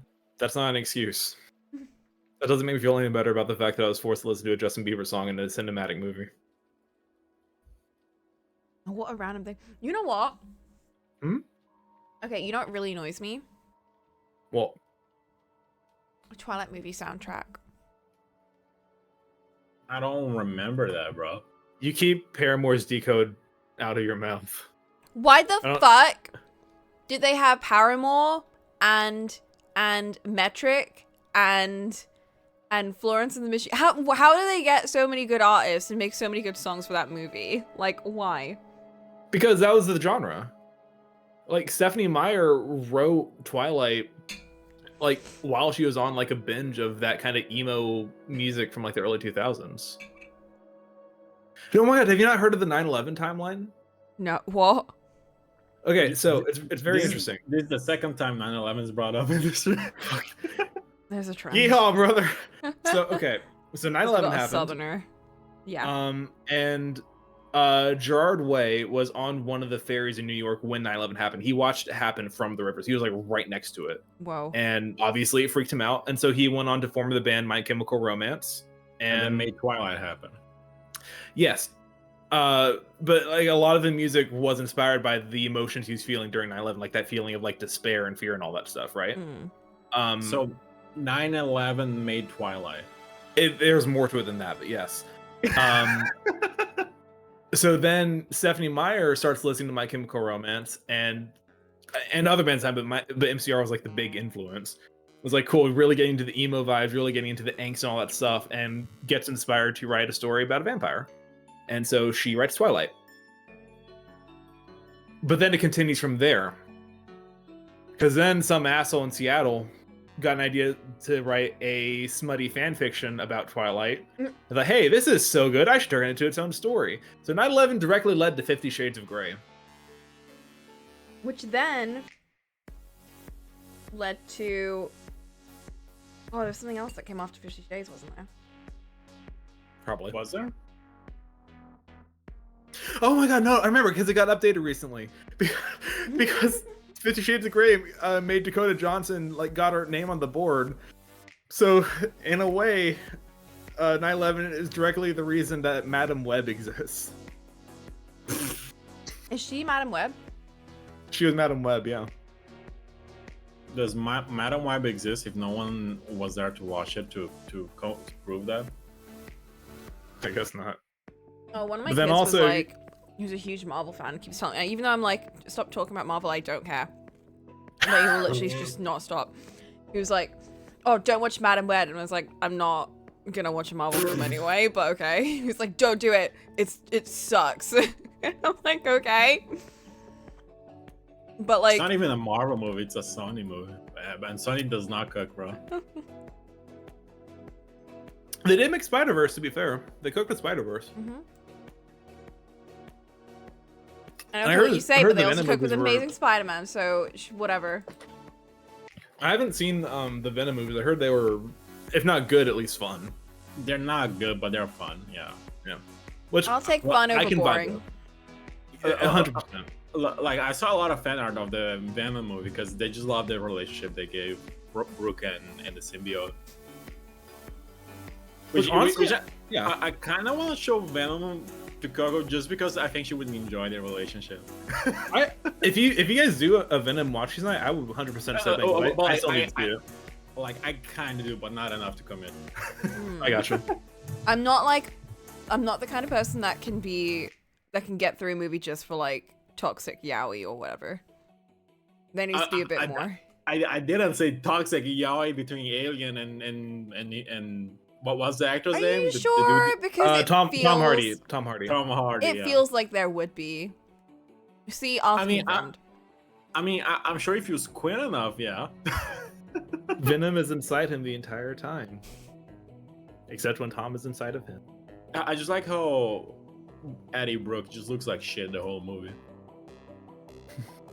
God, huge step up from Topher Grace's Eddie, IMO. That 70s show got canceled for that appearance, or at least his character got written off for it. And the show died after he left, so like they basically got canceled for it. Here, this is the image I was thinking about.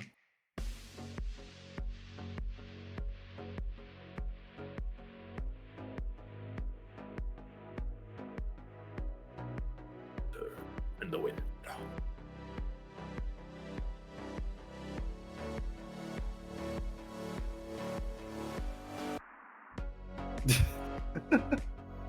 Oh yeah.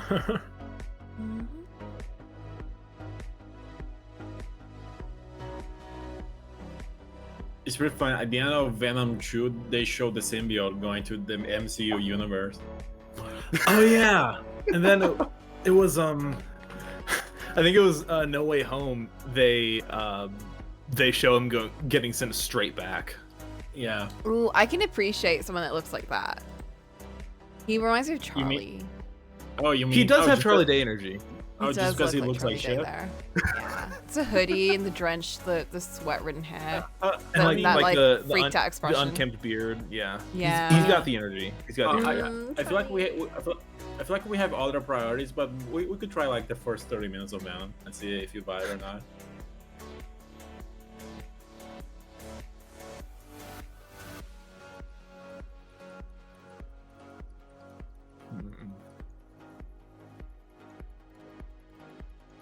Oh, you kind of inspired me, by the way. I'm wondering if I want to go watch Dune 2 in theaters this weekend. Bro, Dune is the kind of movie you need to watch in theaters. That's what I've heard. Yeah. It's just the absolute soundtrack of like, just vibrating your chair is a unique experience. At least that's how it was in Dune 1. I don't know if Dune 2 is gonna do that. I bet you they will, especially if you go to IMAX or something. I love Dune. Like... I want to show it to people, but it's also 3 hours long, so I don't think I will. You watch it with me. I did. Yeah, it was nice. I liked it. Aww. But it's a slow movie. It's 3 hours. Coco would never sit through it. Yeah, I gotta have my somberness, or I can't. I'm a little sad I never went to go see Oppenheimer in theaters. I was too, because we were planning it to watch Barbie and then Oppenheimer back to back. Are you gonna do Oppenheimer? Yeah. I watched Barbie, and the next day everyone went for Oppenheimer, but I think I got really sick, or something happened, and I couldn't go the next day. Oh, Oppenheimer in the theater is also amazing, bro. Yeah, I never watched it. But then I heard about the whole animated thing, and I was like, I'll just pass on it. I don't really care. What? Like, I wasn't that like invested in watching it in the first place. It was more just for Barbie. The anime thing? What? No, that they didn't credit any of their CGI artists in the credits. Oh, okay. I didn't even know that. That doesn't surprise me. And like the director, like, just forgot. He forgot. He forgot. He forgot who made the most impactful scene of their movie. Like, imagine spending hours and hours animating and the director just forgot you. Oh my gosh. But yeah, the scene where they test the nuke is... But I think like because I just finished Barbie and I got so emotional watching that, I was like, I actually don't want to watch Oppenheimer after this. I mean, Oppenheimer Like- is comical at times. Yeah, no, exactly. My feelings were too like raw. It's like I just wanted to stew in that for a bit. I also haven't seen Barbie yet. I liked Barbie. I saw it in theaters with Mickey. It was a lot of fun. Because I go to the movies with my family and they said, no, I don't want to watch this liberal shit. I was like, oh. Valid. It was a good movie. I very much enjoyed it.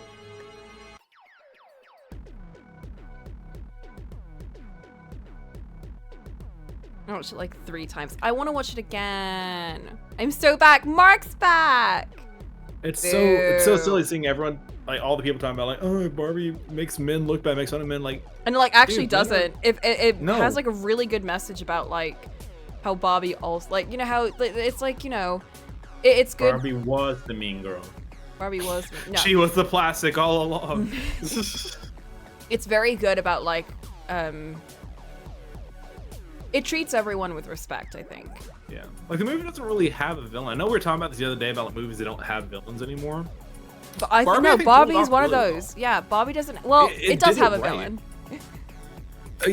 Yeah, Will Ferrell, I guess. Will technically, but, like, But no, you're right. You're right. It's not about that. Patriarchy. even actually. I'm joking. I have not seen the movie. Like I said, you're kind of right. You're kind of right. Yeah, I would say. But it makes the point that patriarchy is harmful to men too. Yeah, it's harmful for everyone. Yeah.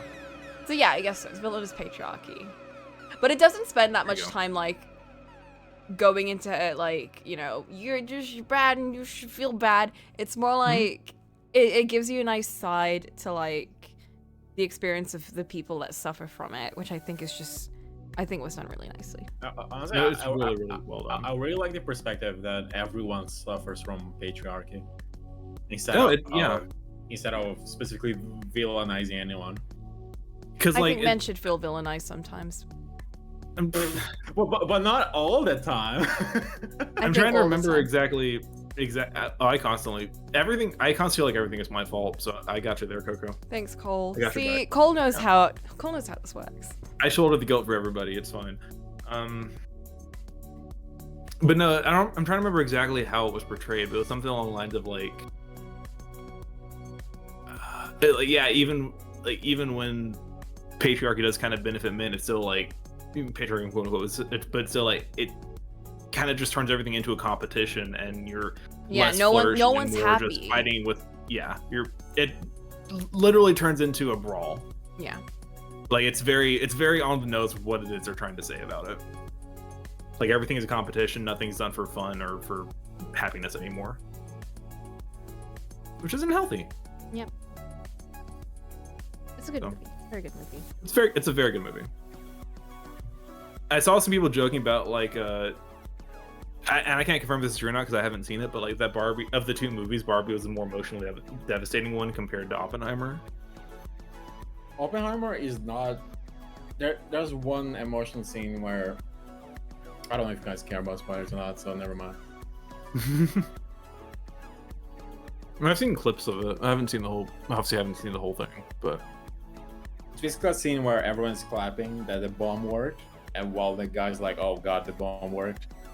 oh yeah, his I am become death moment. Did it actually say that in the movie, or is that? I guess he said that way after it happened in real life. No, they don't show the footage, but they show him reading Indian mythology. Yeah. Where he comes. I am become death, the destroyer of worlds. Yeah. I think you're supposed to hate him. He's kind of a terrible person. And by kind of, I mean he is a terrible person. He slept with all his co-workers' wives.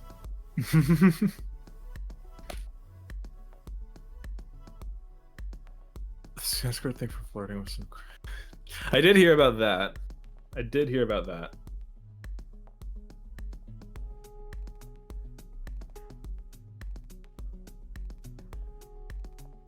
Sanskrit thing for flaying. Oh yeah. They read the Indian thing right after sex. It's a pretty funny scene, honestly.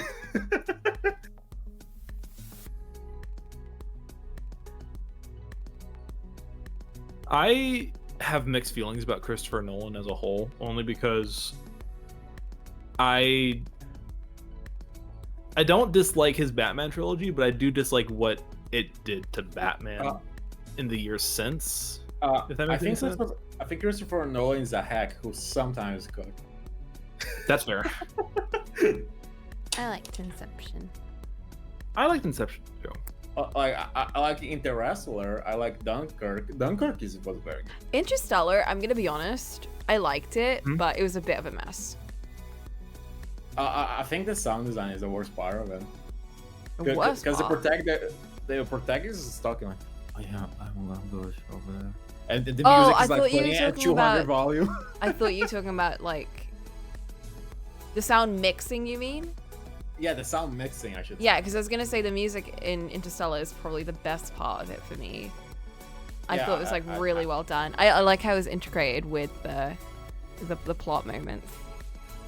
I have no comment. But yeah, no, the mixing on all of Christopher Nolan's films are terrible. They follow the very typical like action thing, which again, I'm sorry, Bullet Train is an action movie that did amazing sound mixing.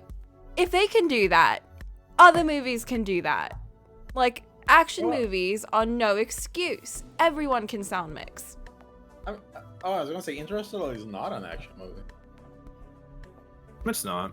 No, I'm just saying action movies typically get that rep for sound mixing. But if Bullet Train could do it, you can do it too. The moral of this conversation is everyone should watch Bullet Train. I think so. Also, if we're continuing down the smoking line, it kind of looks like Trixie's holding a cigar. Oh my god. Everyone's holding a cigar. Can we just have all the Everyone's all the just like smoke together? they're all smoking. Oh my god, weed. it's just are they on Toy Island? Is this just Pinocchio? Are they on Toy Island? Yes. Yes, they are. Oh, it's a crayon. Okay, I see it. I figured it was a pin or something. It just with the context of the conversation earlier made me think of a cigar. Why is Trixie's pets being here but not mine? What the heck? I don't know what your pets are. Just Cole draw- sent me. Just draw Skinner in memoriam. Just draw a skull on the table with a top hat. That I'll be satisfied like that. I miss Skinner. I hope he's all right. He died again. I hope he's all right. He got He got cone of whatever the spell is. I forgot. He's all Kind of right. colded. Cone Who of kind of cold. colded him? A fucking stinky wizard in a dungeon. Was it the witch or? It was a lady. I forgot her name though.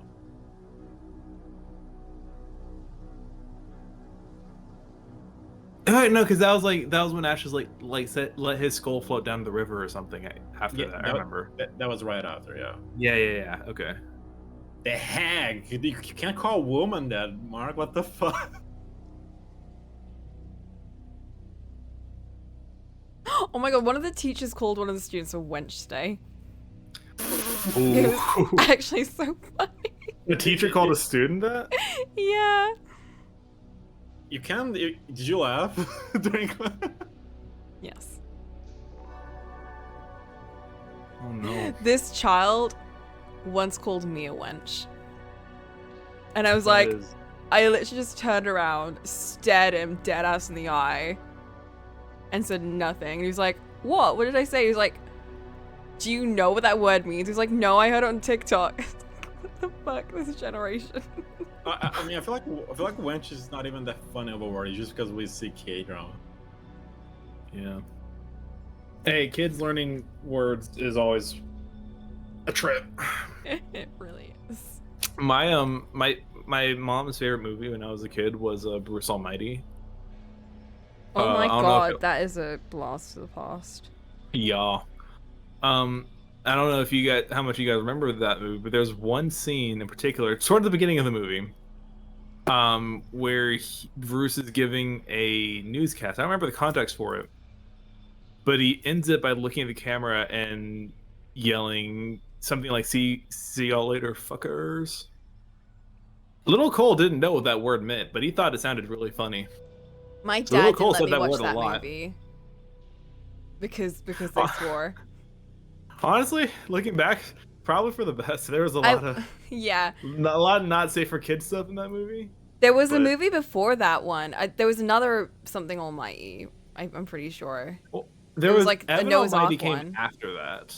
Oh. That came afterwards. That came I after. watched that one because that one was It like wasn't as good. No, it wasn't. That one was like the safe for work, like baby edition. Yeah. No. Yeah, no, it was not great. Not great.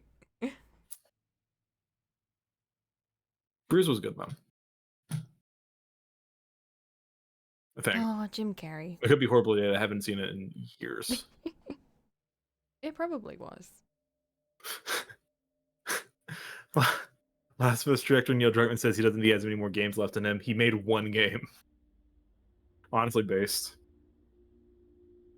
I wouldn't have more than one either. What the fuck? Did the screw come out of this? No.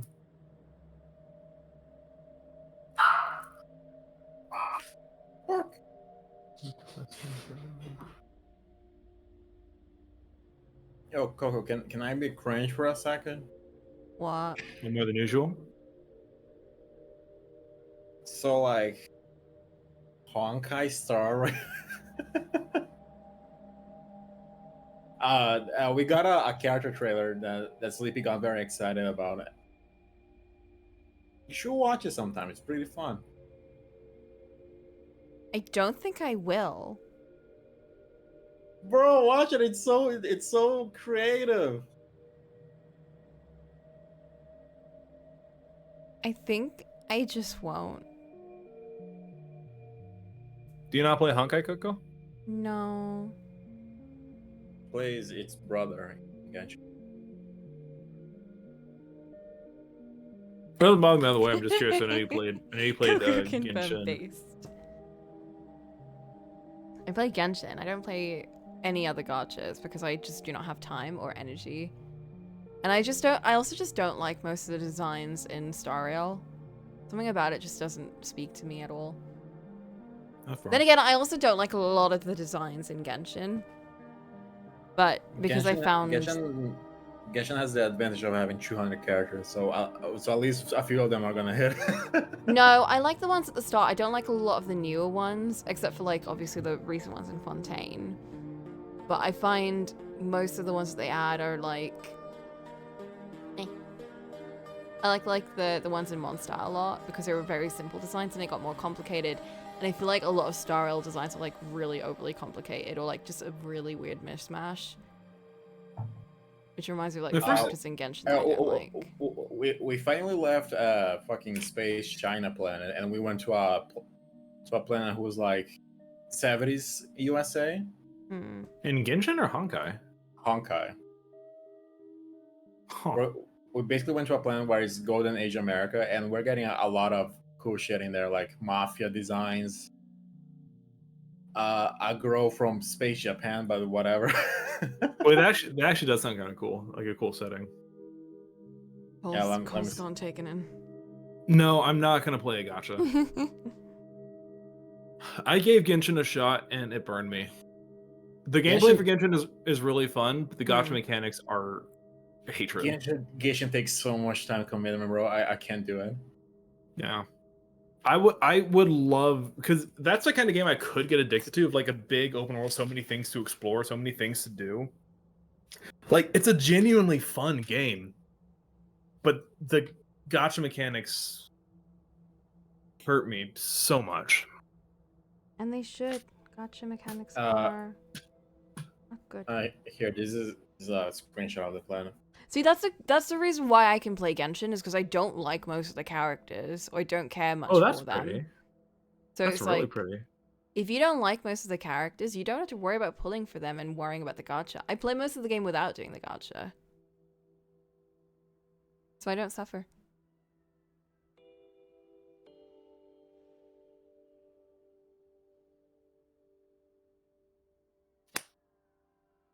And I already have my faves. Watch the trailer, bro. It's so creative. Here, I'll link it in good faith, bro. The goodest of faith. I like how he's still doing this. I said no! Did you say maybe? I'm down, bro. Oh my god.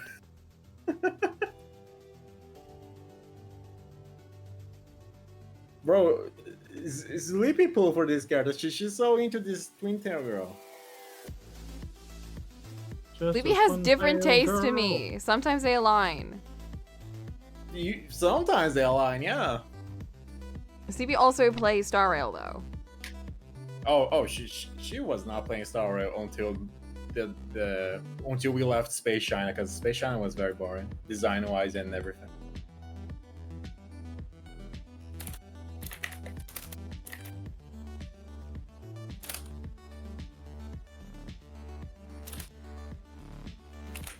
No. Please, bro, please. You're you have only so many please bro pleases left and you're wasting them. How many times must I give in to this? It's 2 minutes, bro. That's 2 minutes too much of my life.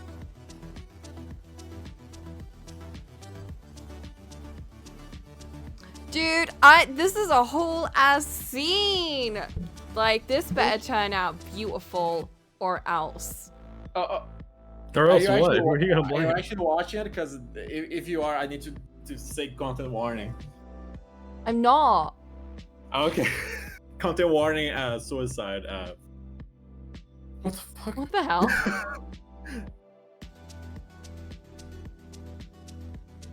She just pulls a Persona 3, so to speak.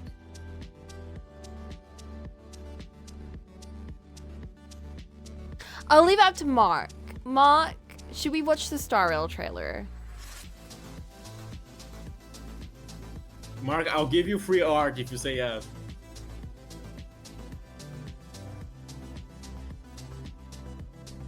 No art for you, then.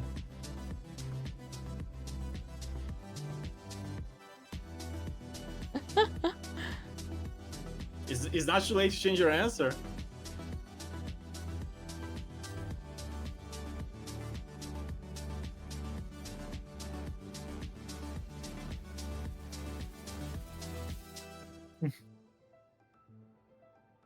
Watch it. Fuck you, Mark! Okay,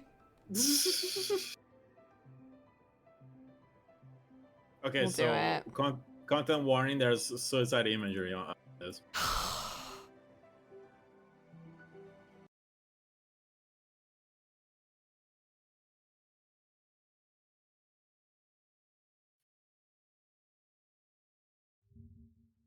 You're so easy, Mark. You're so easy to feel bad.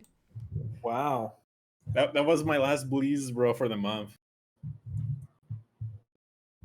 Mark, she just called you easy. You gonna take that? I hope you know it's currently March, so It's not March here, bro. doesn't count. It's not even March there. It's only 11 for you. Shut up, Nicole! Oh my god, whose side are you on? My bleeze load is gonna recharge in in 1 hour, bro. Oh wow. My bleeze ammo.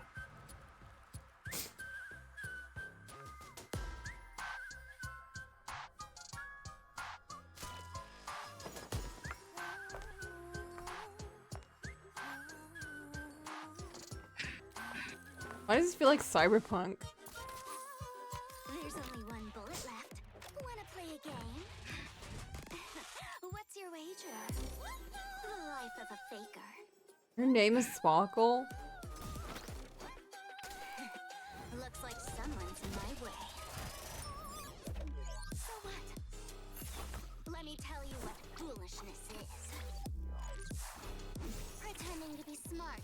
You do. Then, what is a fool? Knowing when to act clueless. That's her stage name. Like I do. Clueless? Do you get it now? What is elation? Me. I am elation.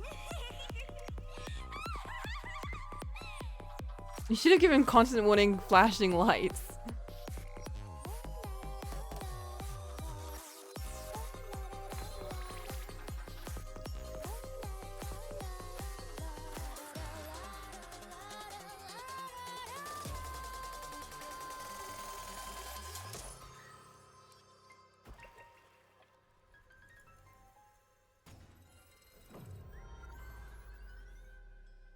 Yeah, so this whole video is based on a music video, which is pretty creative.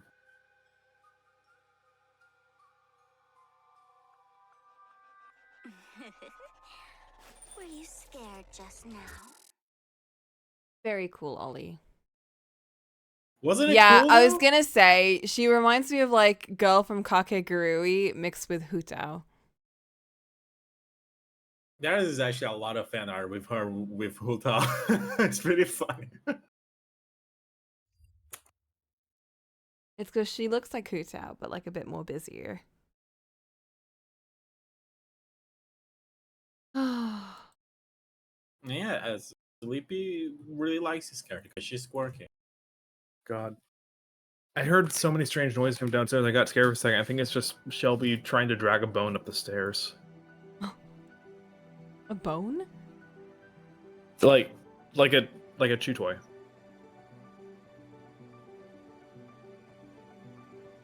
I was like, is someone like trying to break in? But no, she's just dragging a bone up the stairs like one step at a time. Oh my god. Like one of those heavy bones? Yeah. I mean, to her it'd be heavy. Because it's probably about as big as she is.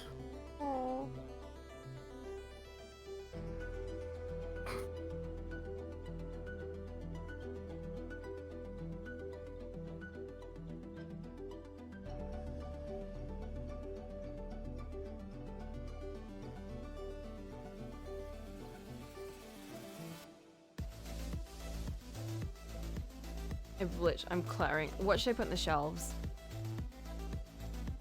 A skull!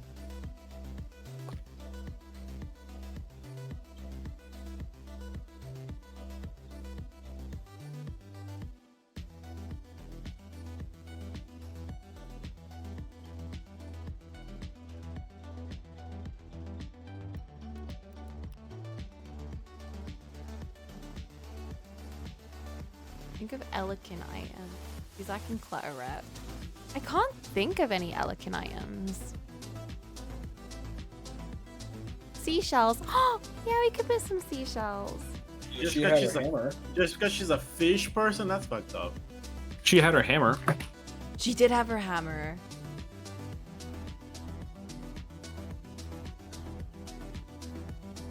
I don't think there'll be any room for the hammer.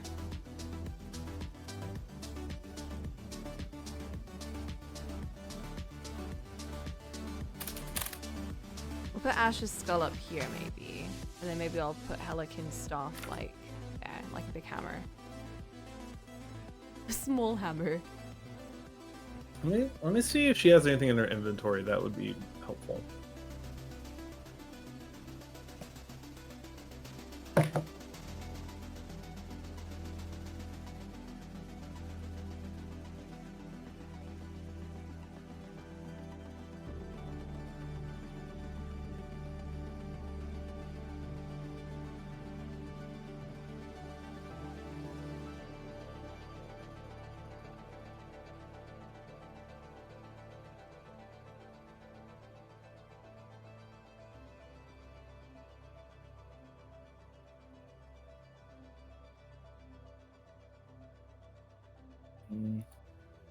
Yeah, nothing in here really sticks out to me as uniquely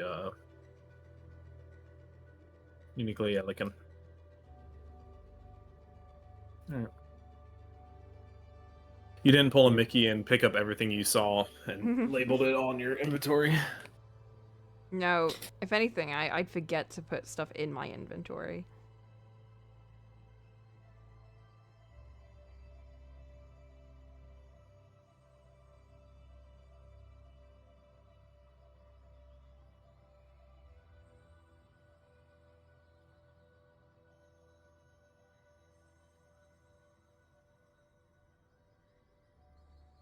Oh, someone drew Danganronpa poster boy as in the Sao Persona 3. Oh, wrong one.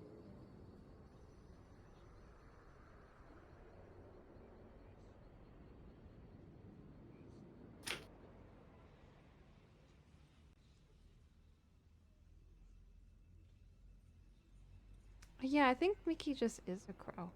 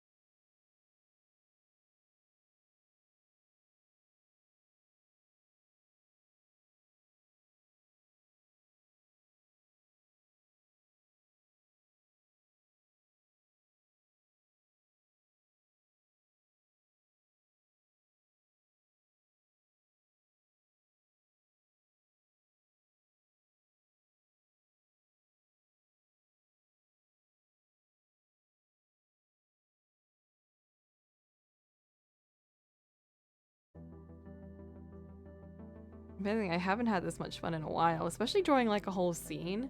I thought I'd have to. This is so funny. I was like, I need to draw like a big scene soon, like with multiple characters and stuff. Like I can't think of anything, and then this just like literally popped into existence. Like I didn't plan this. It's so like I love when shit like that happens, when I make up a scene or something without really planning it. Like it comes naturally. Need a candle.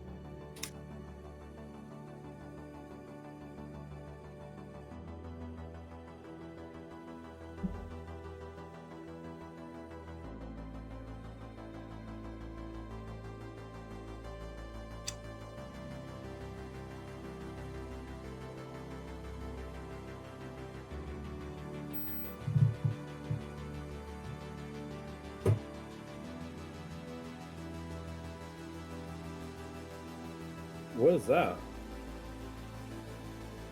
What exactly is that? Oh my god, look how it makes everything around it darker. Because it's color correcting because the candle is so bright. So it has to make everything around it blue. Coco's doing some witchcraft right now. Ooh. That was a cool light. Yeah, I really like it. It's very convenient because I don't have to worry about refilling it like the other one. The other one, like, I have so much fuel, but the actual flint part of it, like, just stopped working after, like, a week of having it, which is very annoying. Like, this was my other one, and it looks very cool. It's just kind of useless. Like, it's full of butane, but it just won't light up. Useless. Absolutely useless. It looks pretty, though. So the other one, at least, is reliable. I just have to charge it, and then everything works fine.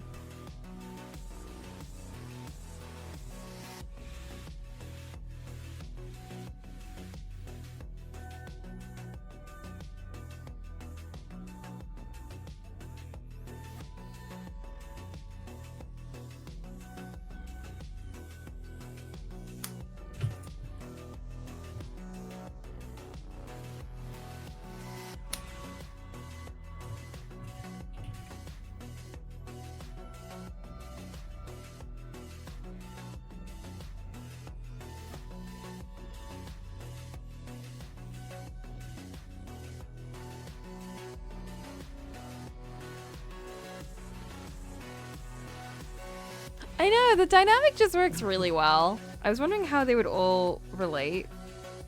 And then I realized the reference that we were using, this one, is from a K-drama. Just worked really naturally. Like, the crown prince in the middle, of course, that ended up being Elikin. Just being super excited about, like, these dumb people coming up with this dumb plan, and a brain cell in his head is just like, whoa, we're so smart, like Elikin. And in this one, it's more like calmer and everything. They gave off like big Ash's energy, like, you know, the quote unquote smarter one, and then the other dumbass energy here. He was just like, whoa. I thought that really fits what I feel like Trixie is. It just kind of worked out. Like, I literally just copied this exactly. Like, I looked at that and I was like, okay, let's just draw that. And it worked.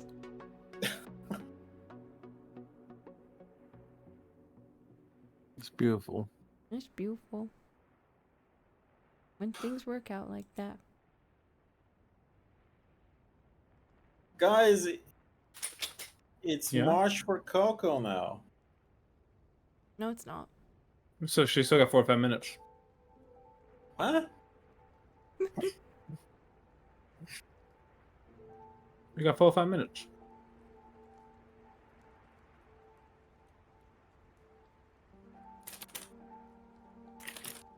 What should I do for dinner tonight? That's a terrifying skull. It looks cute, bro.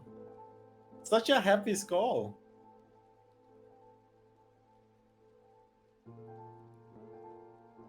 Skinner is happy to sacrifice himself for Ashes. Don't have a choice. Happy March! It's not March yet.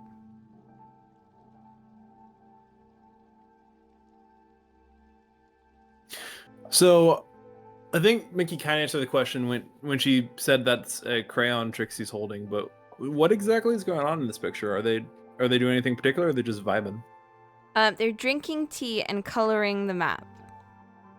Oh, partially asking because I'm wondering if we do a kids adventure for them, if it would be fun to start with this scene. Oh, that would be cute.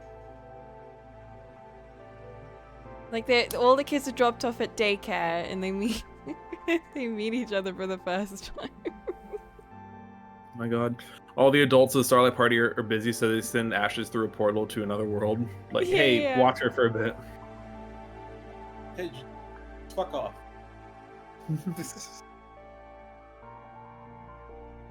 She cannot run into Ashes from this world, otherwise things are gonna fuck up. What? Ashes isn't in this world. You don't know multiverse shit, bro. I do know. It's my world.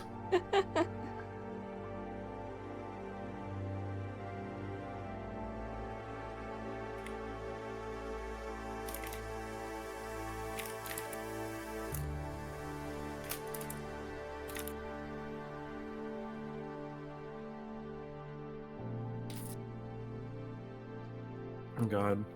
Who has the lowest int of these three? I want to say Alchemy. My end is fine. I don't my wisdom though. I think Trixie has like a 10 int. I know she doesn't have any negatives. I think her int's either a +0 or a +1. I remember I purposely lowered my my wisdom. I think, yeah, Elikin was like charisma based.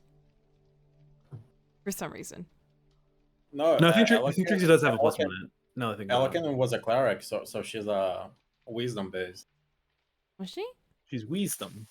Wisdom. Oh, maybe she just had a high charisma. Yeah, I have a You minus may have given her one. I might have given her I have that. -2 on wisdom.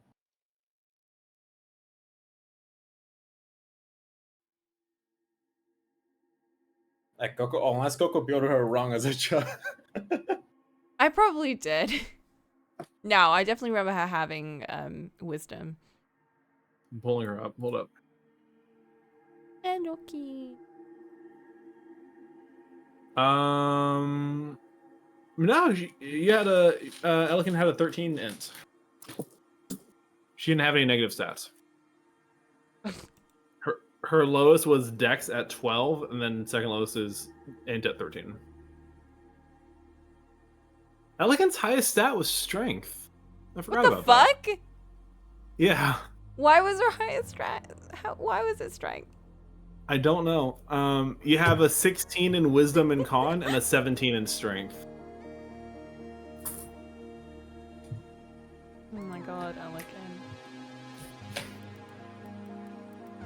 Yeah, no, cause remember, because you built like a tank and then you never tanked. That's I mean, true. I mean, I guess you had Kleiss and Low in the party, so you didn't really need to, but still. That's the funny part of it. I feel like Elikin was built like a tank, but I never used it that way. And then from that point on, I made characters that were primarily like DPS or like mages, or like not mages, but like characters that should be played from far away, or squishy characters. And I would like just throw them at the enemies. It could be your day to die. Who knows? I'm wondering if there's a way to set Foundry so you can open your sheets, even if the game's not open.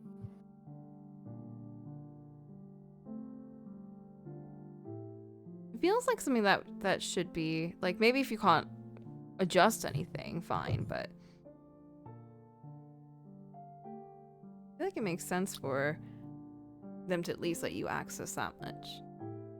The problem with Foundry is that it's hosted from your computer. I've seen some people say if you host it from a server instead of your computer, then it would be easier to do, but you'd have to pay for a server. Oh.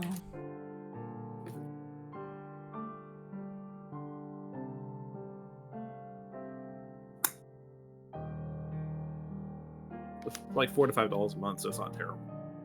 We'll do something like that.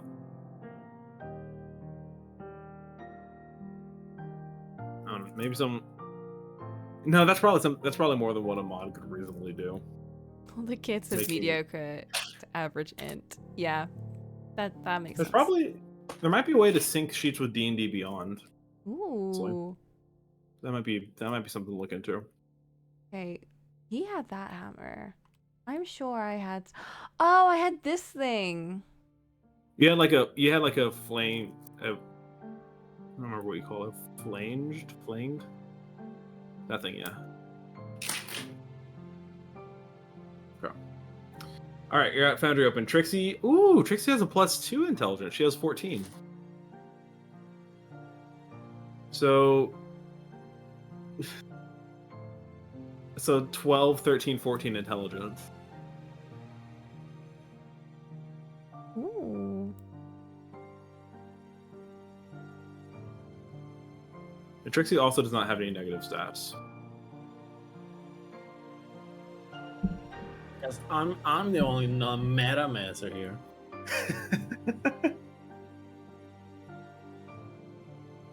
Hey, now I don't even try. I just pick whatever's fun. Yeah. Which, to be fair, Trixie just got absurdly good rolls. It's not her fault. I mean, Ashes would also have everything positive if I didn't build her wrong as a joke. Oh, she's actually built very well. I just dumped wisdom because a child would not have high wisdom. Was my logic. So about when we get that time skip you keep asking for, is her wisdom only going to go up? It's gonna go by 1. It's gonna be a 7 instead of a 6. There you go. She'll mind a shit.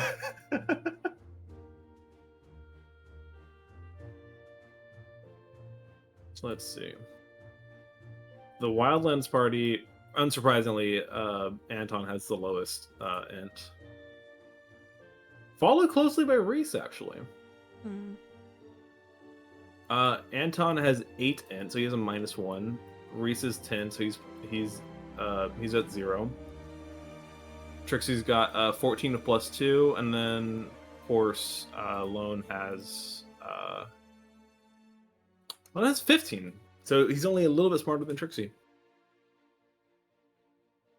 Why do druids get proficiency in intelligence saves? Good question. They probably drew a dart against a wall to this side. Wow. It's actually because they need concentration saves really badly for their kid. They don't get the concentration isn't intelligence, though. It's constitution. Concentration is a constitution, not intelligence save? Yeah. Huh. I haven't played Castle in so long, but I forgot. Yeah, it's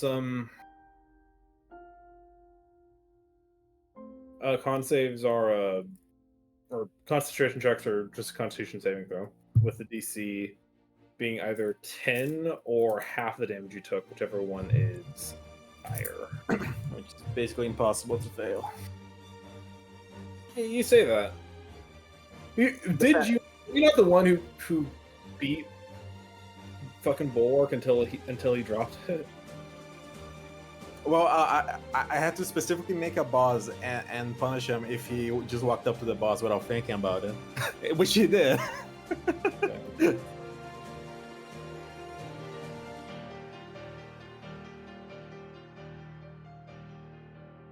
Not impossible to fail, to be fair, because I've said before, the game is balanced around people doing either standard array or point buy. The game is not balanced for rolling for stats. It's not balanced for wizards, for example, having a super high intelligence and a super high con and a super high dex. The game is not balanced in almost every way, bro. That's fair. I'm not defending. I'm just saying that's just how it is. The game is not balanced around casters and marshals having different progression systems. The game is not balanced with CR systems. The game is not balanced with druids versus clerics versus wizards versus sorcerers.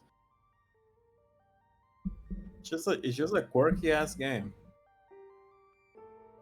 Okay, I think I'm done with the sketch. Then we'll make Coco leave with nerd talk. I'm done with Did the you sketch. think of it? Did you think of any Elkin rap to put in? of it's seashells. Oh, okay. Oh, it looks cute. Full screen so I can see.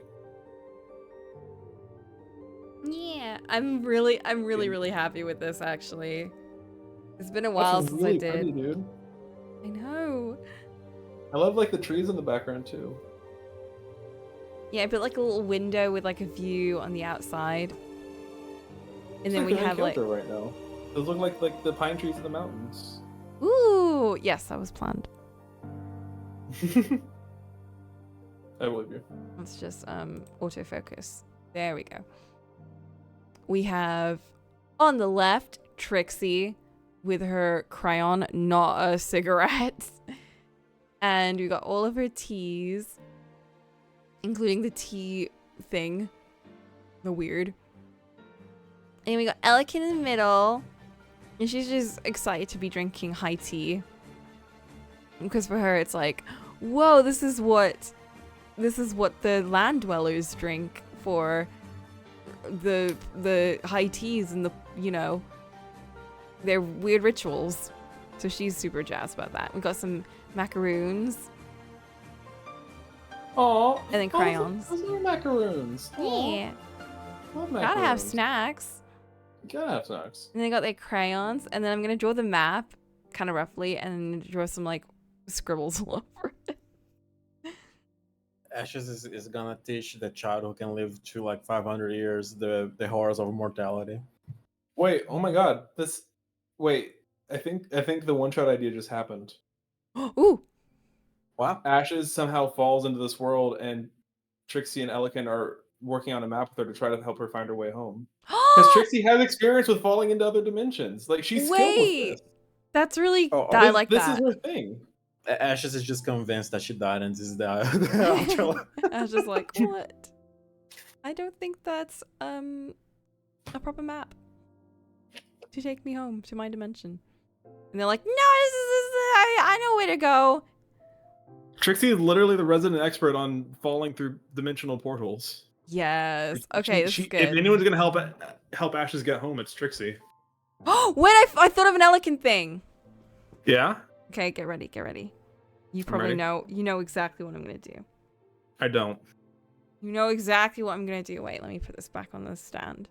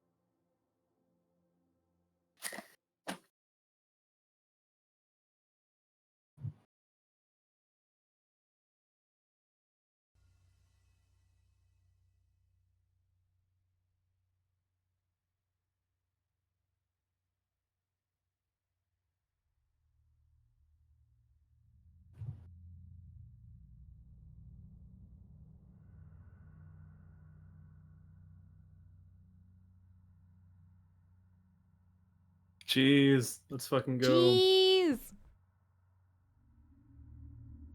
Cooker, your cheese makes me want to eat it. Then it has worked. Just bite the paper. Just Try me, bitch. I might. Cheese for the cause.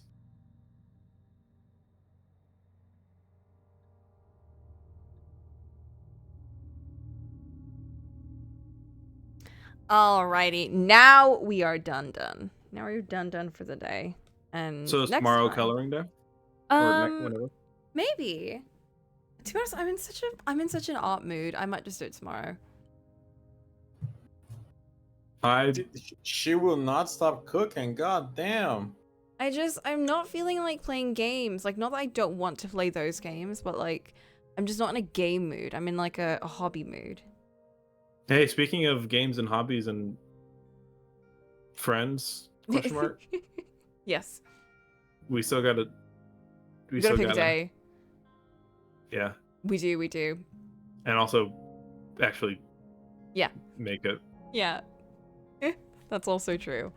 Okay, listen. Yeah. We'll pick a day tomorrow to plan. All right, so we'll plan for tomorrow to plan for. Yeah, we'll plan tomorrow. So tomorrow we'll plan to find a day where we can plan for when we're doing our first session. At dawn, we plan. Yeah. Alrighty. Hell yeah. Guys, this has been a very, very productive art session. I don't even feel bad about... Normally I feel bad about, like, spending ages on just a sketch and not doing any of the coloring or line or anything, but genuinely, I think the sketch... I think it was worth the time that it took. I think so too. This turned out really nice. Yeah. It's real cute, bro. It's really, really pretty. I really love it. Oh. I'd be happy with just a sketch. Honestly, yeah, it's just a really, like, it's a really pleasing sketch. It's just nice to look at. It's probably the least sketchy sketch I've made. It's a very detailed sketch. Honestly, yeah, exactly. Like, normally I'd just be like, shapes, random shapes. And then... I do like... What? Oh.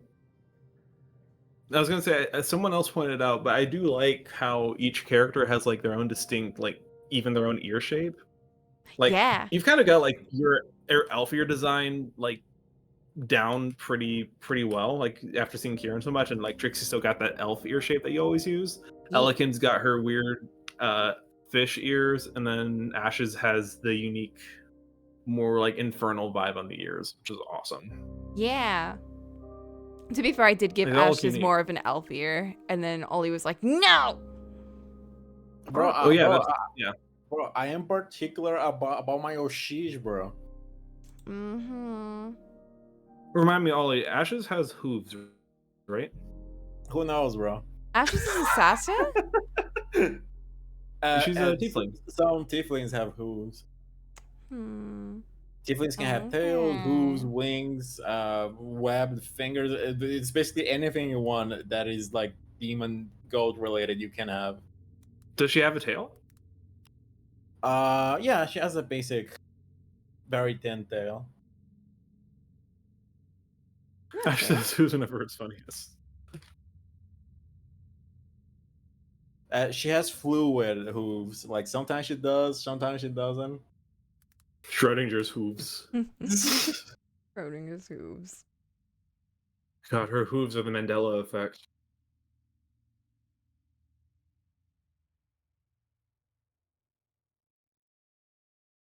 I imagine the hooves are only going to come out when she fails a stealth check, and you just hear clap, clap, clap, clap, clap, clap. Tiefling customization is probably the best in the game because the game officially says do whatever the fuck you want, bro.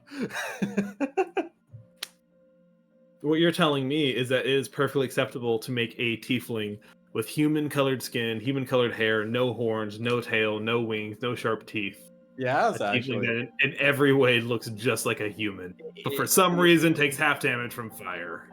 The game actually officially supports a tiefling like that. It is weird, like looking at the official guidebook of like tieflings officially only come in normal human skin color and red, and everyone just like collectively ignore that. I've never seen a human skin colored tiefling outside of Baldur's Gate. I mean, the DnD movie technically has one. True. So okay, outside of official content, then. Well, which we should watch, Coco. It's very fun. Coco and Flynn. It is very fun. It is very good.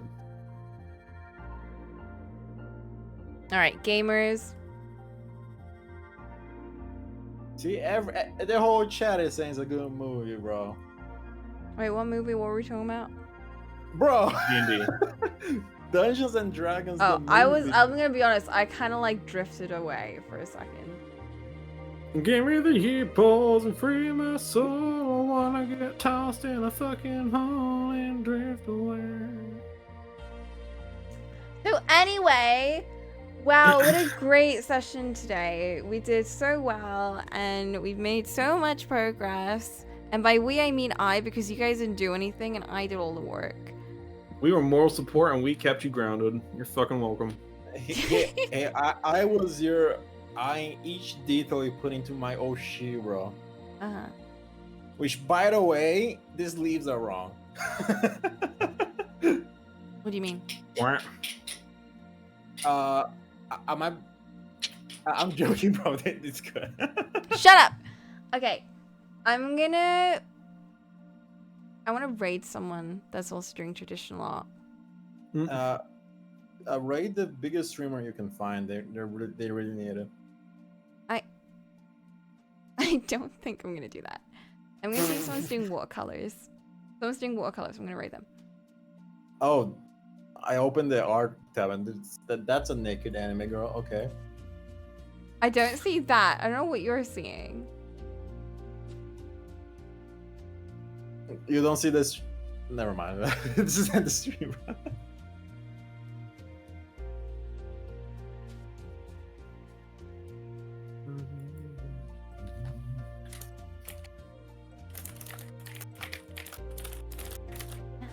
So many VTubers.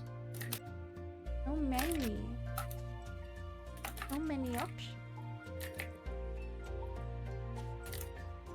Oh, I didn't even get to... Oh, next time we do this, we get to use the gouache. I'm so excited.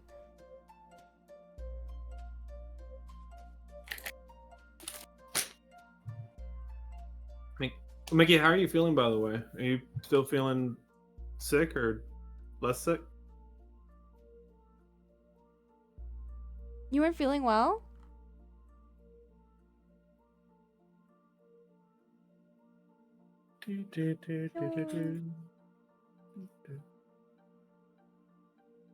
Alright. I'm gonna rate them because they're painting a turtle.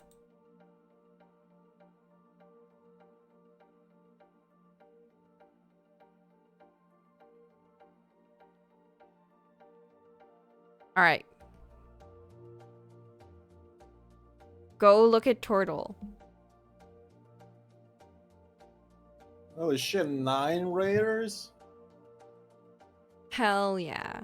9 people are gonna see a turtle. Let's go. Let's go. 10 people are gonna see a turtle. 9 people are gonna see... You call that out and you made someone leave, bro. What the hell? Yeah, you better get freaked out. I'll embarrass anyone. Can you join back, please? All right. Goodbye. It's not just a Mark playing around. Mark. Stay in the thing. All right, say your goodbyes. Goodbye. Goodbye. Thank you for coming to my stream. We had a lot of fun. We made a lot of progress. Made some friends, made some enemies. But I'm really proud of most of us. I'm so proud of you, Cole. Thank you. I feel like I've grown a lot as a streamer today. All right, you got 9 seconds. 6, 5, Oh, no, 4, I love you. You're my, 3, you're my 2. It all started in my childhood and went. Amazing. Oh, that's a really nice turtle. Yeah, that's what I was saying.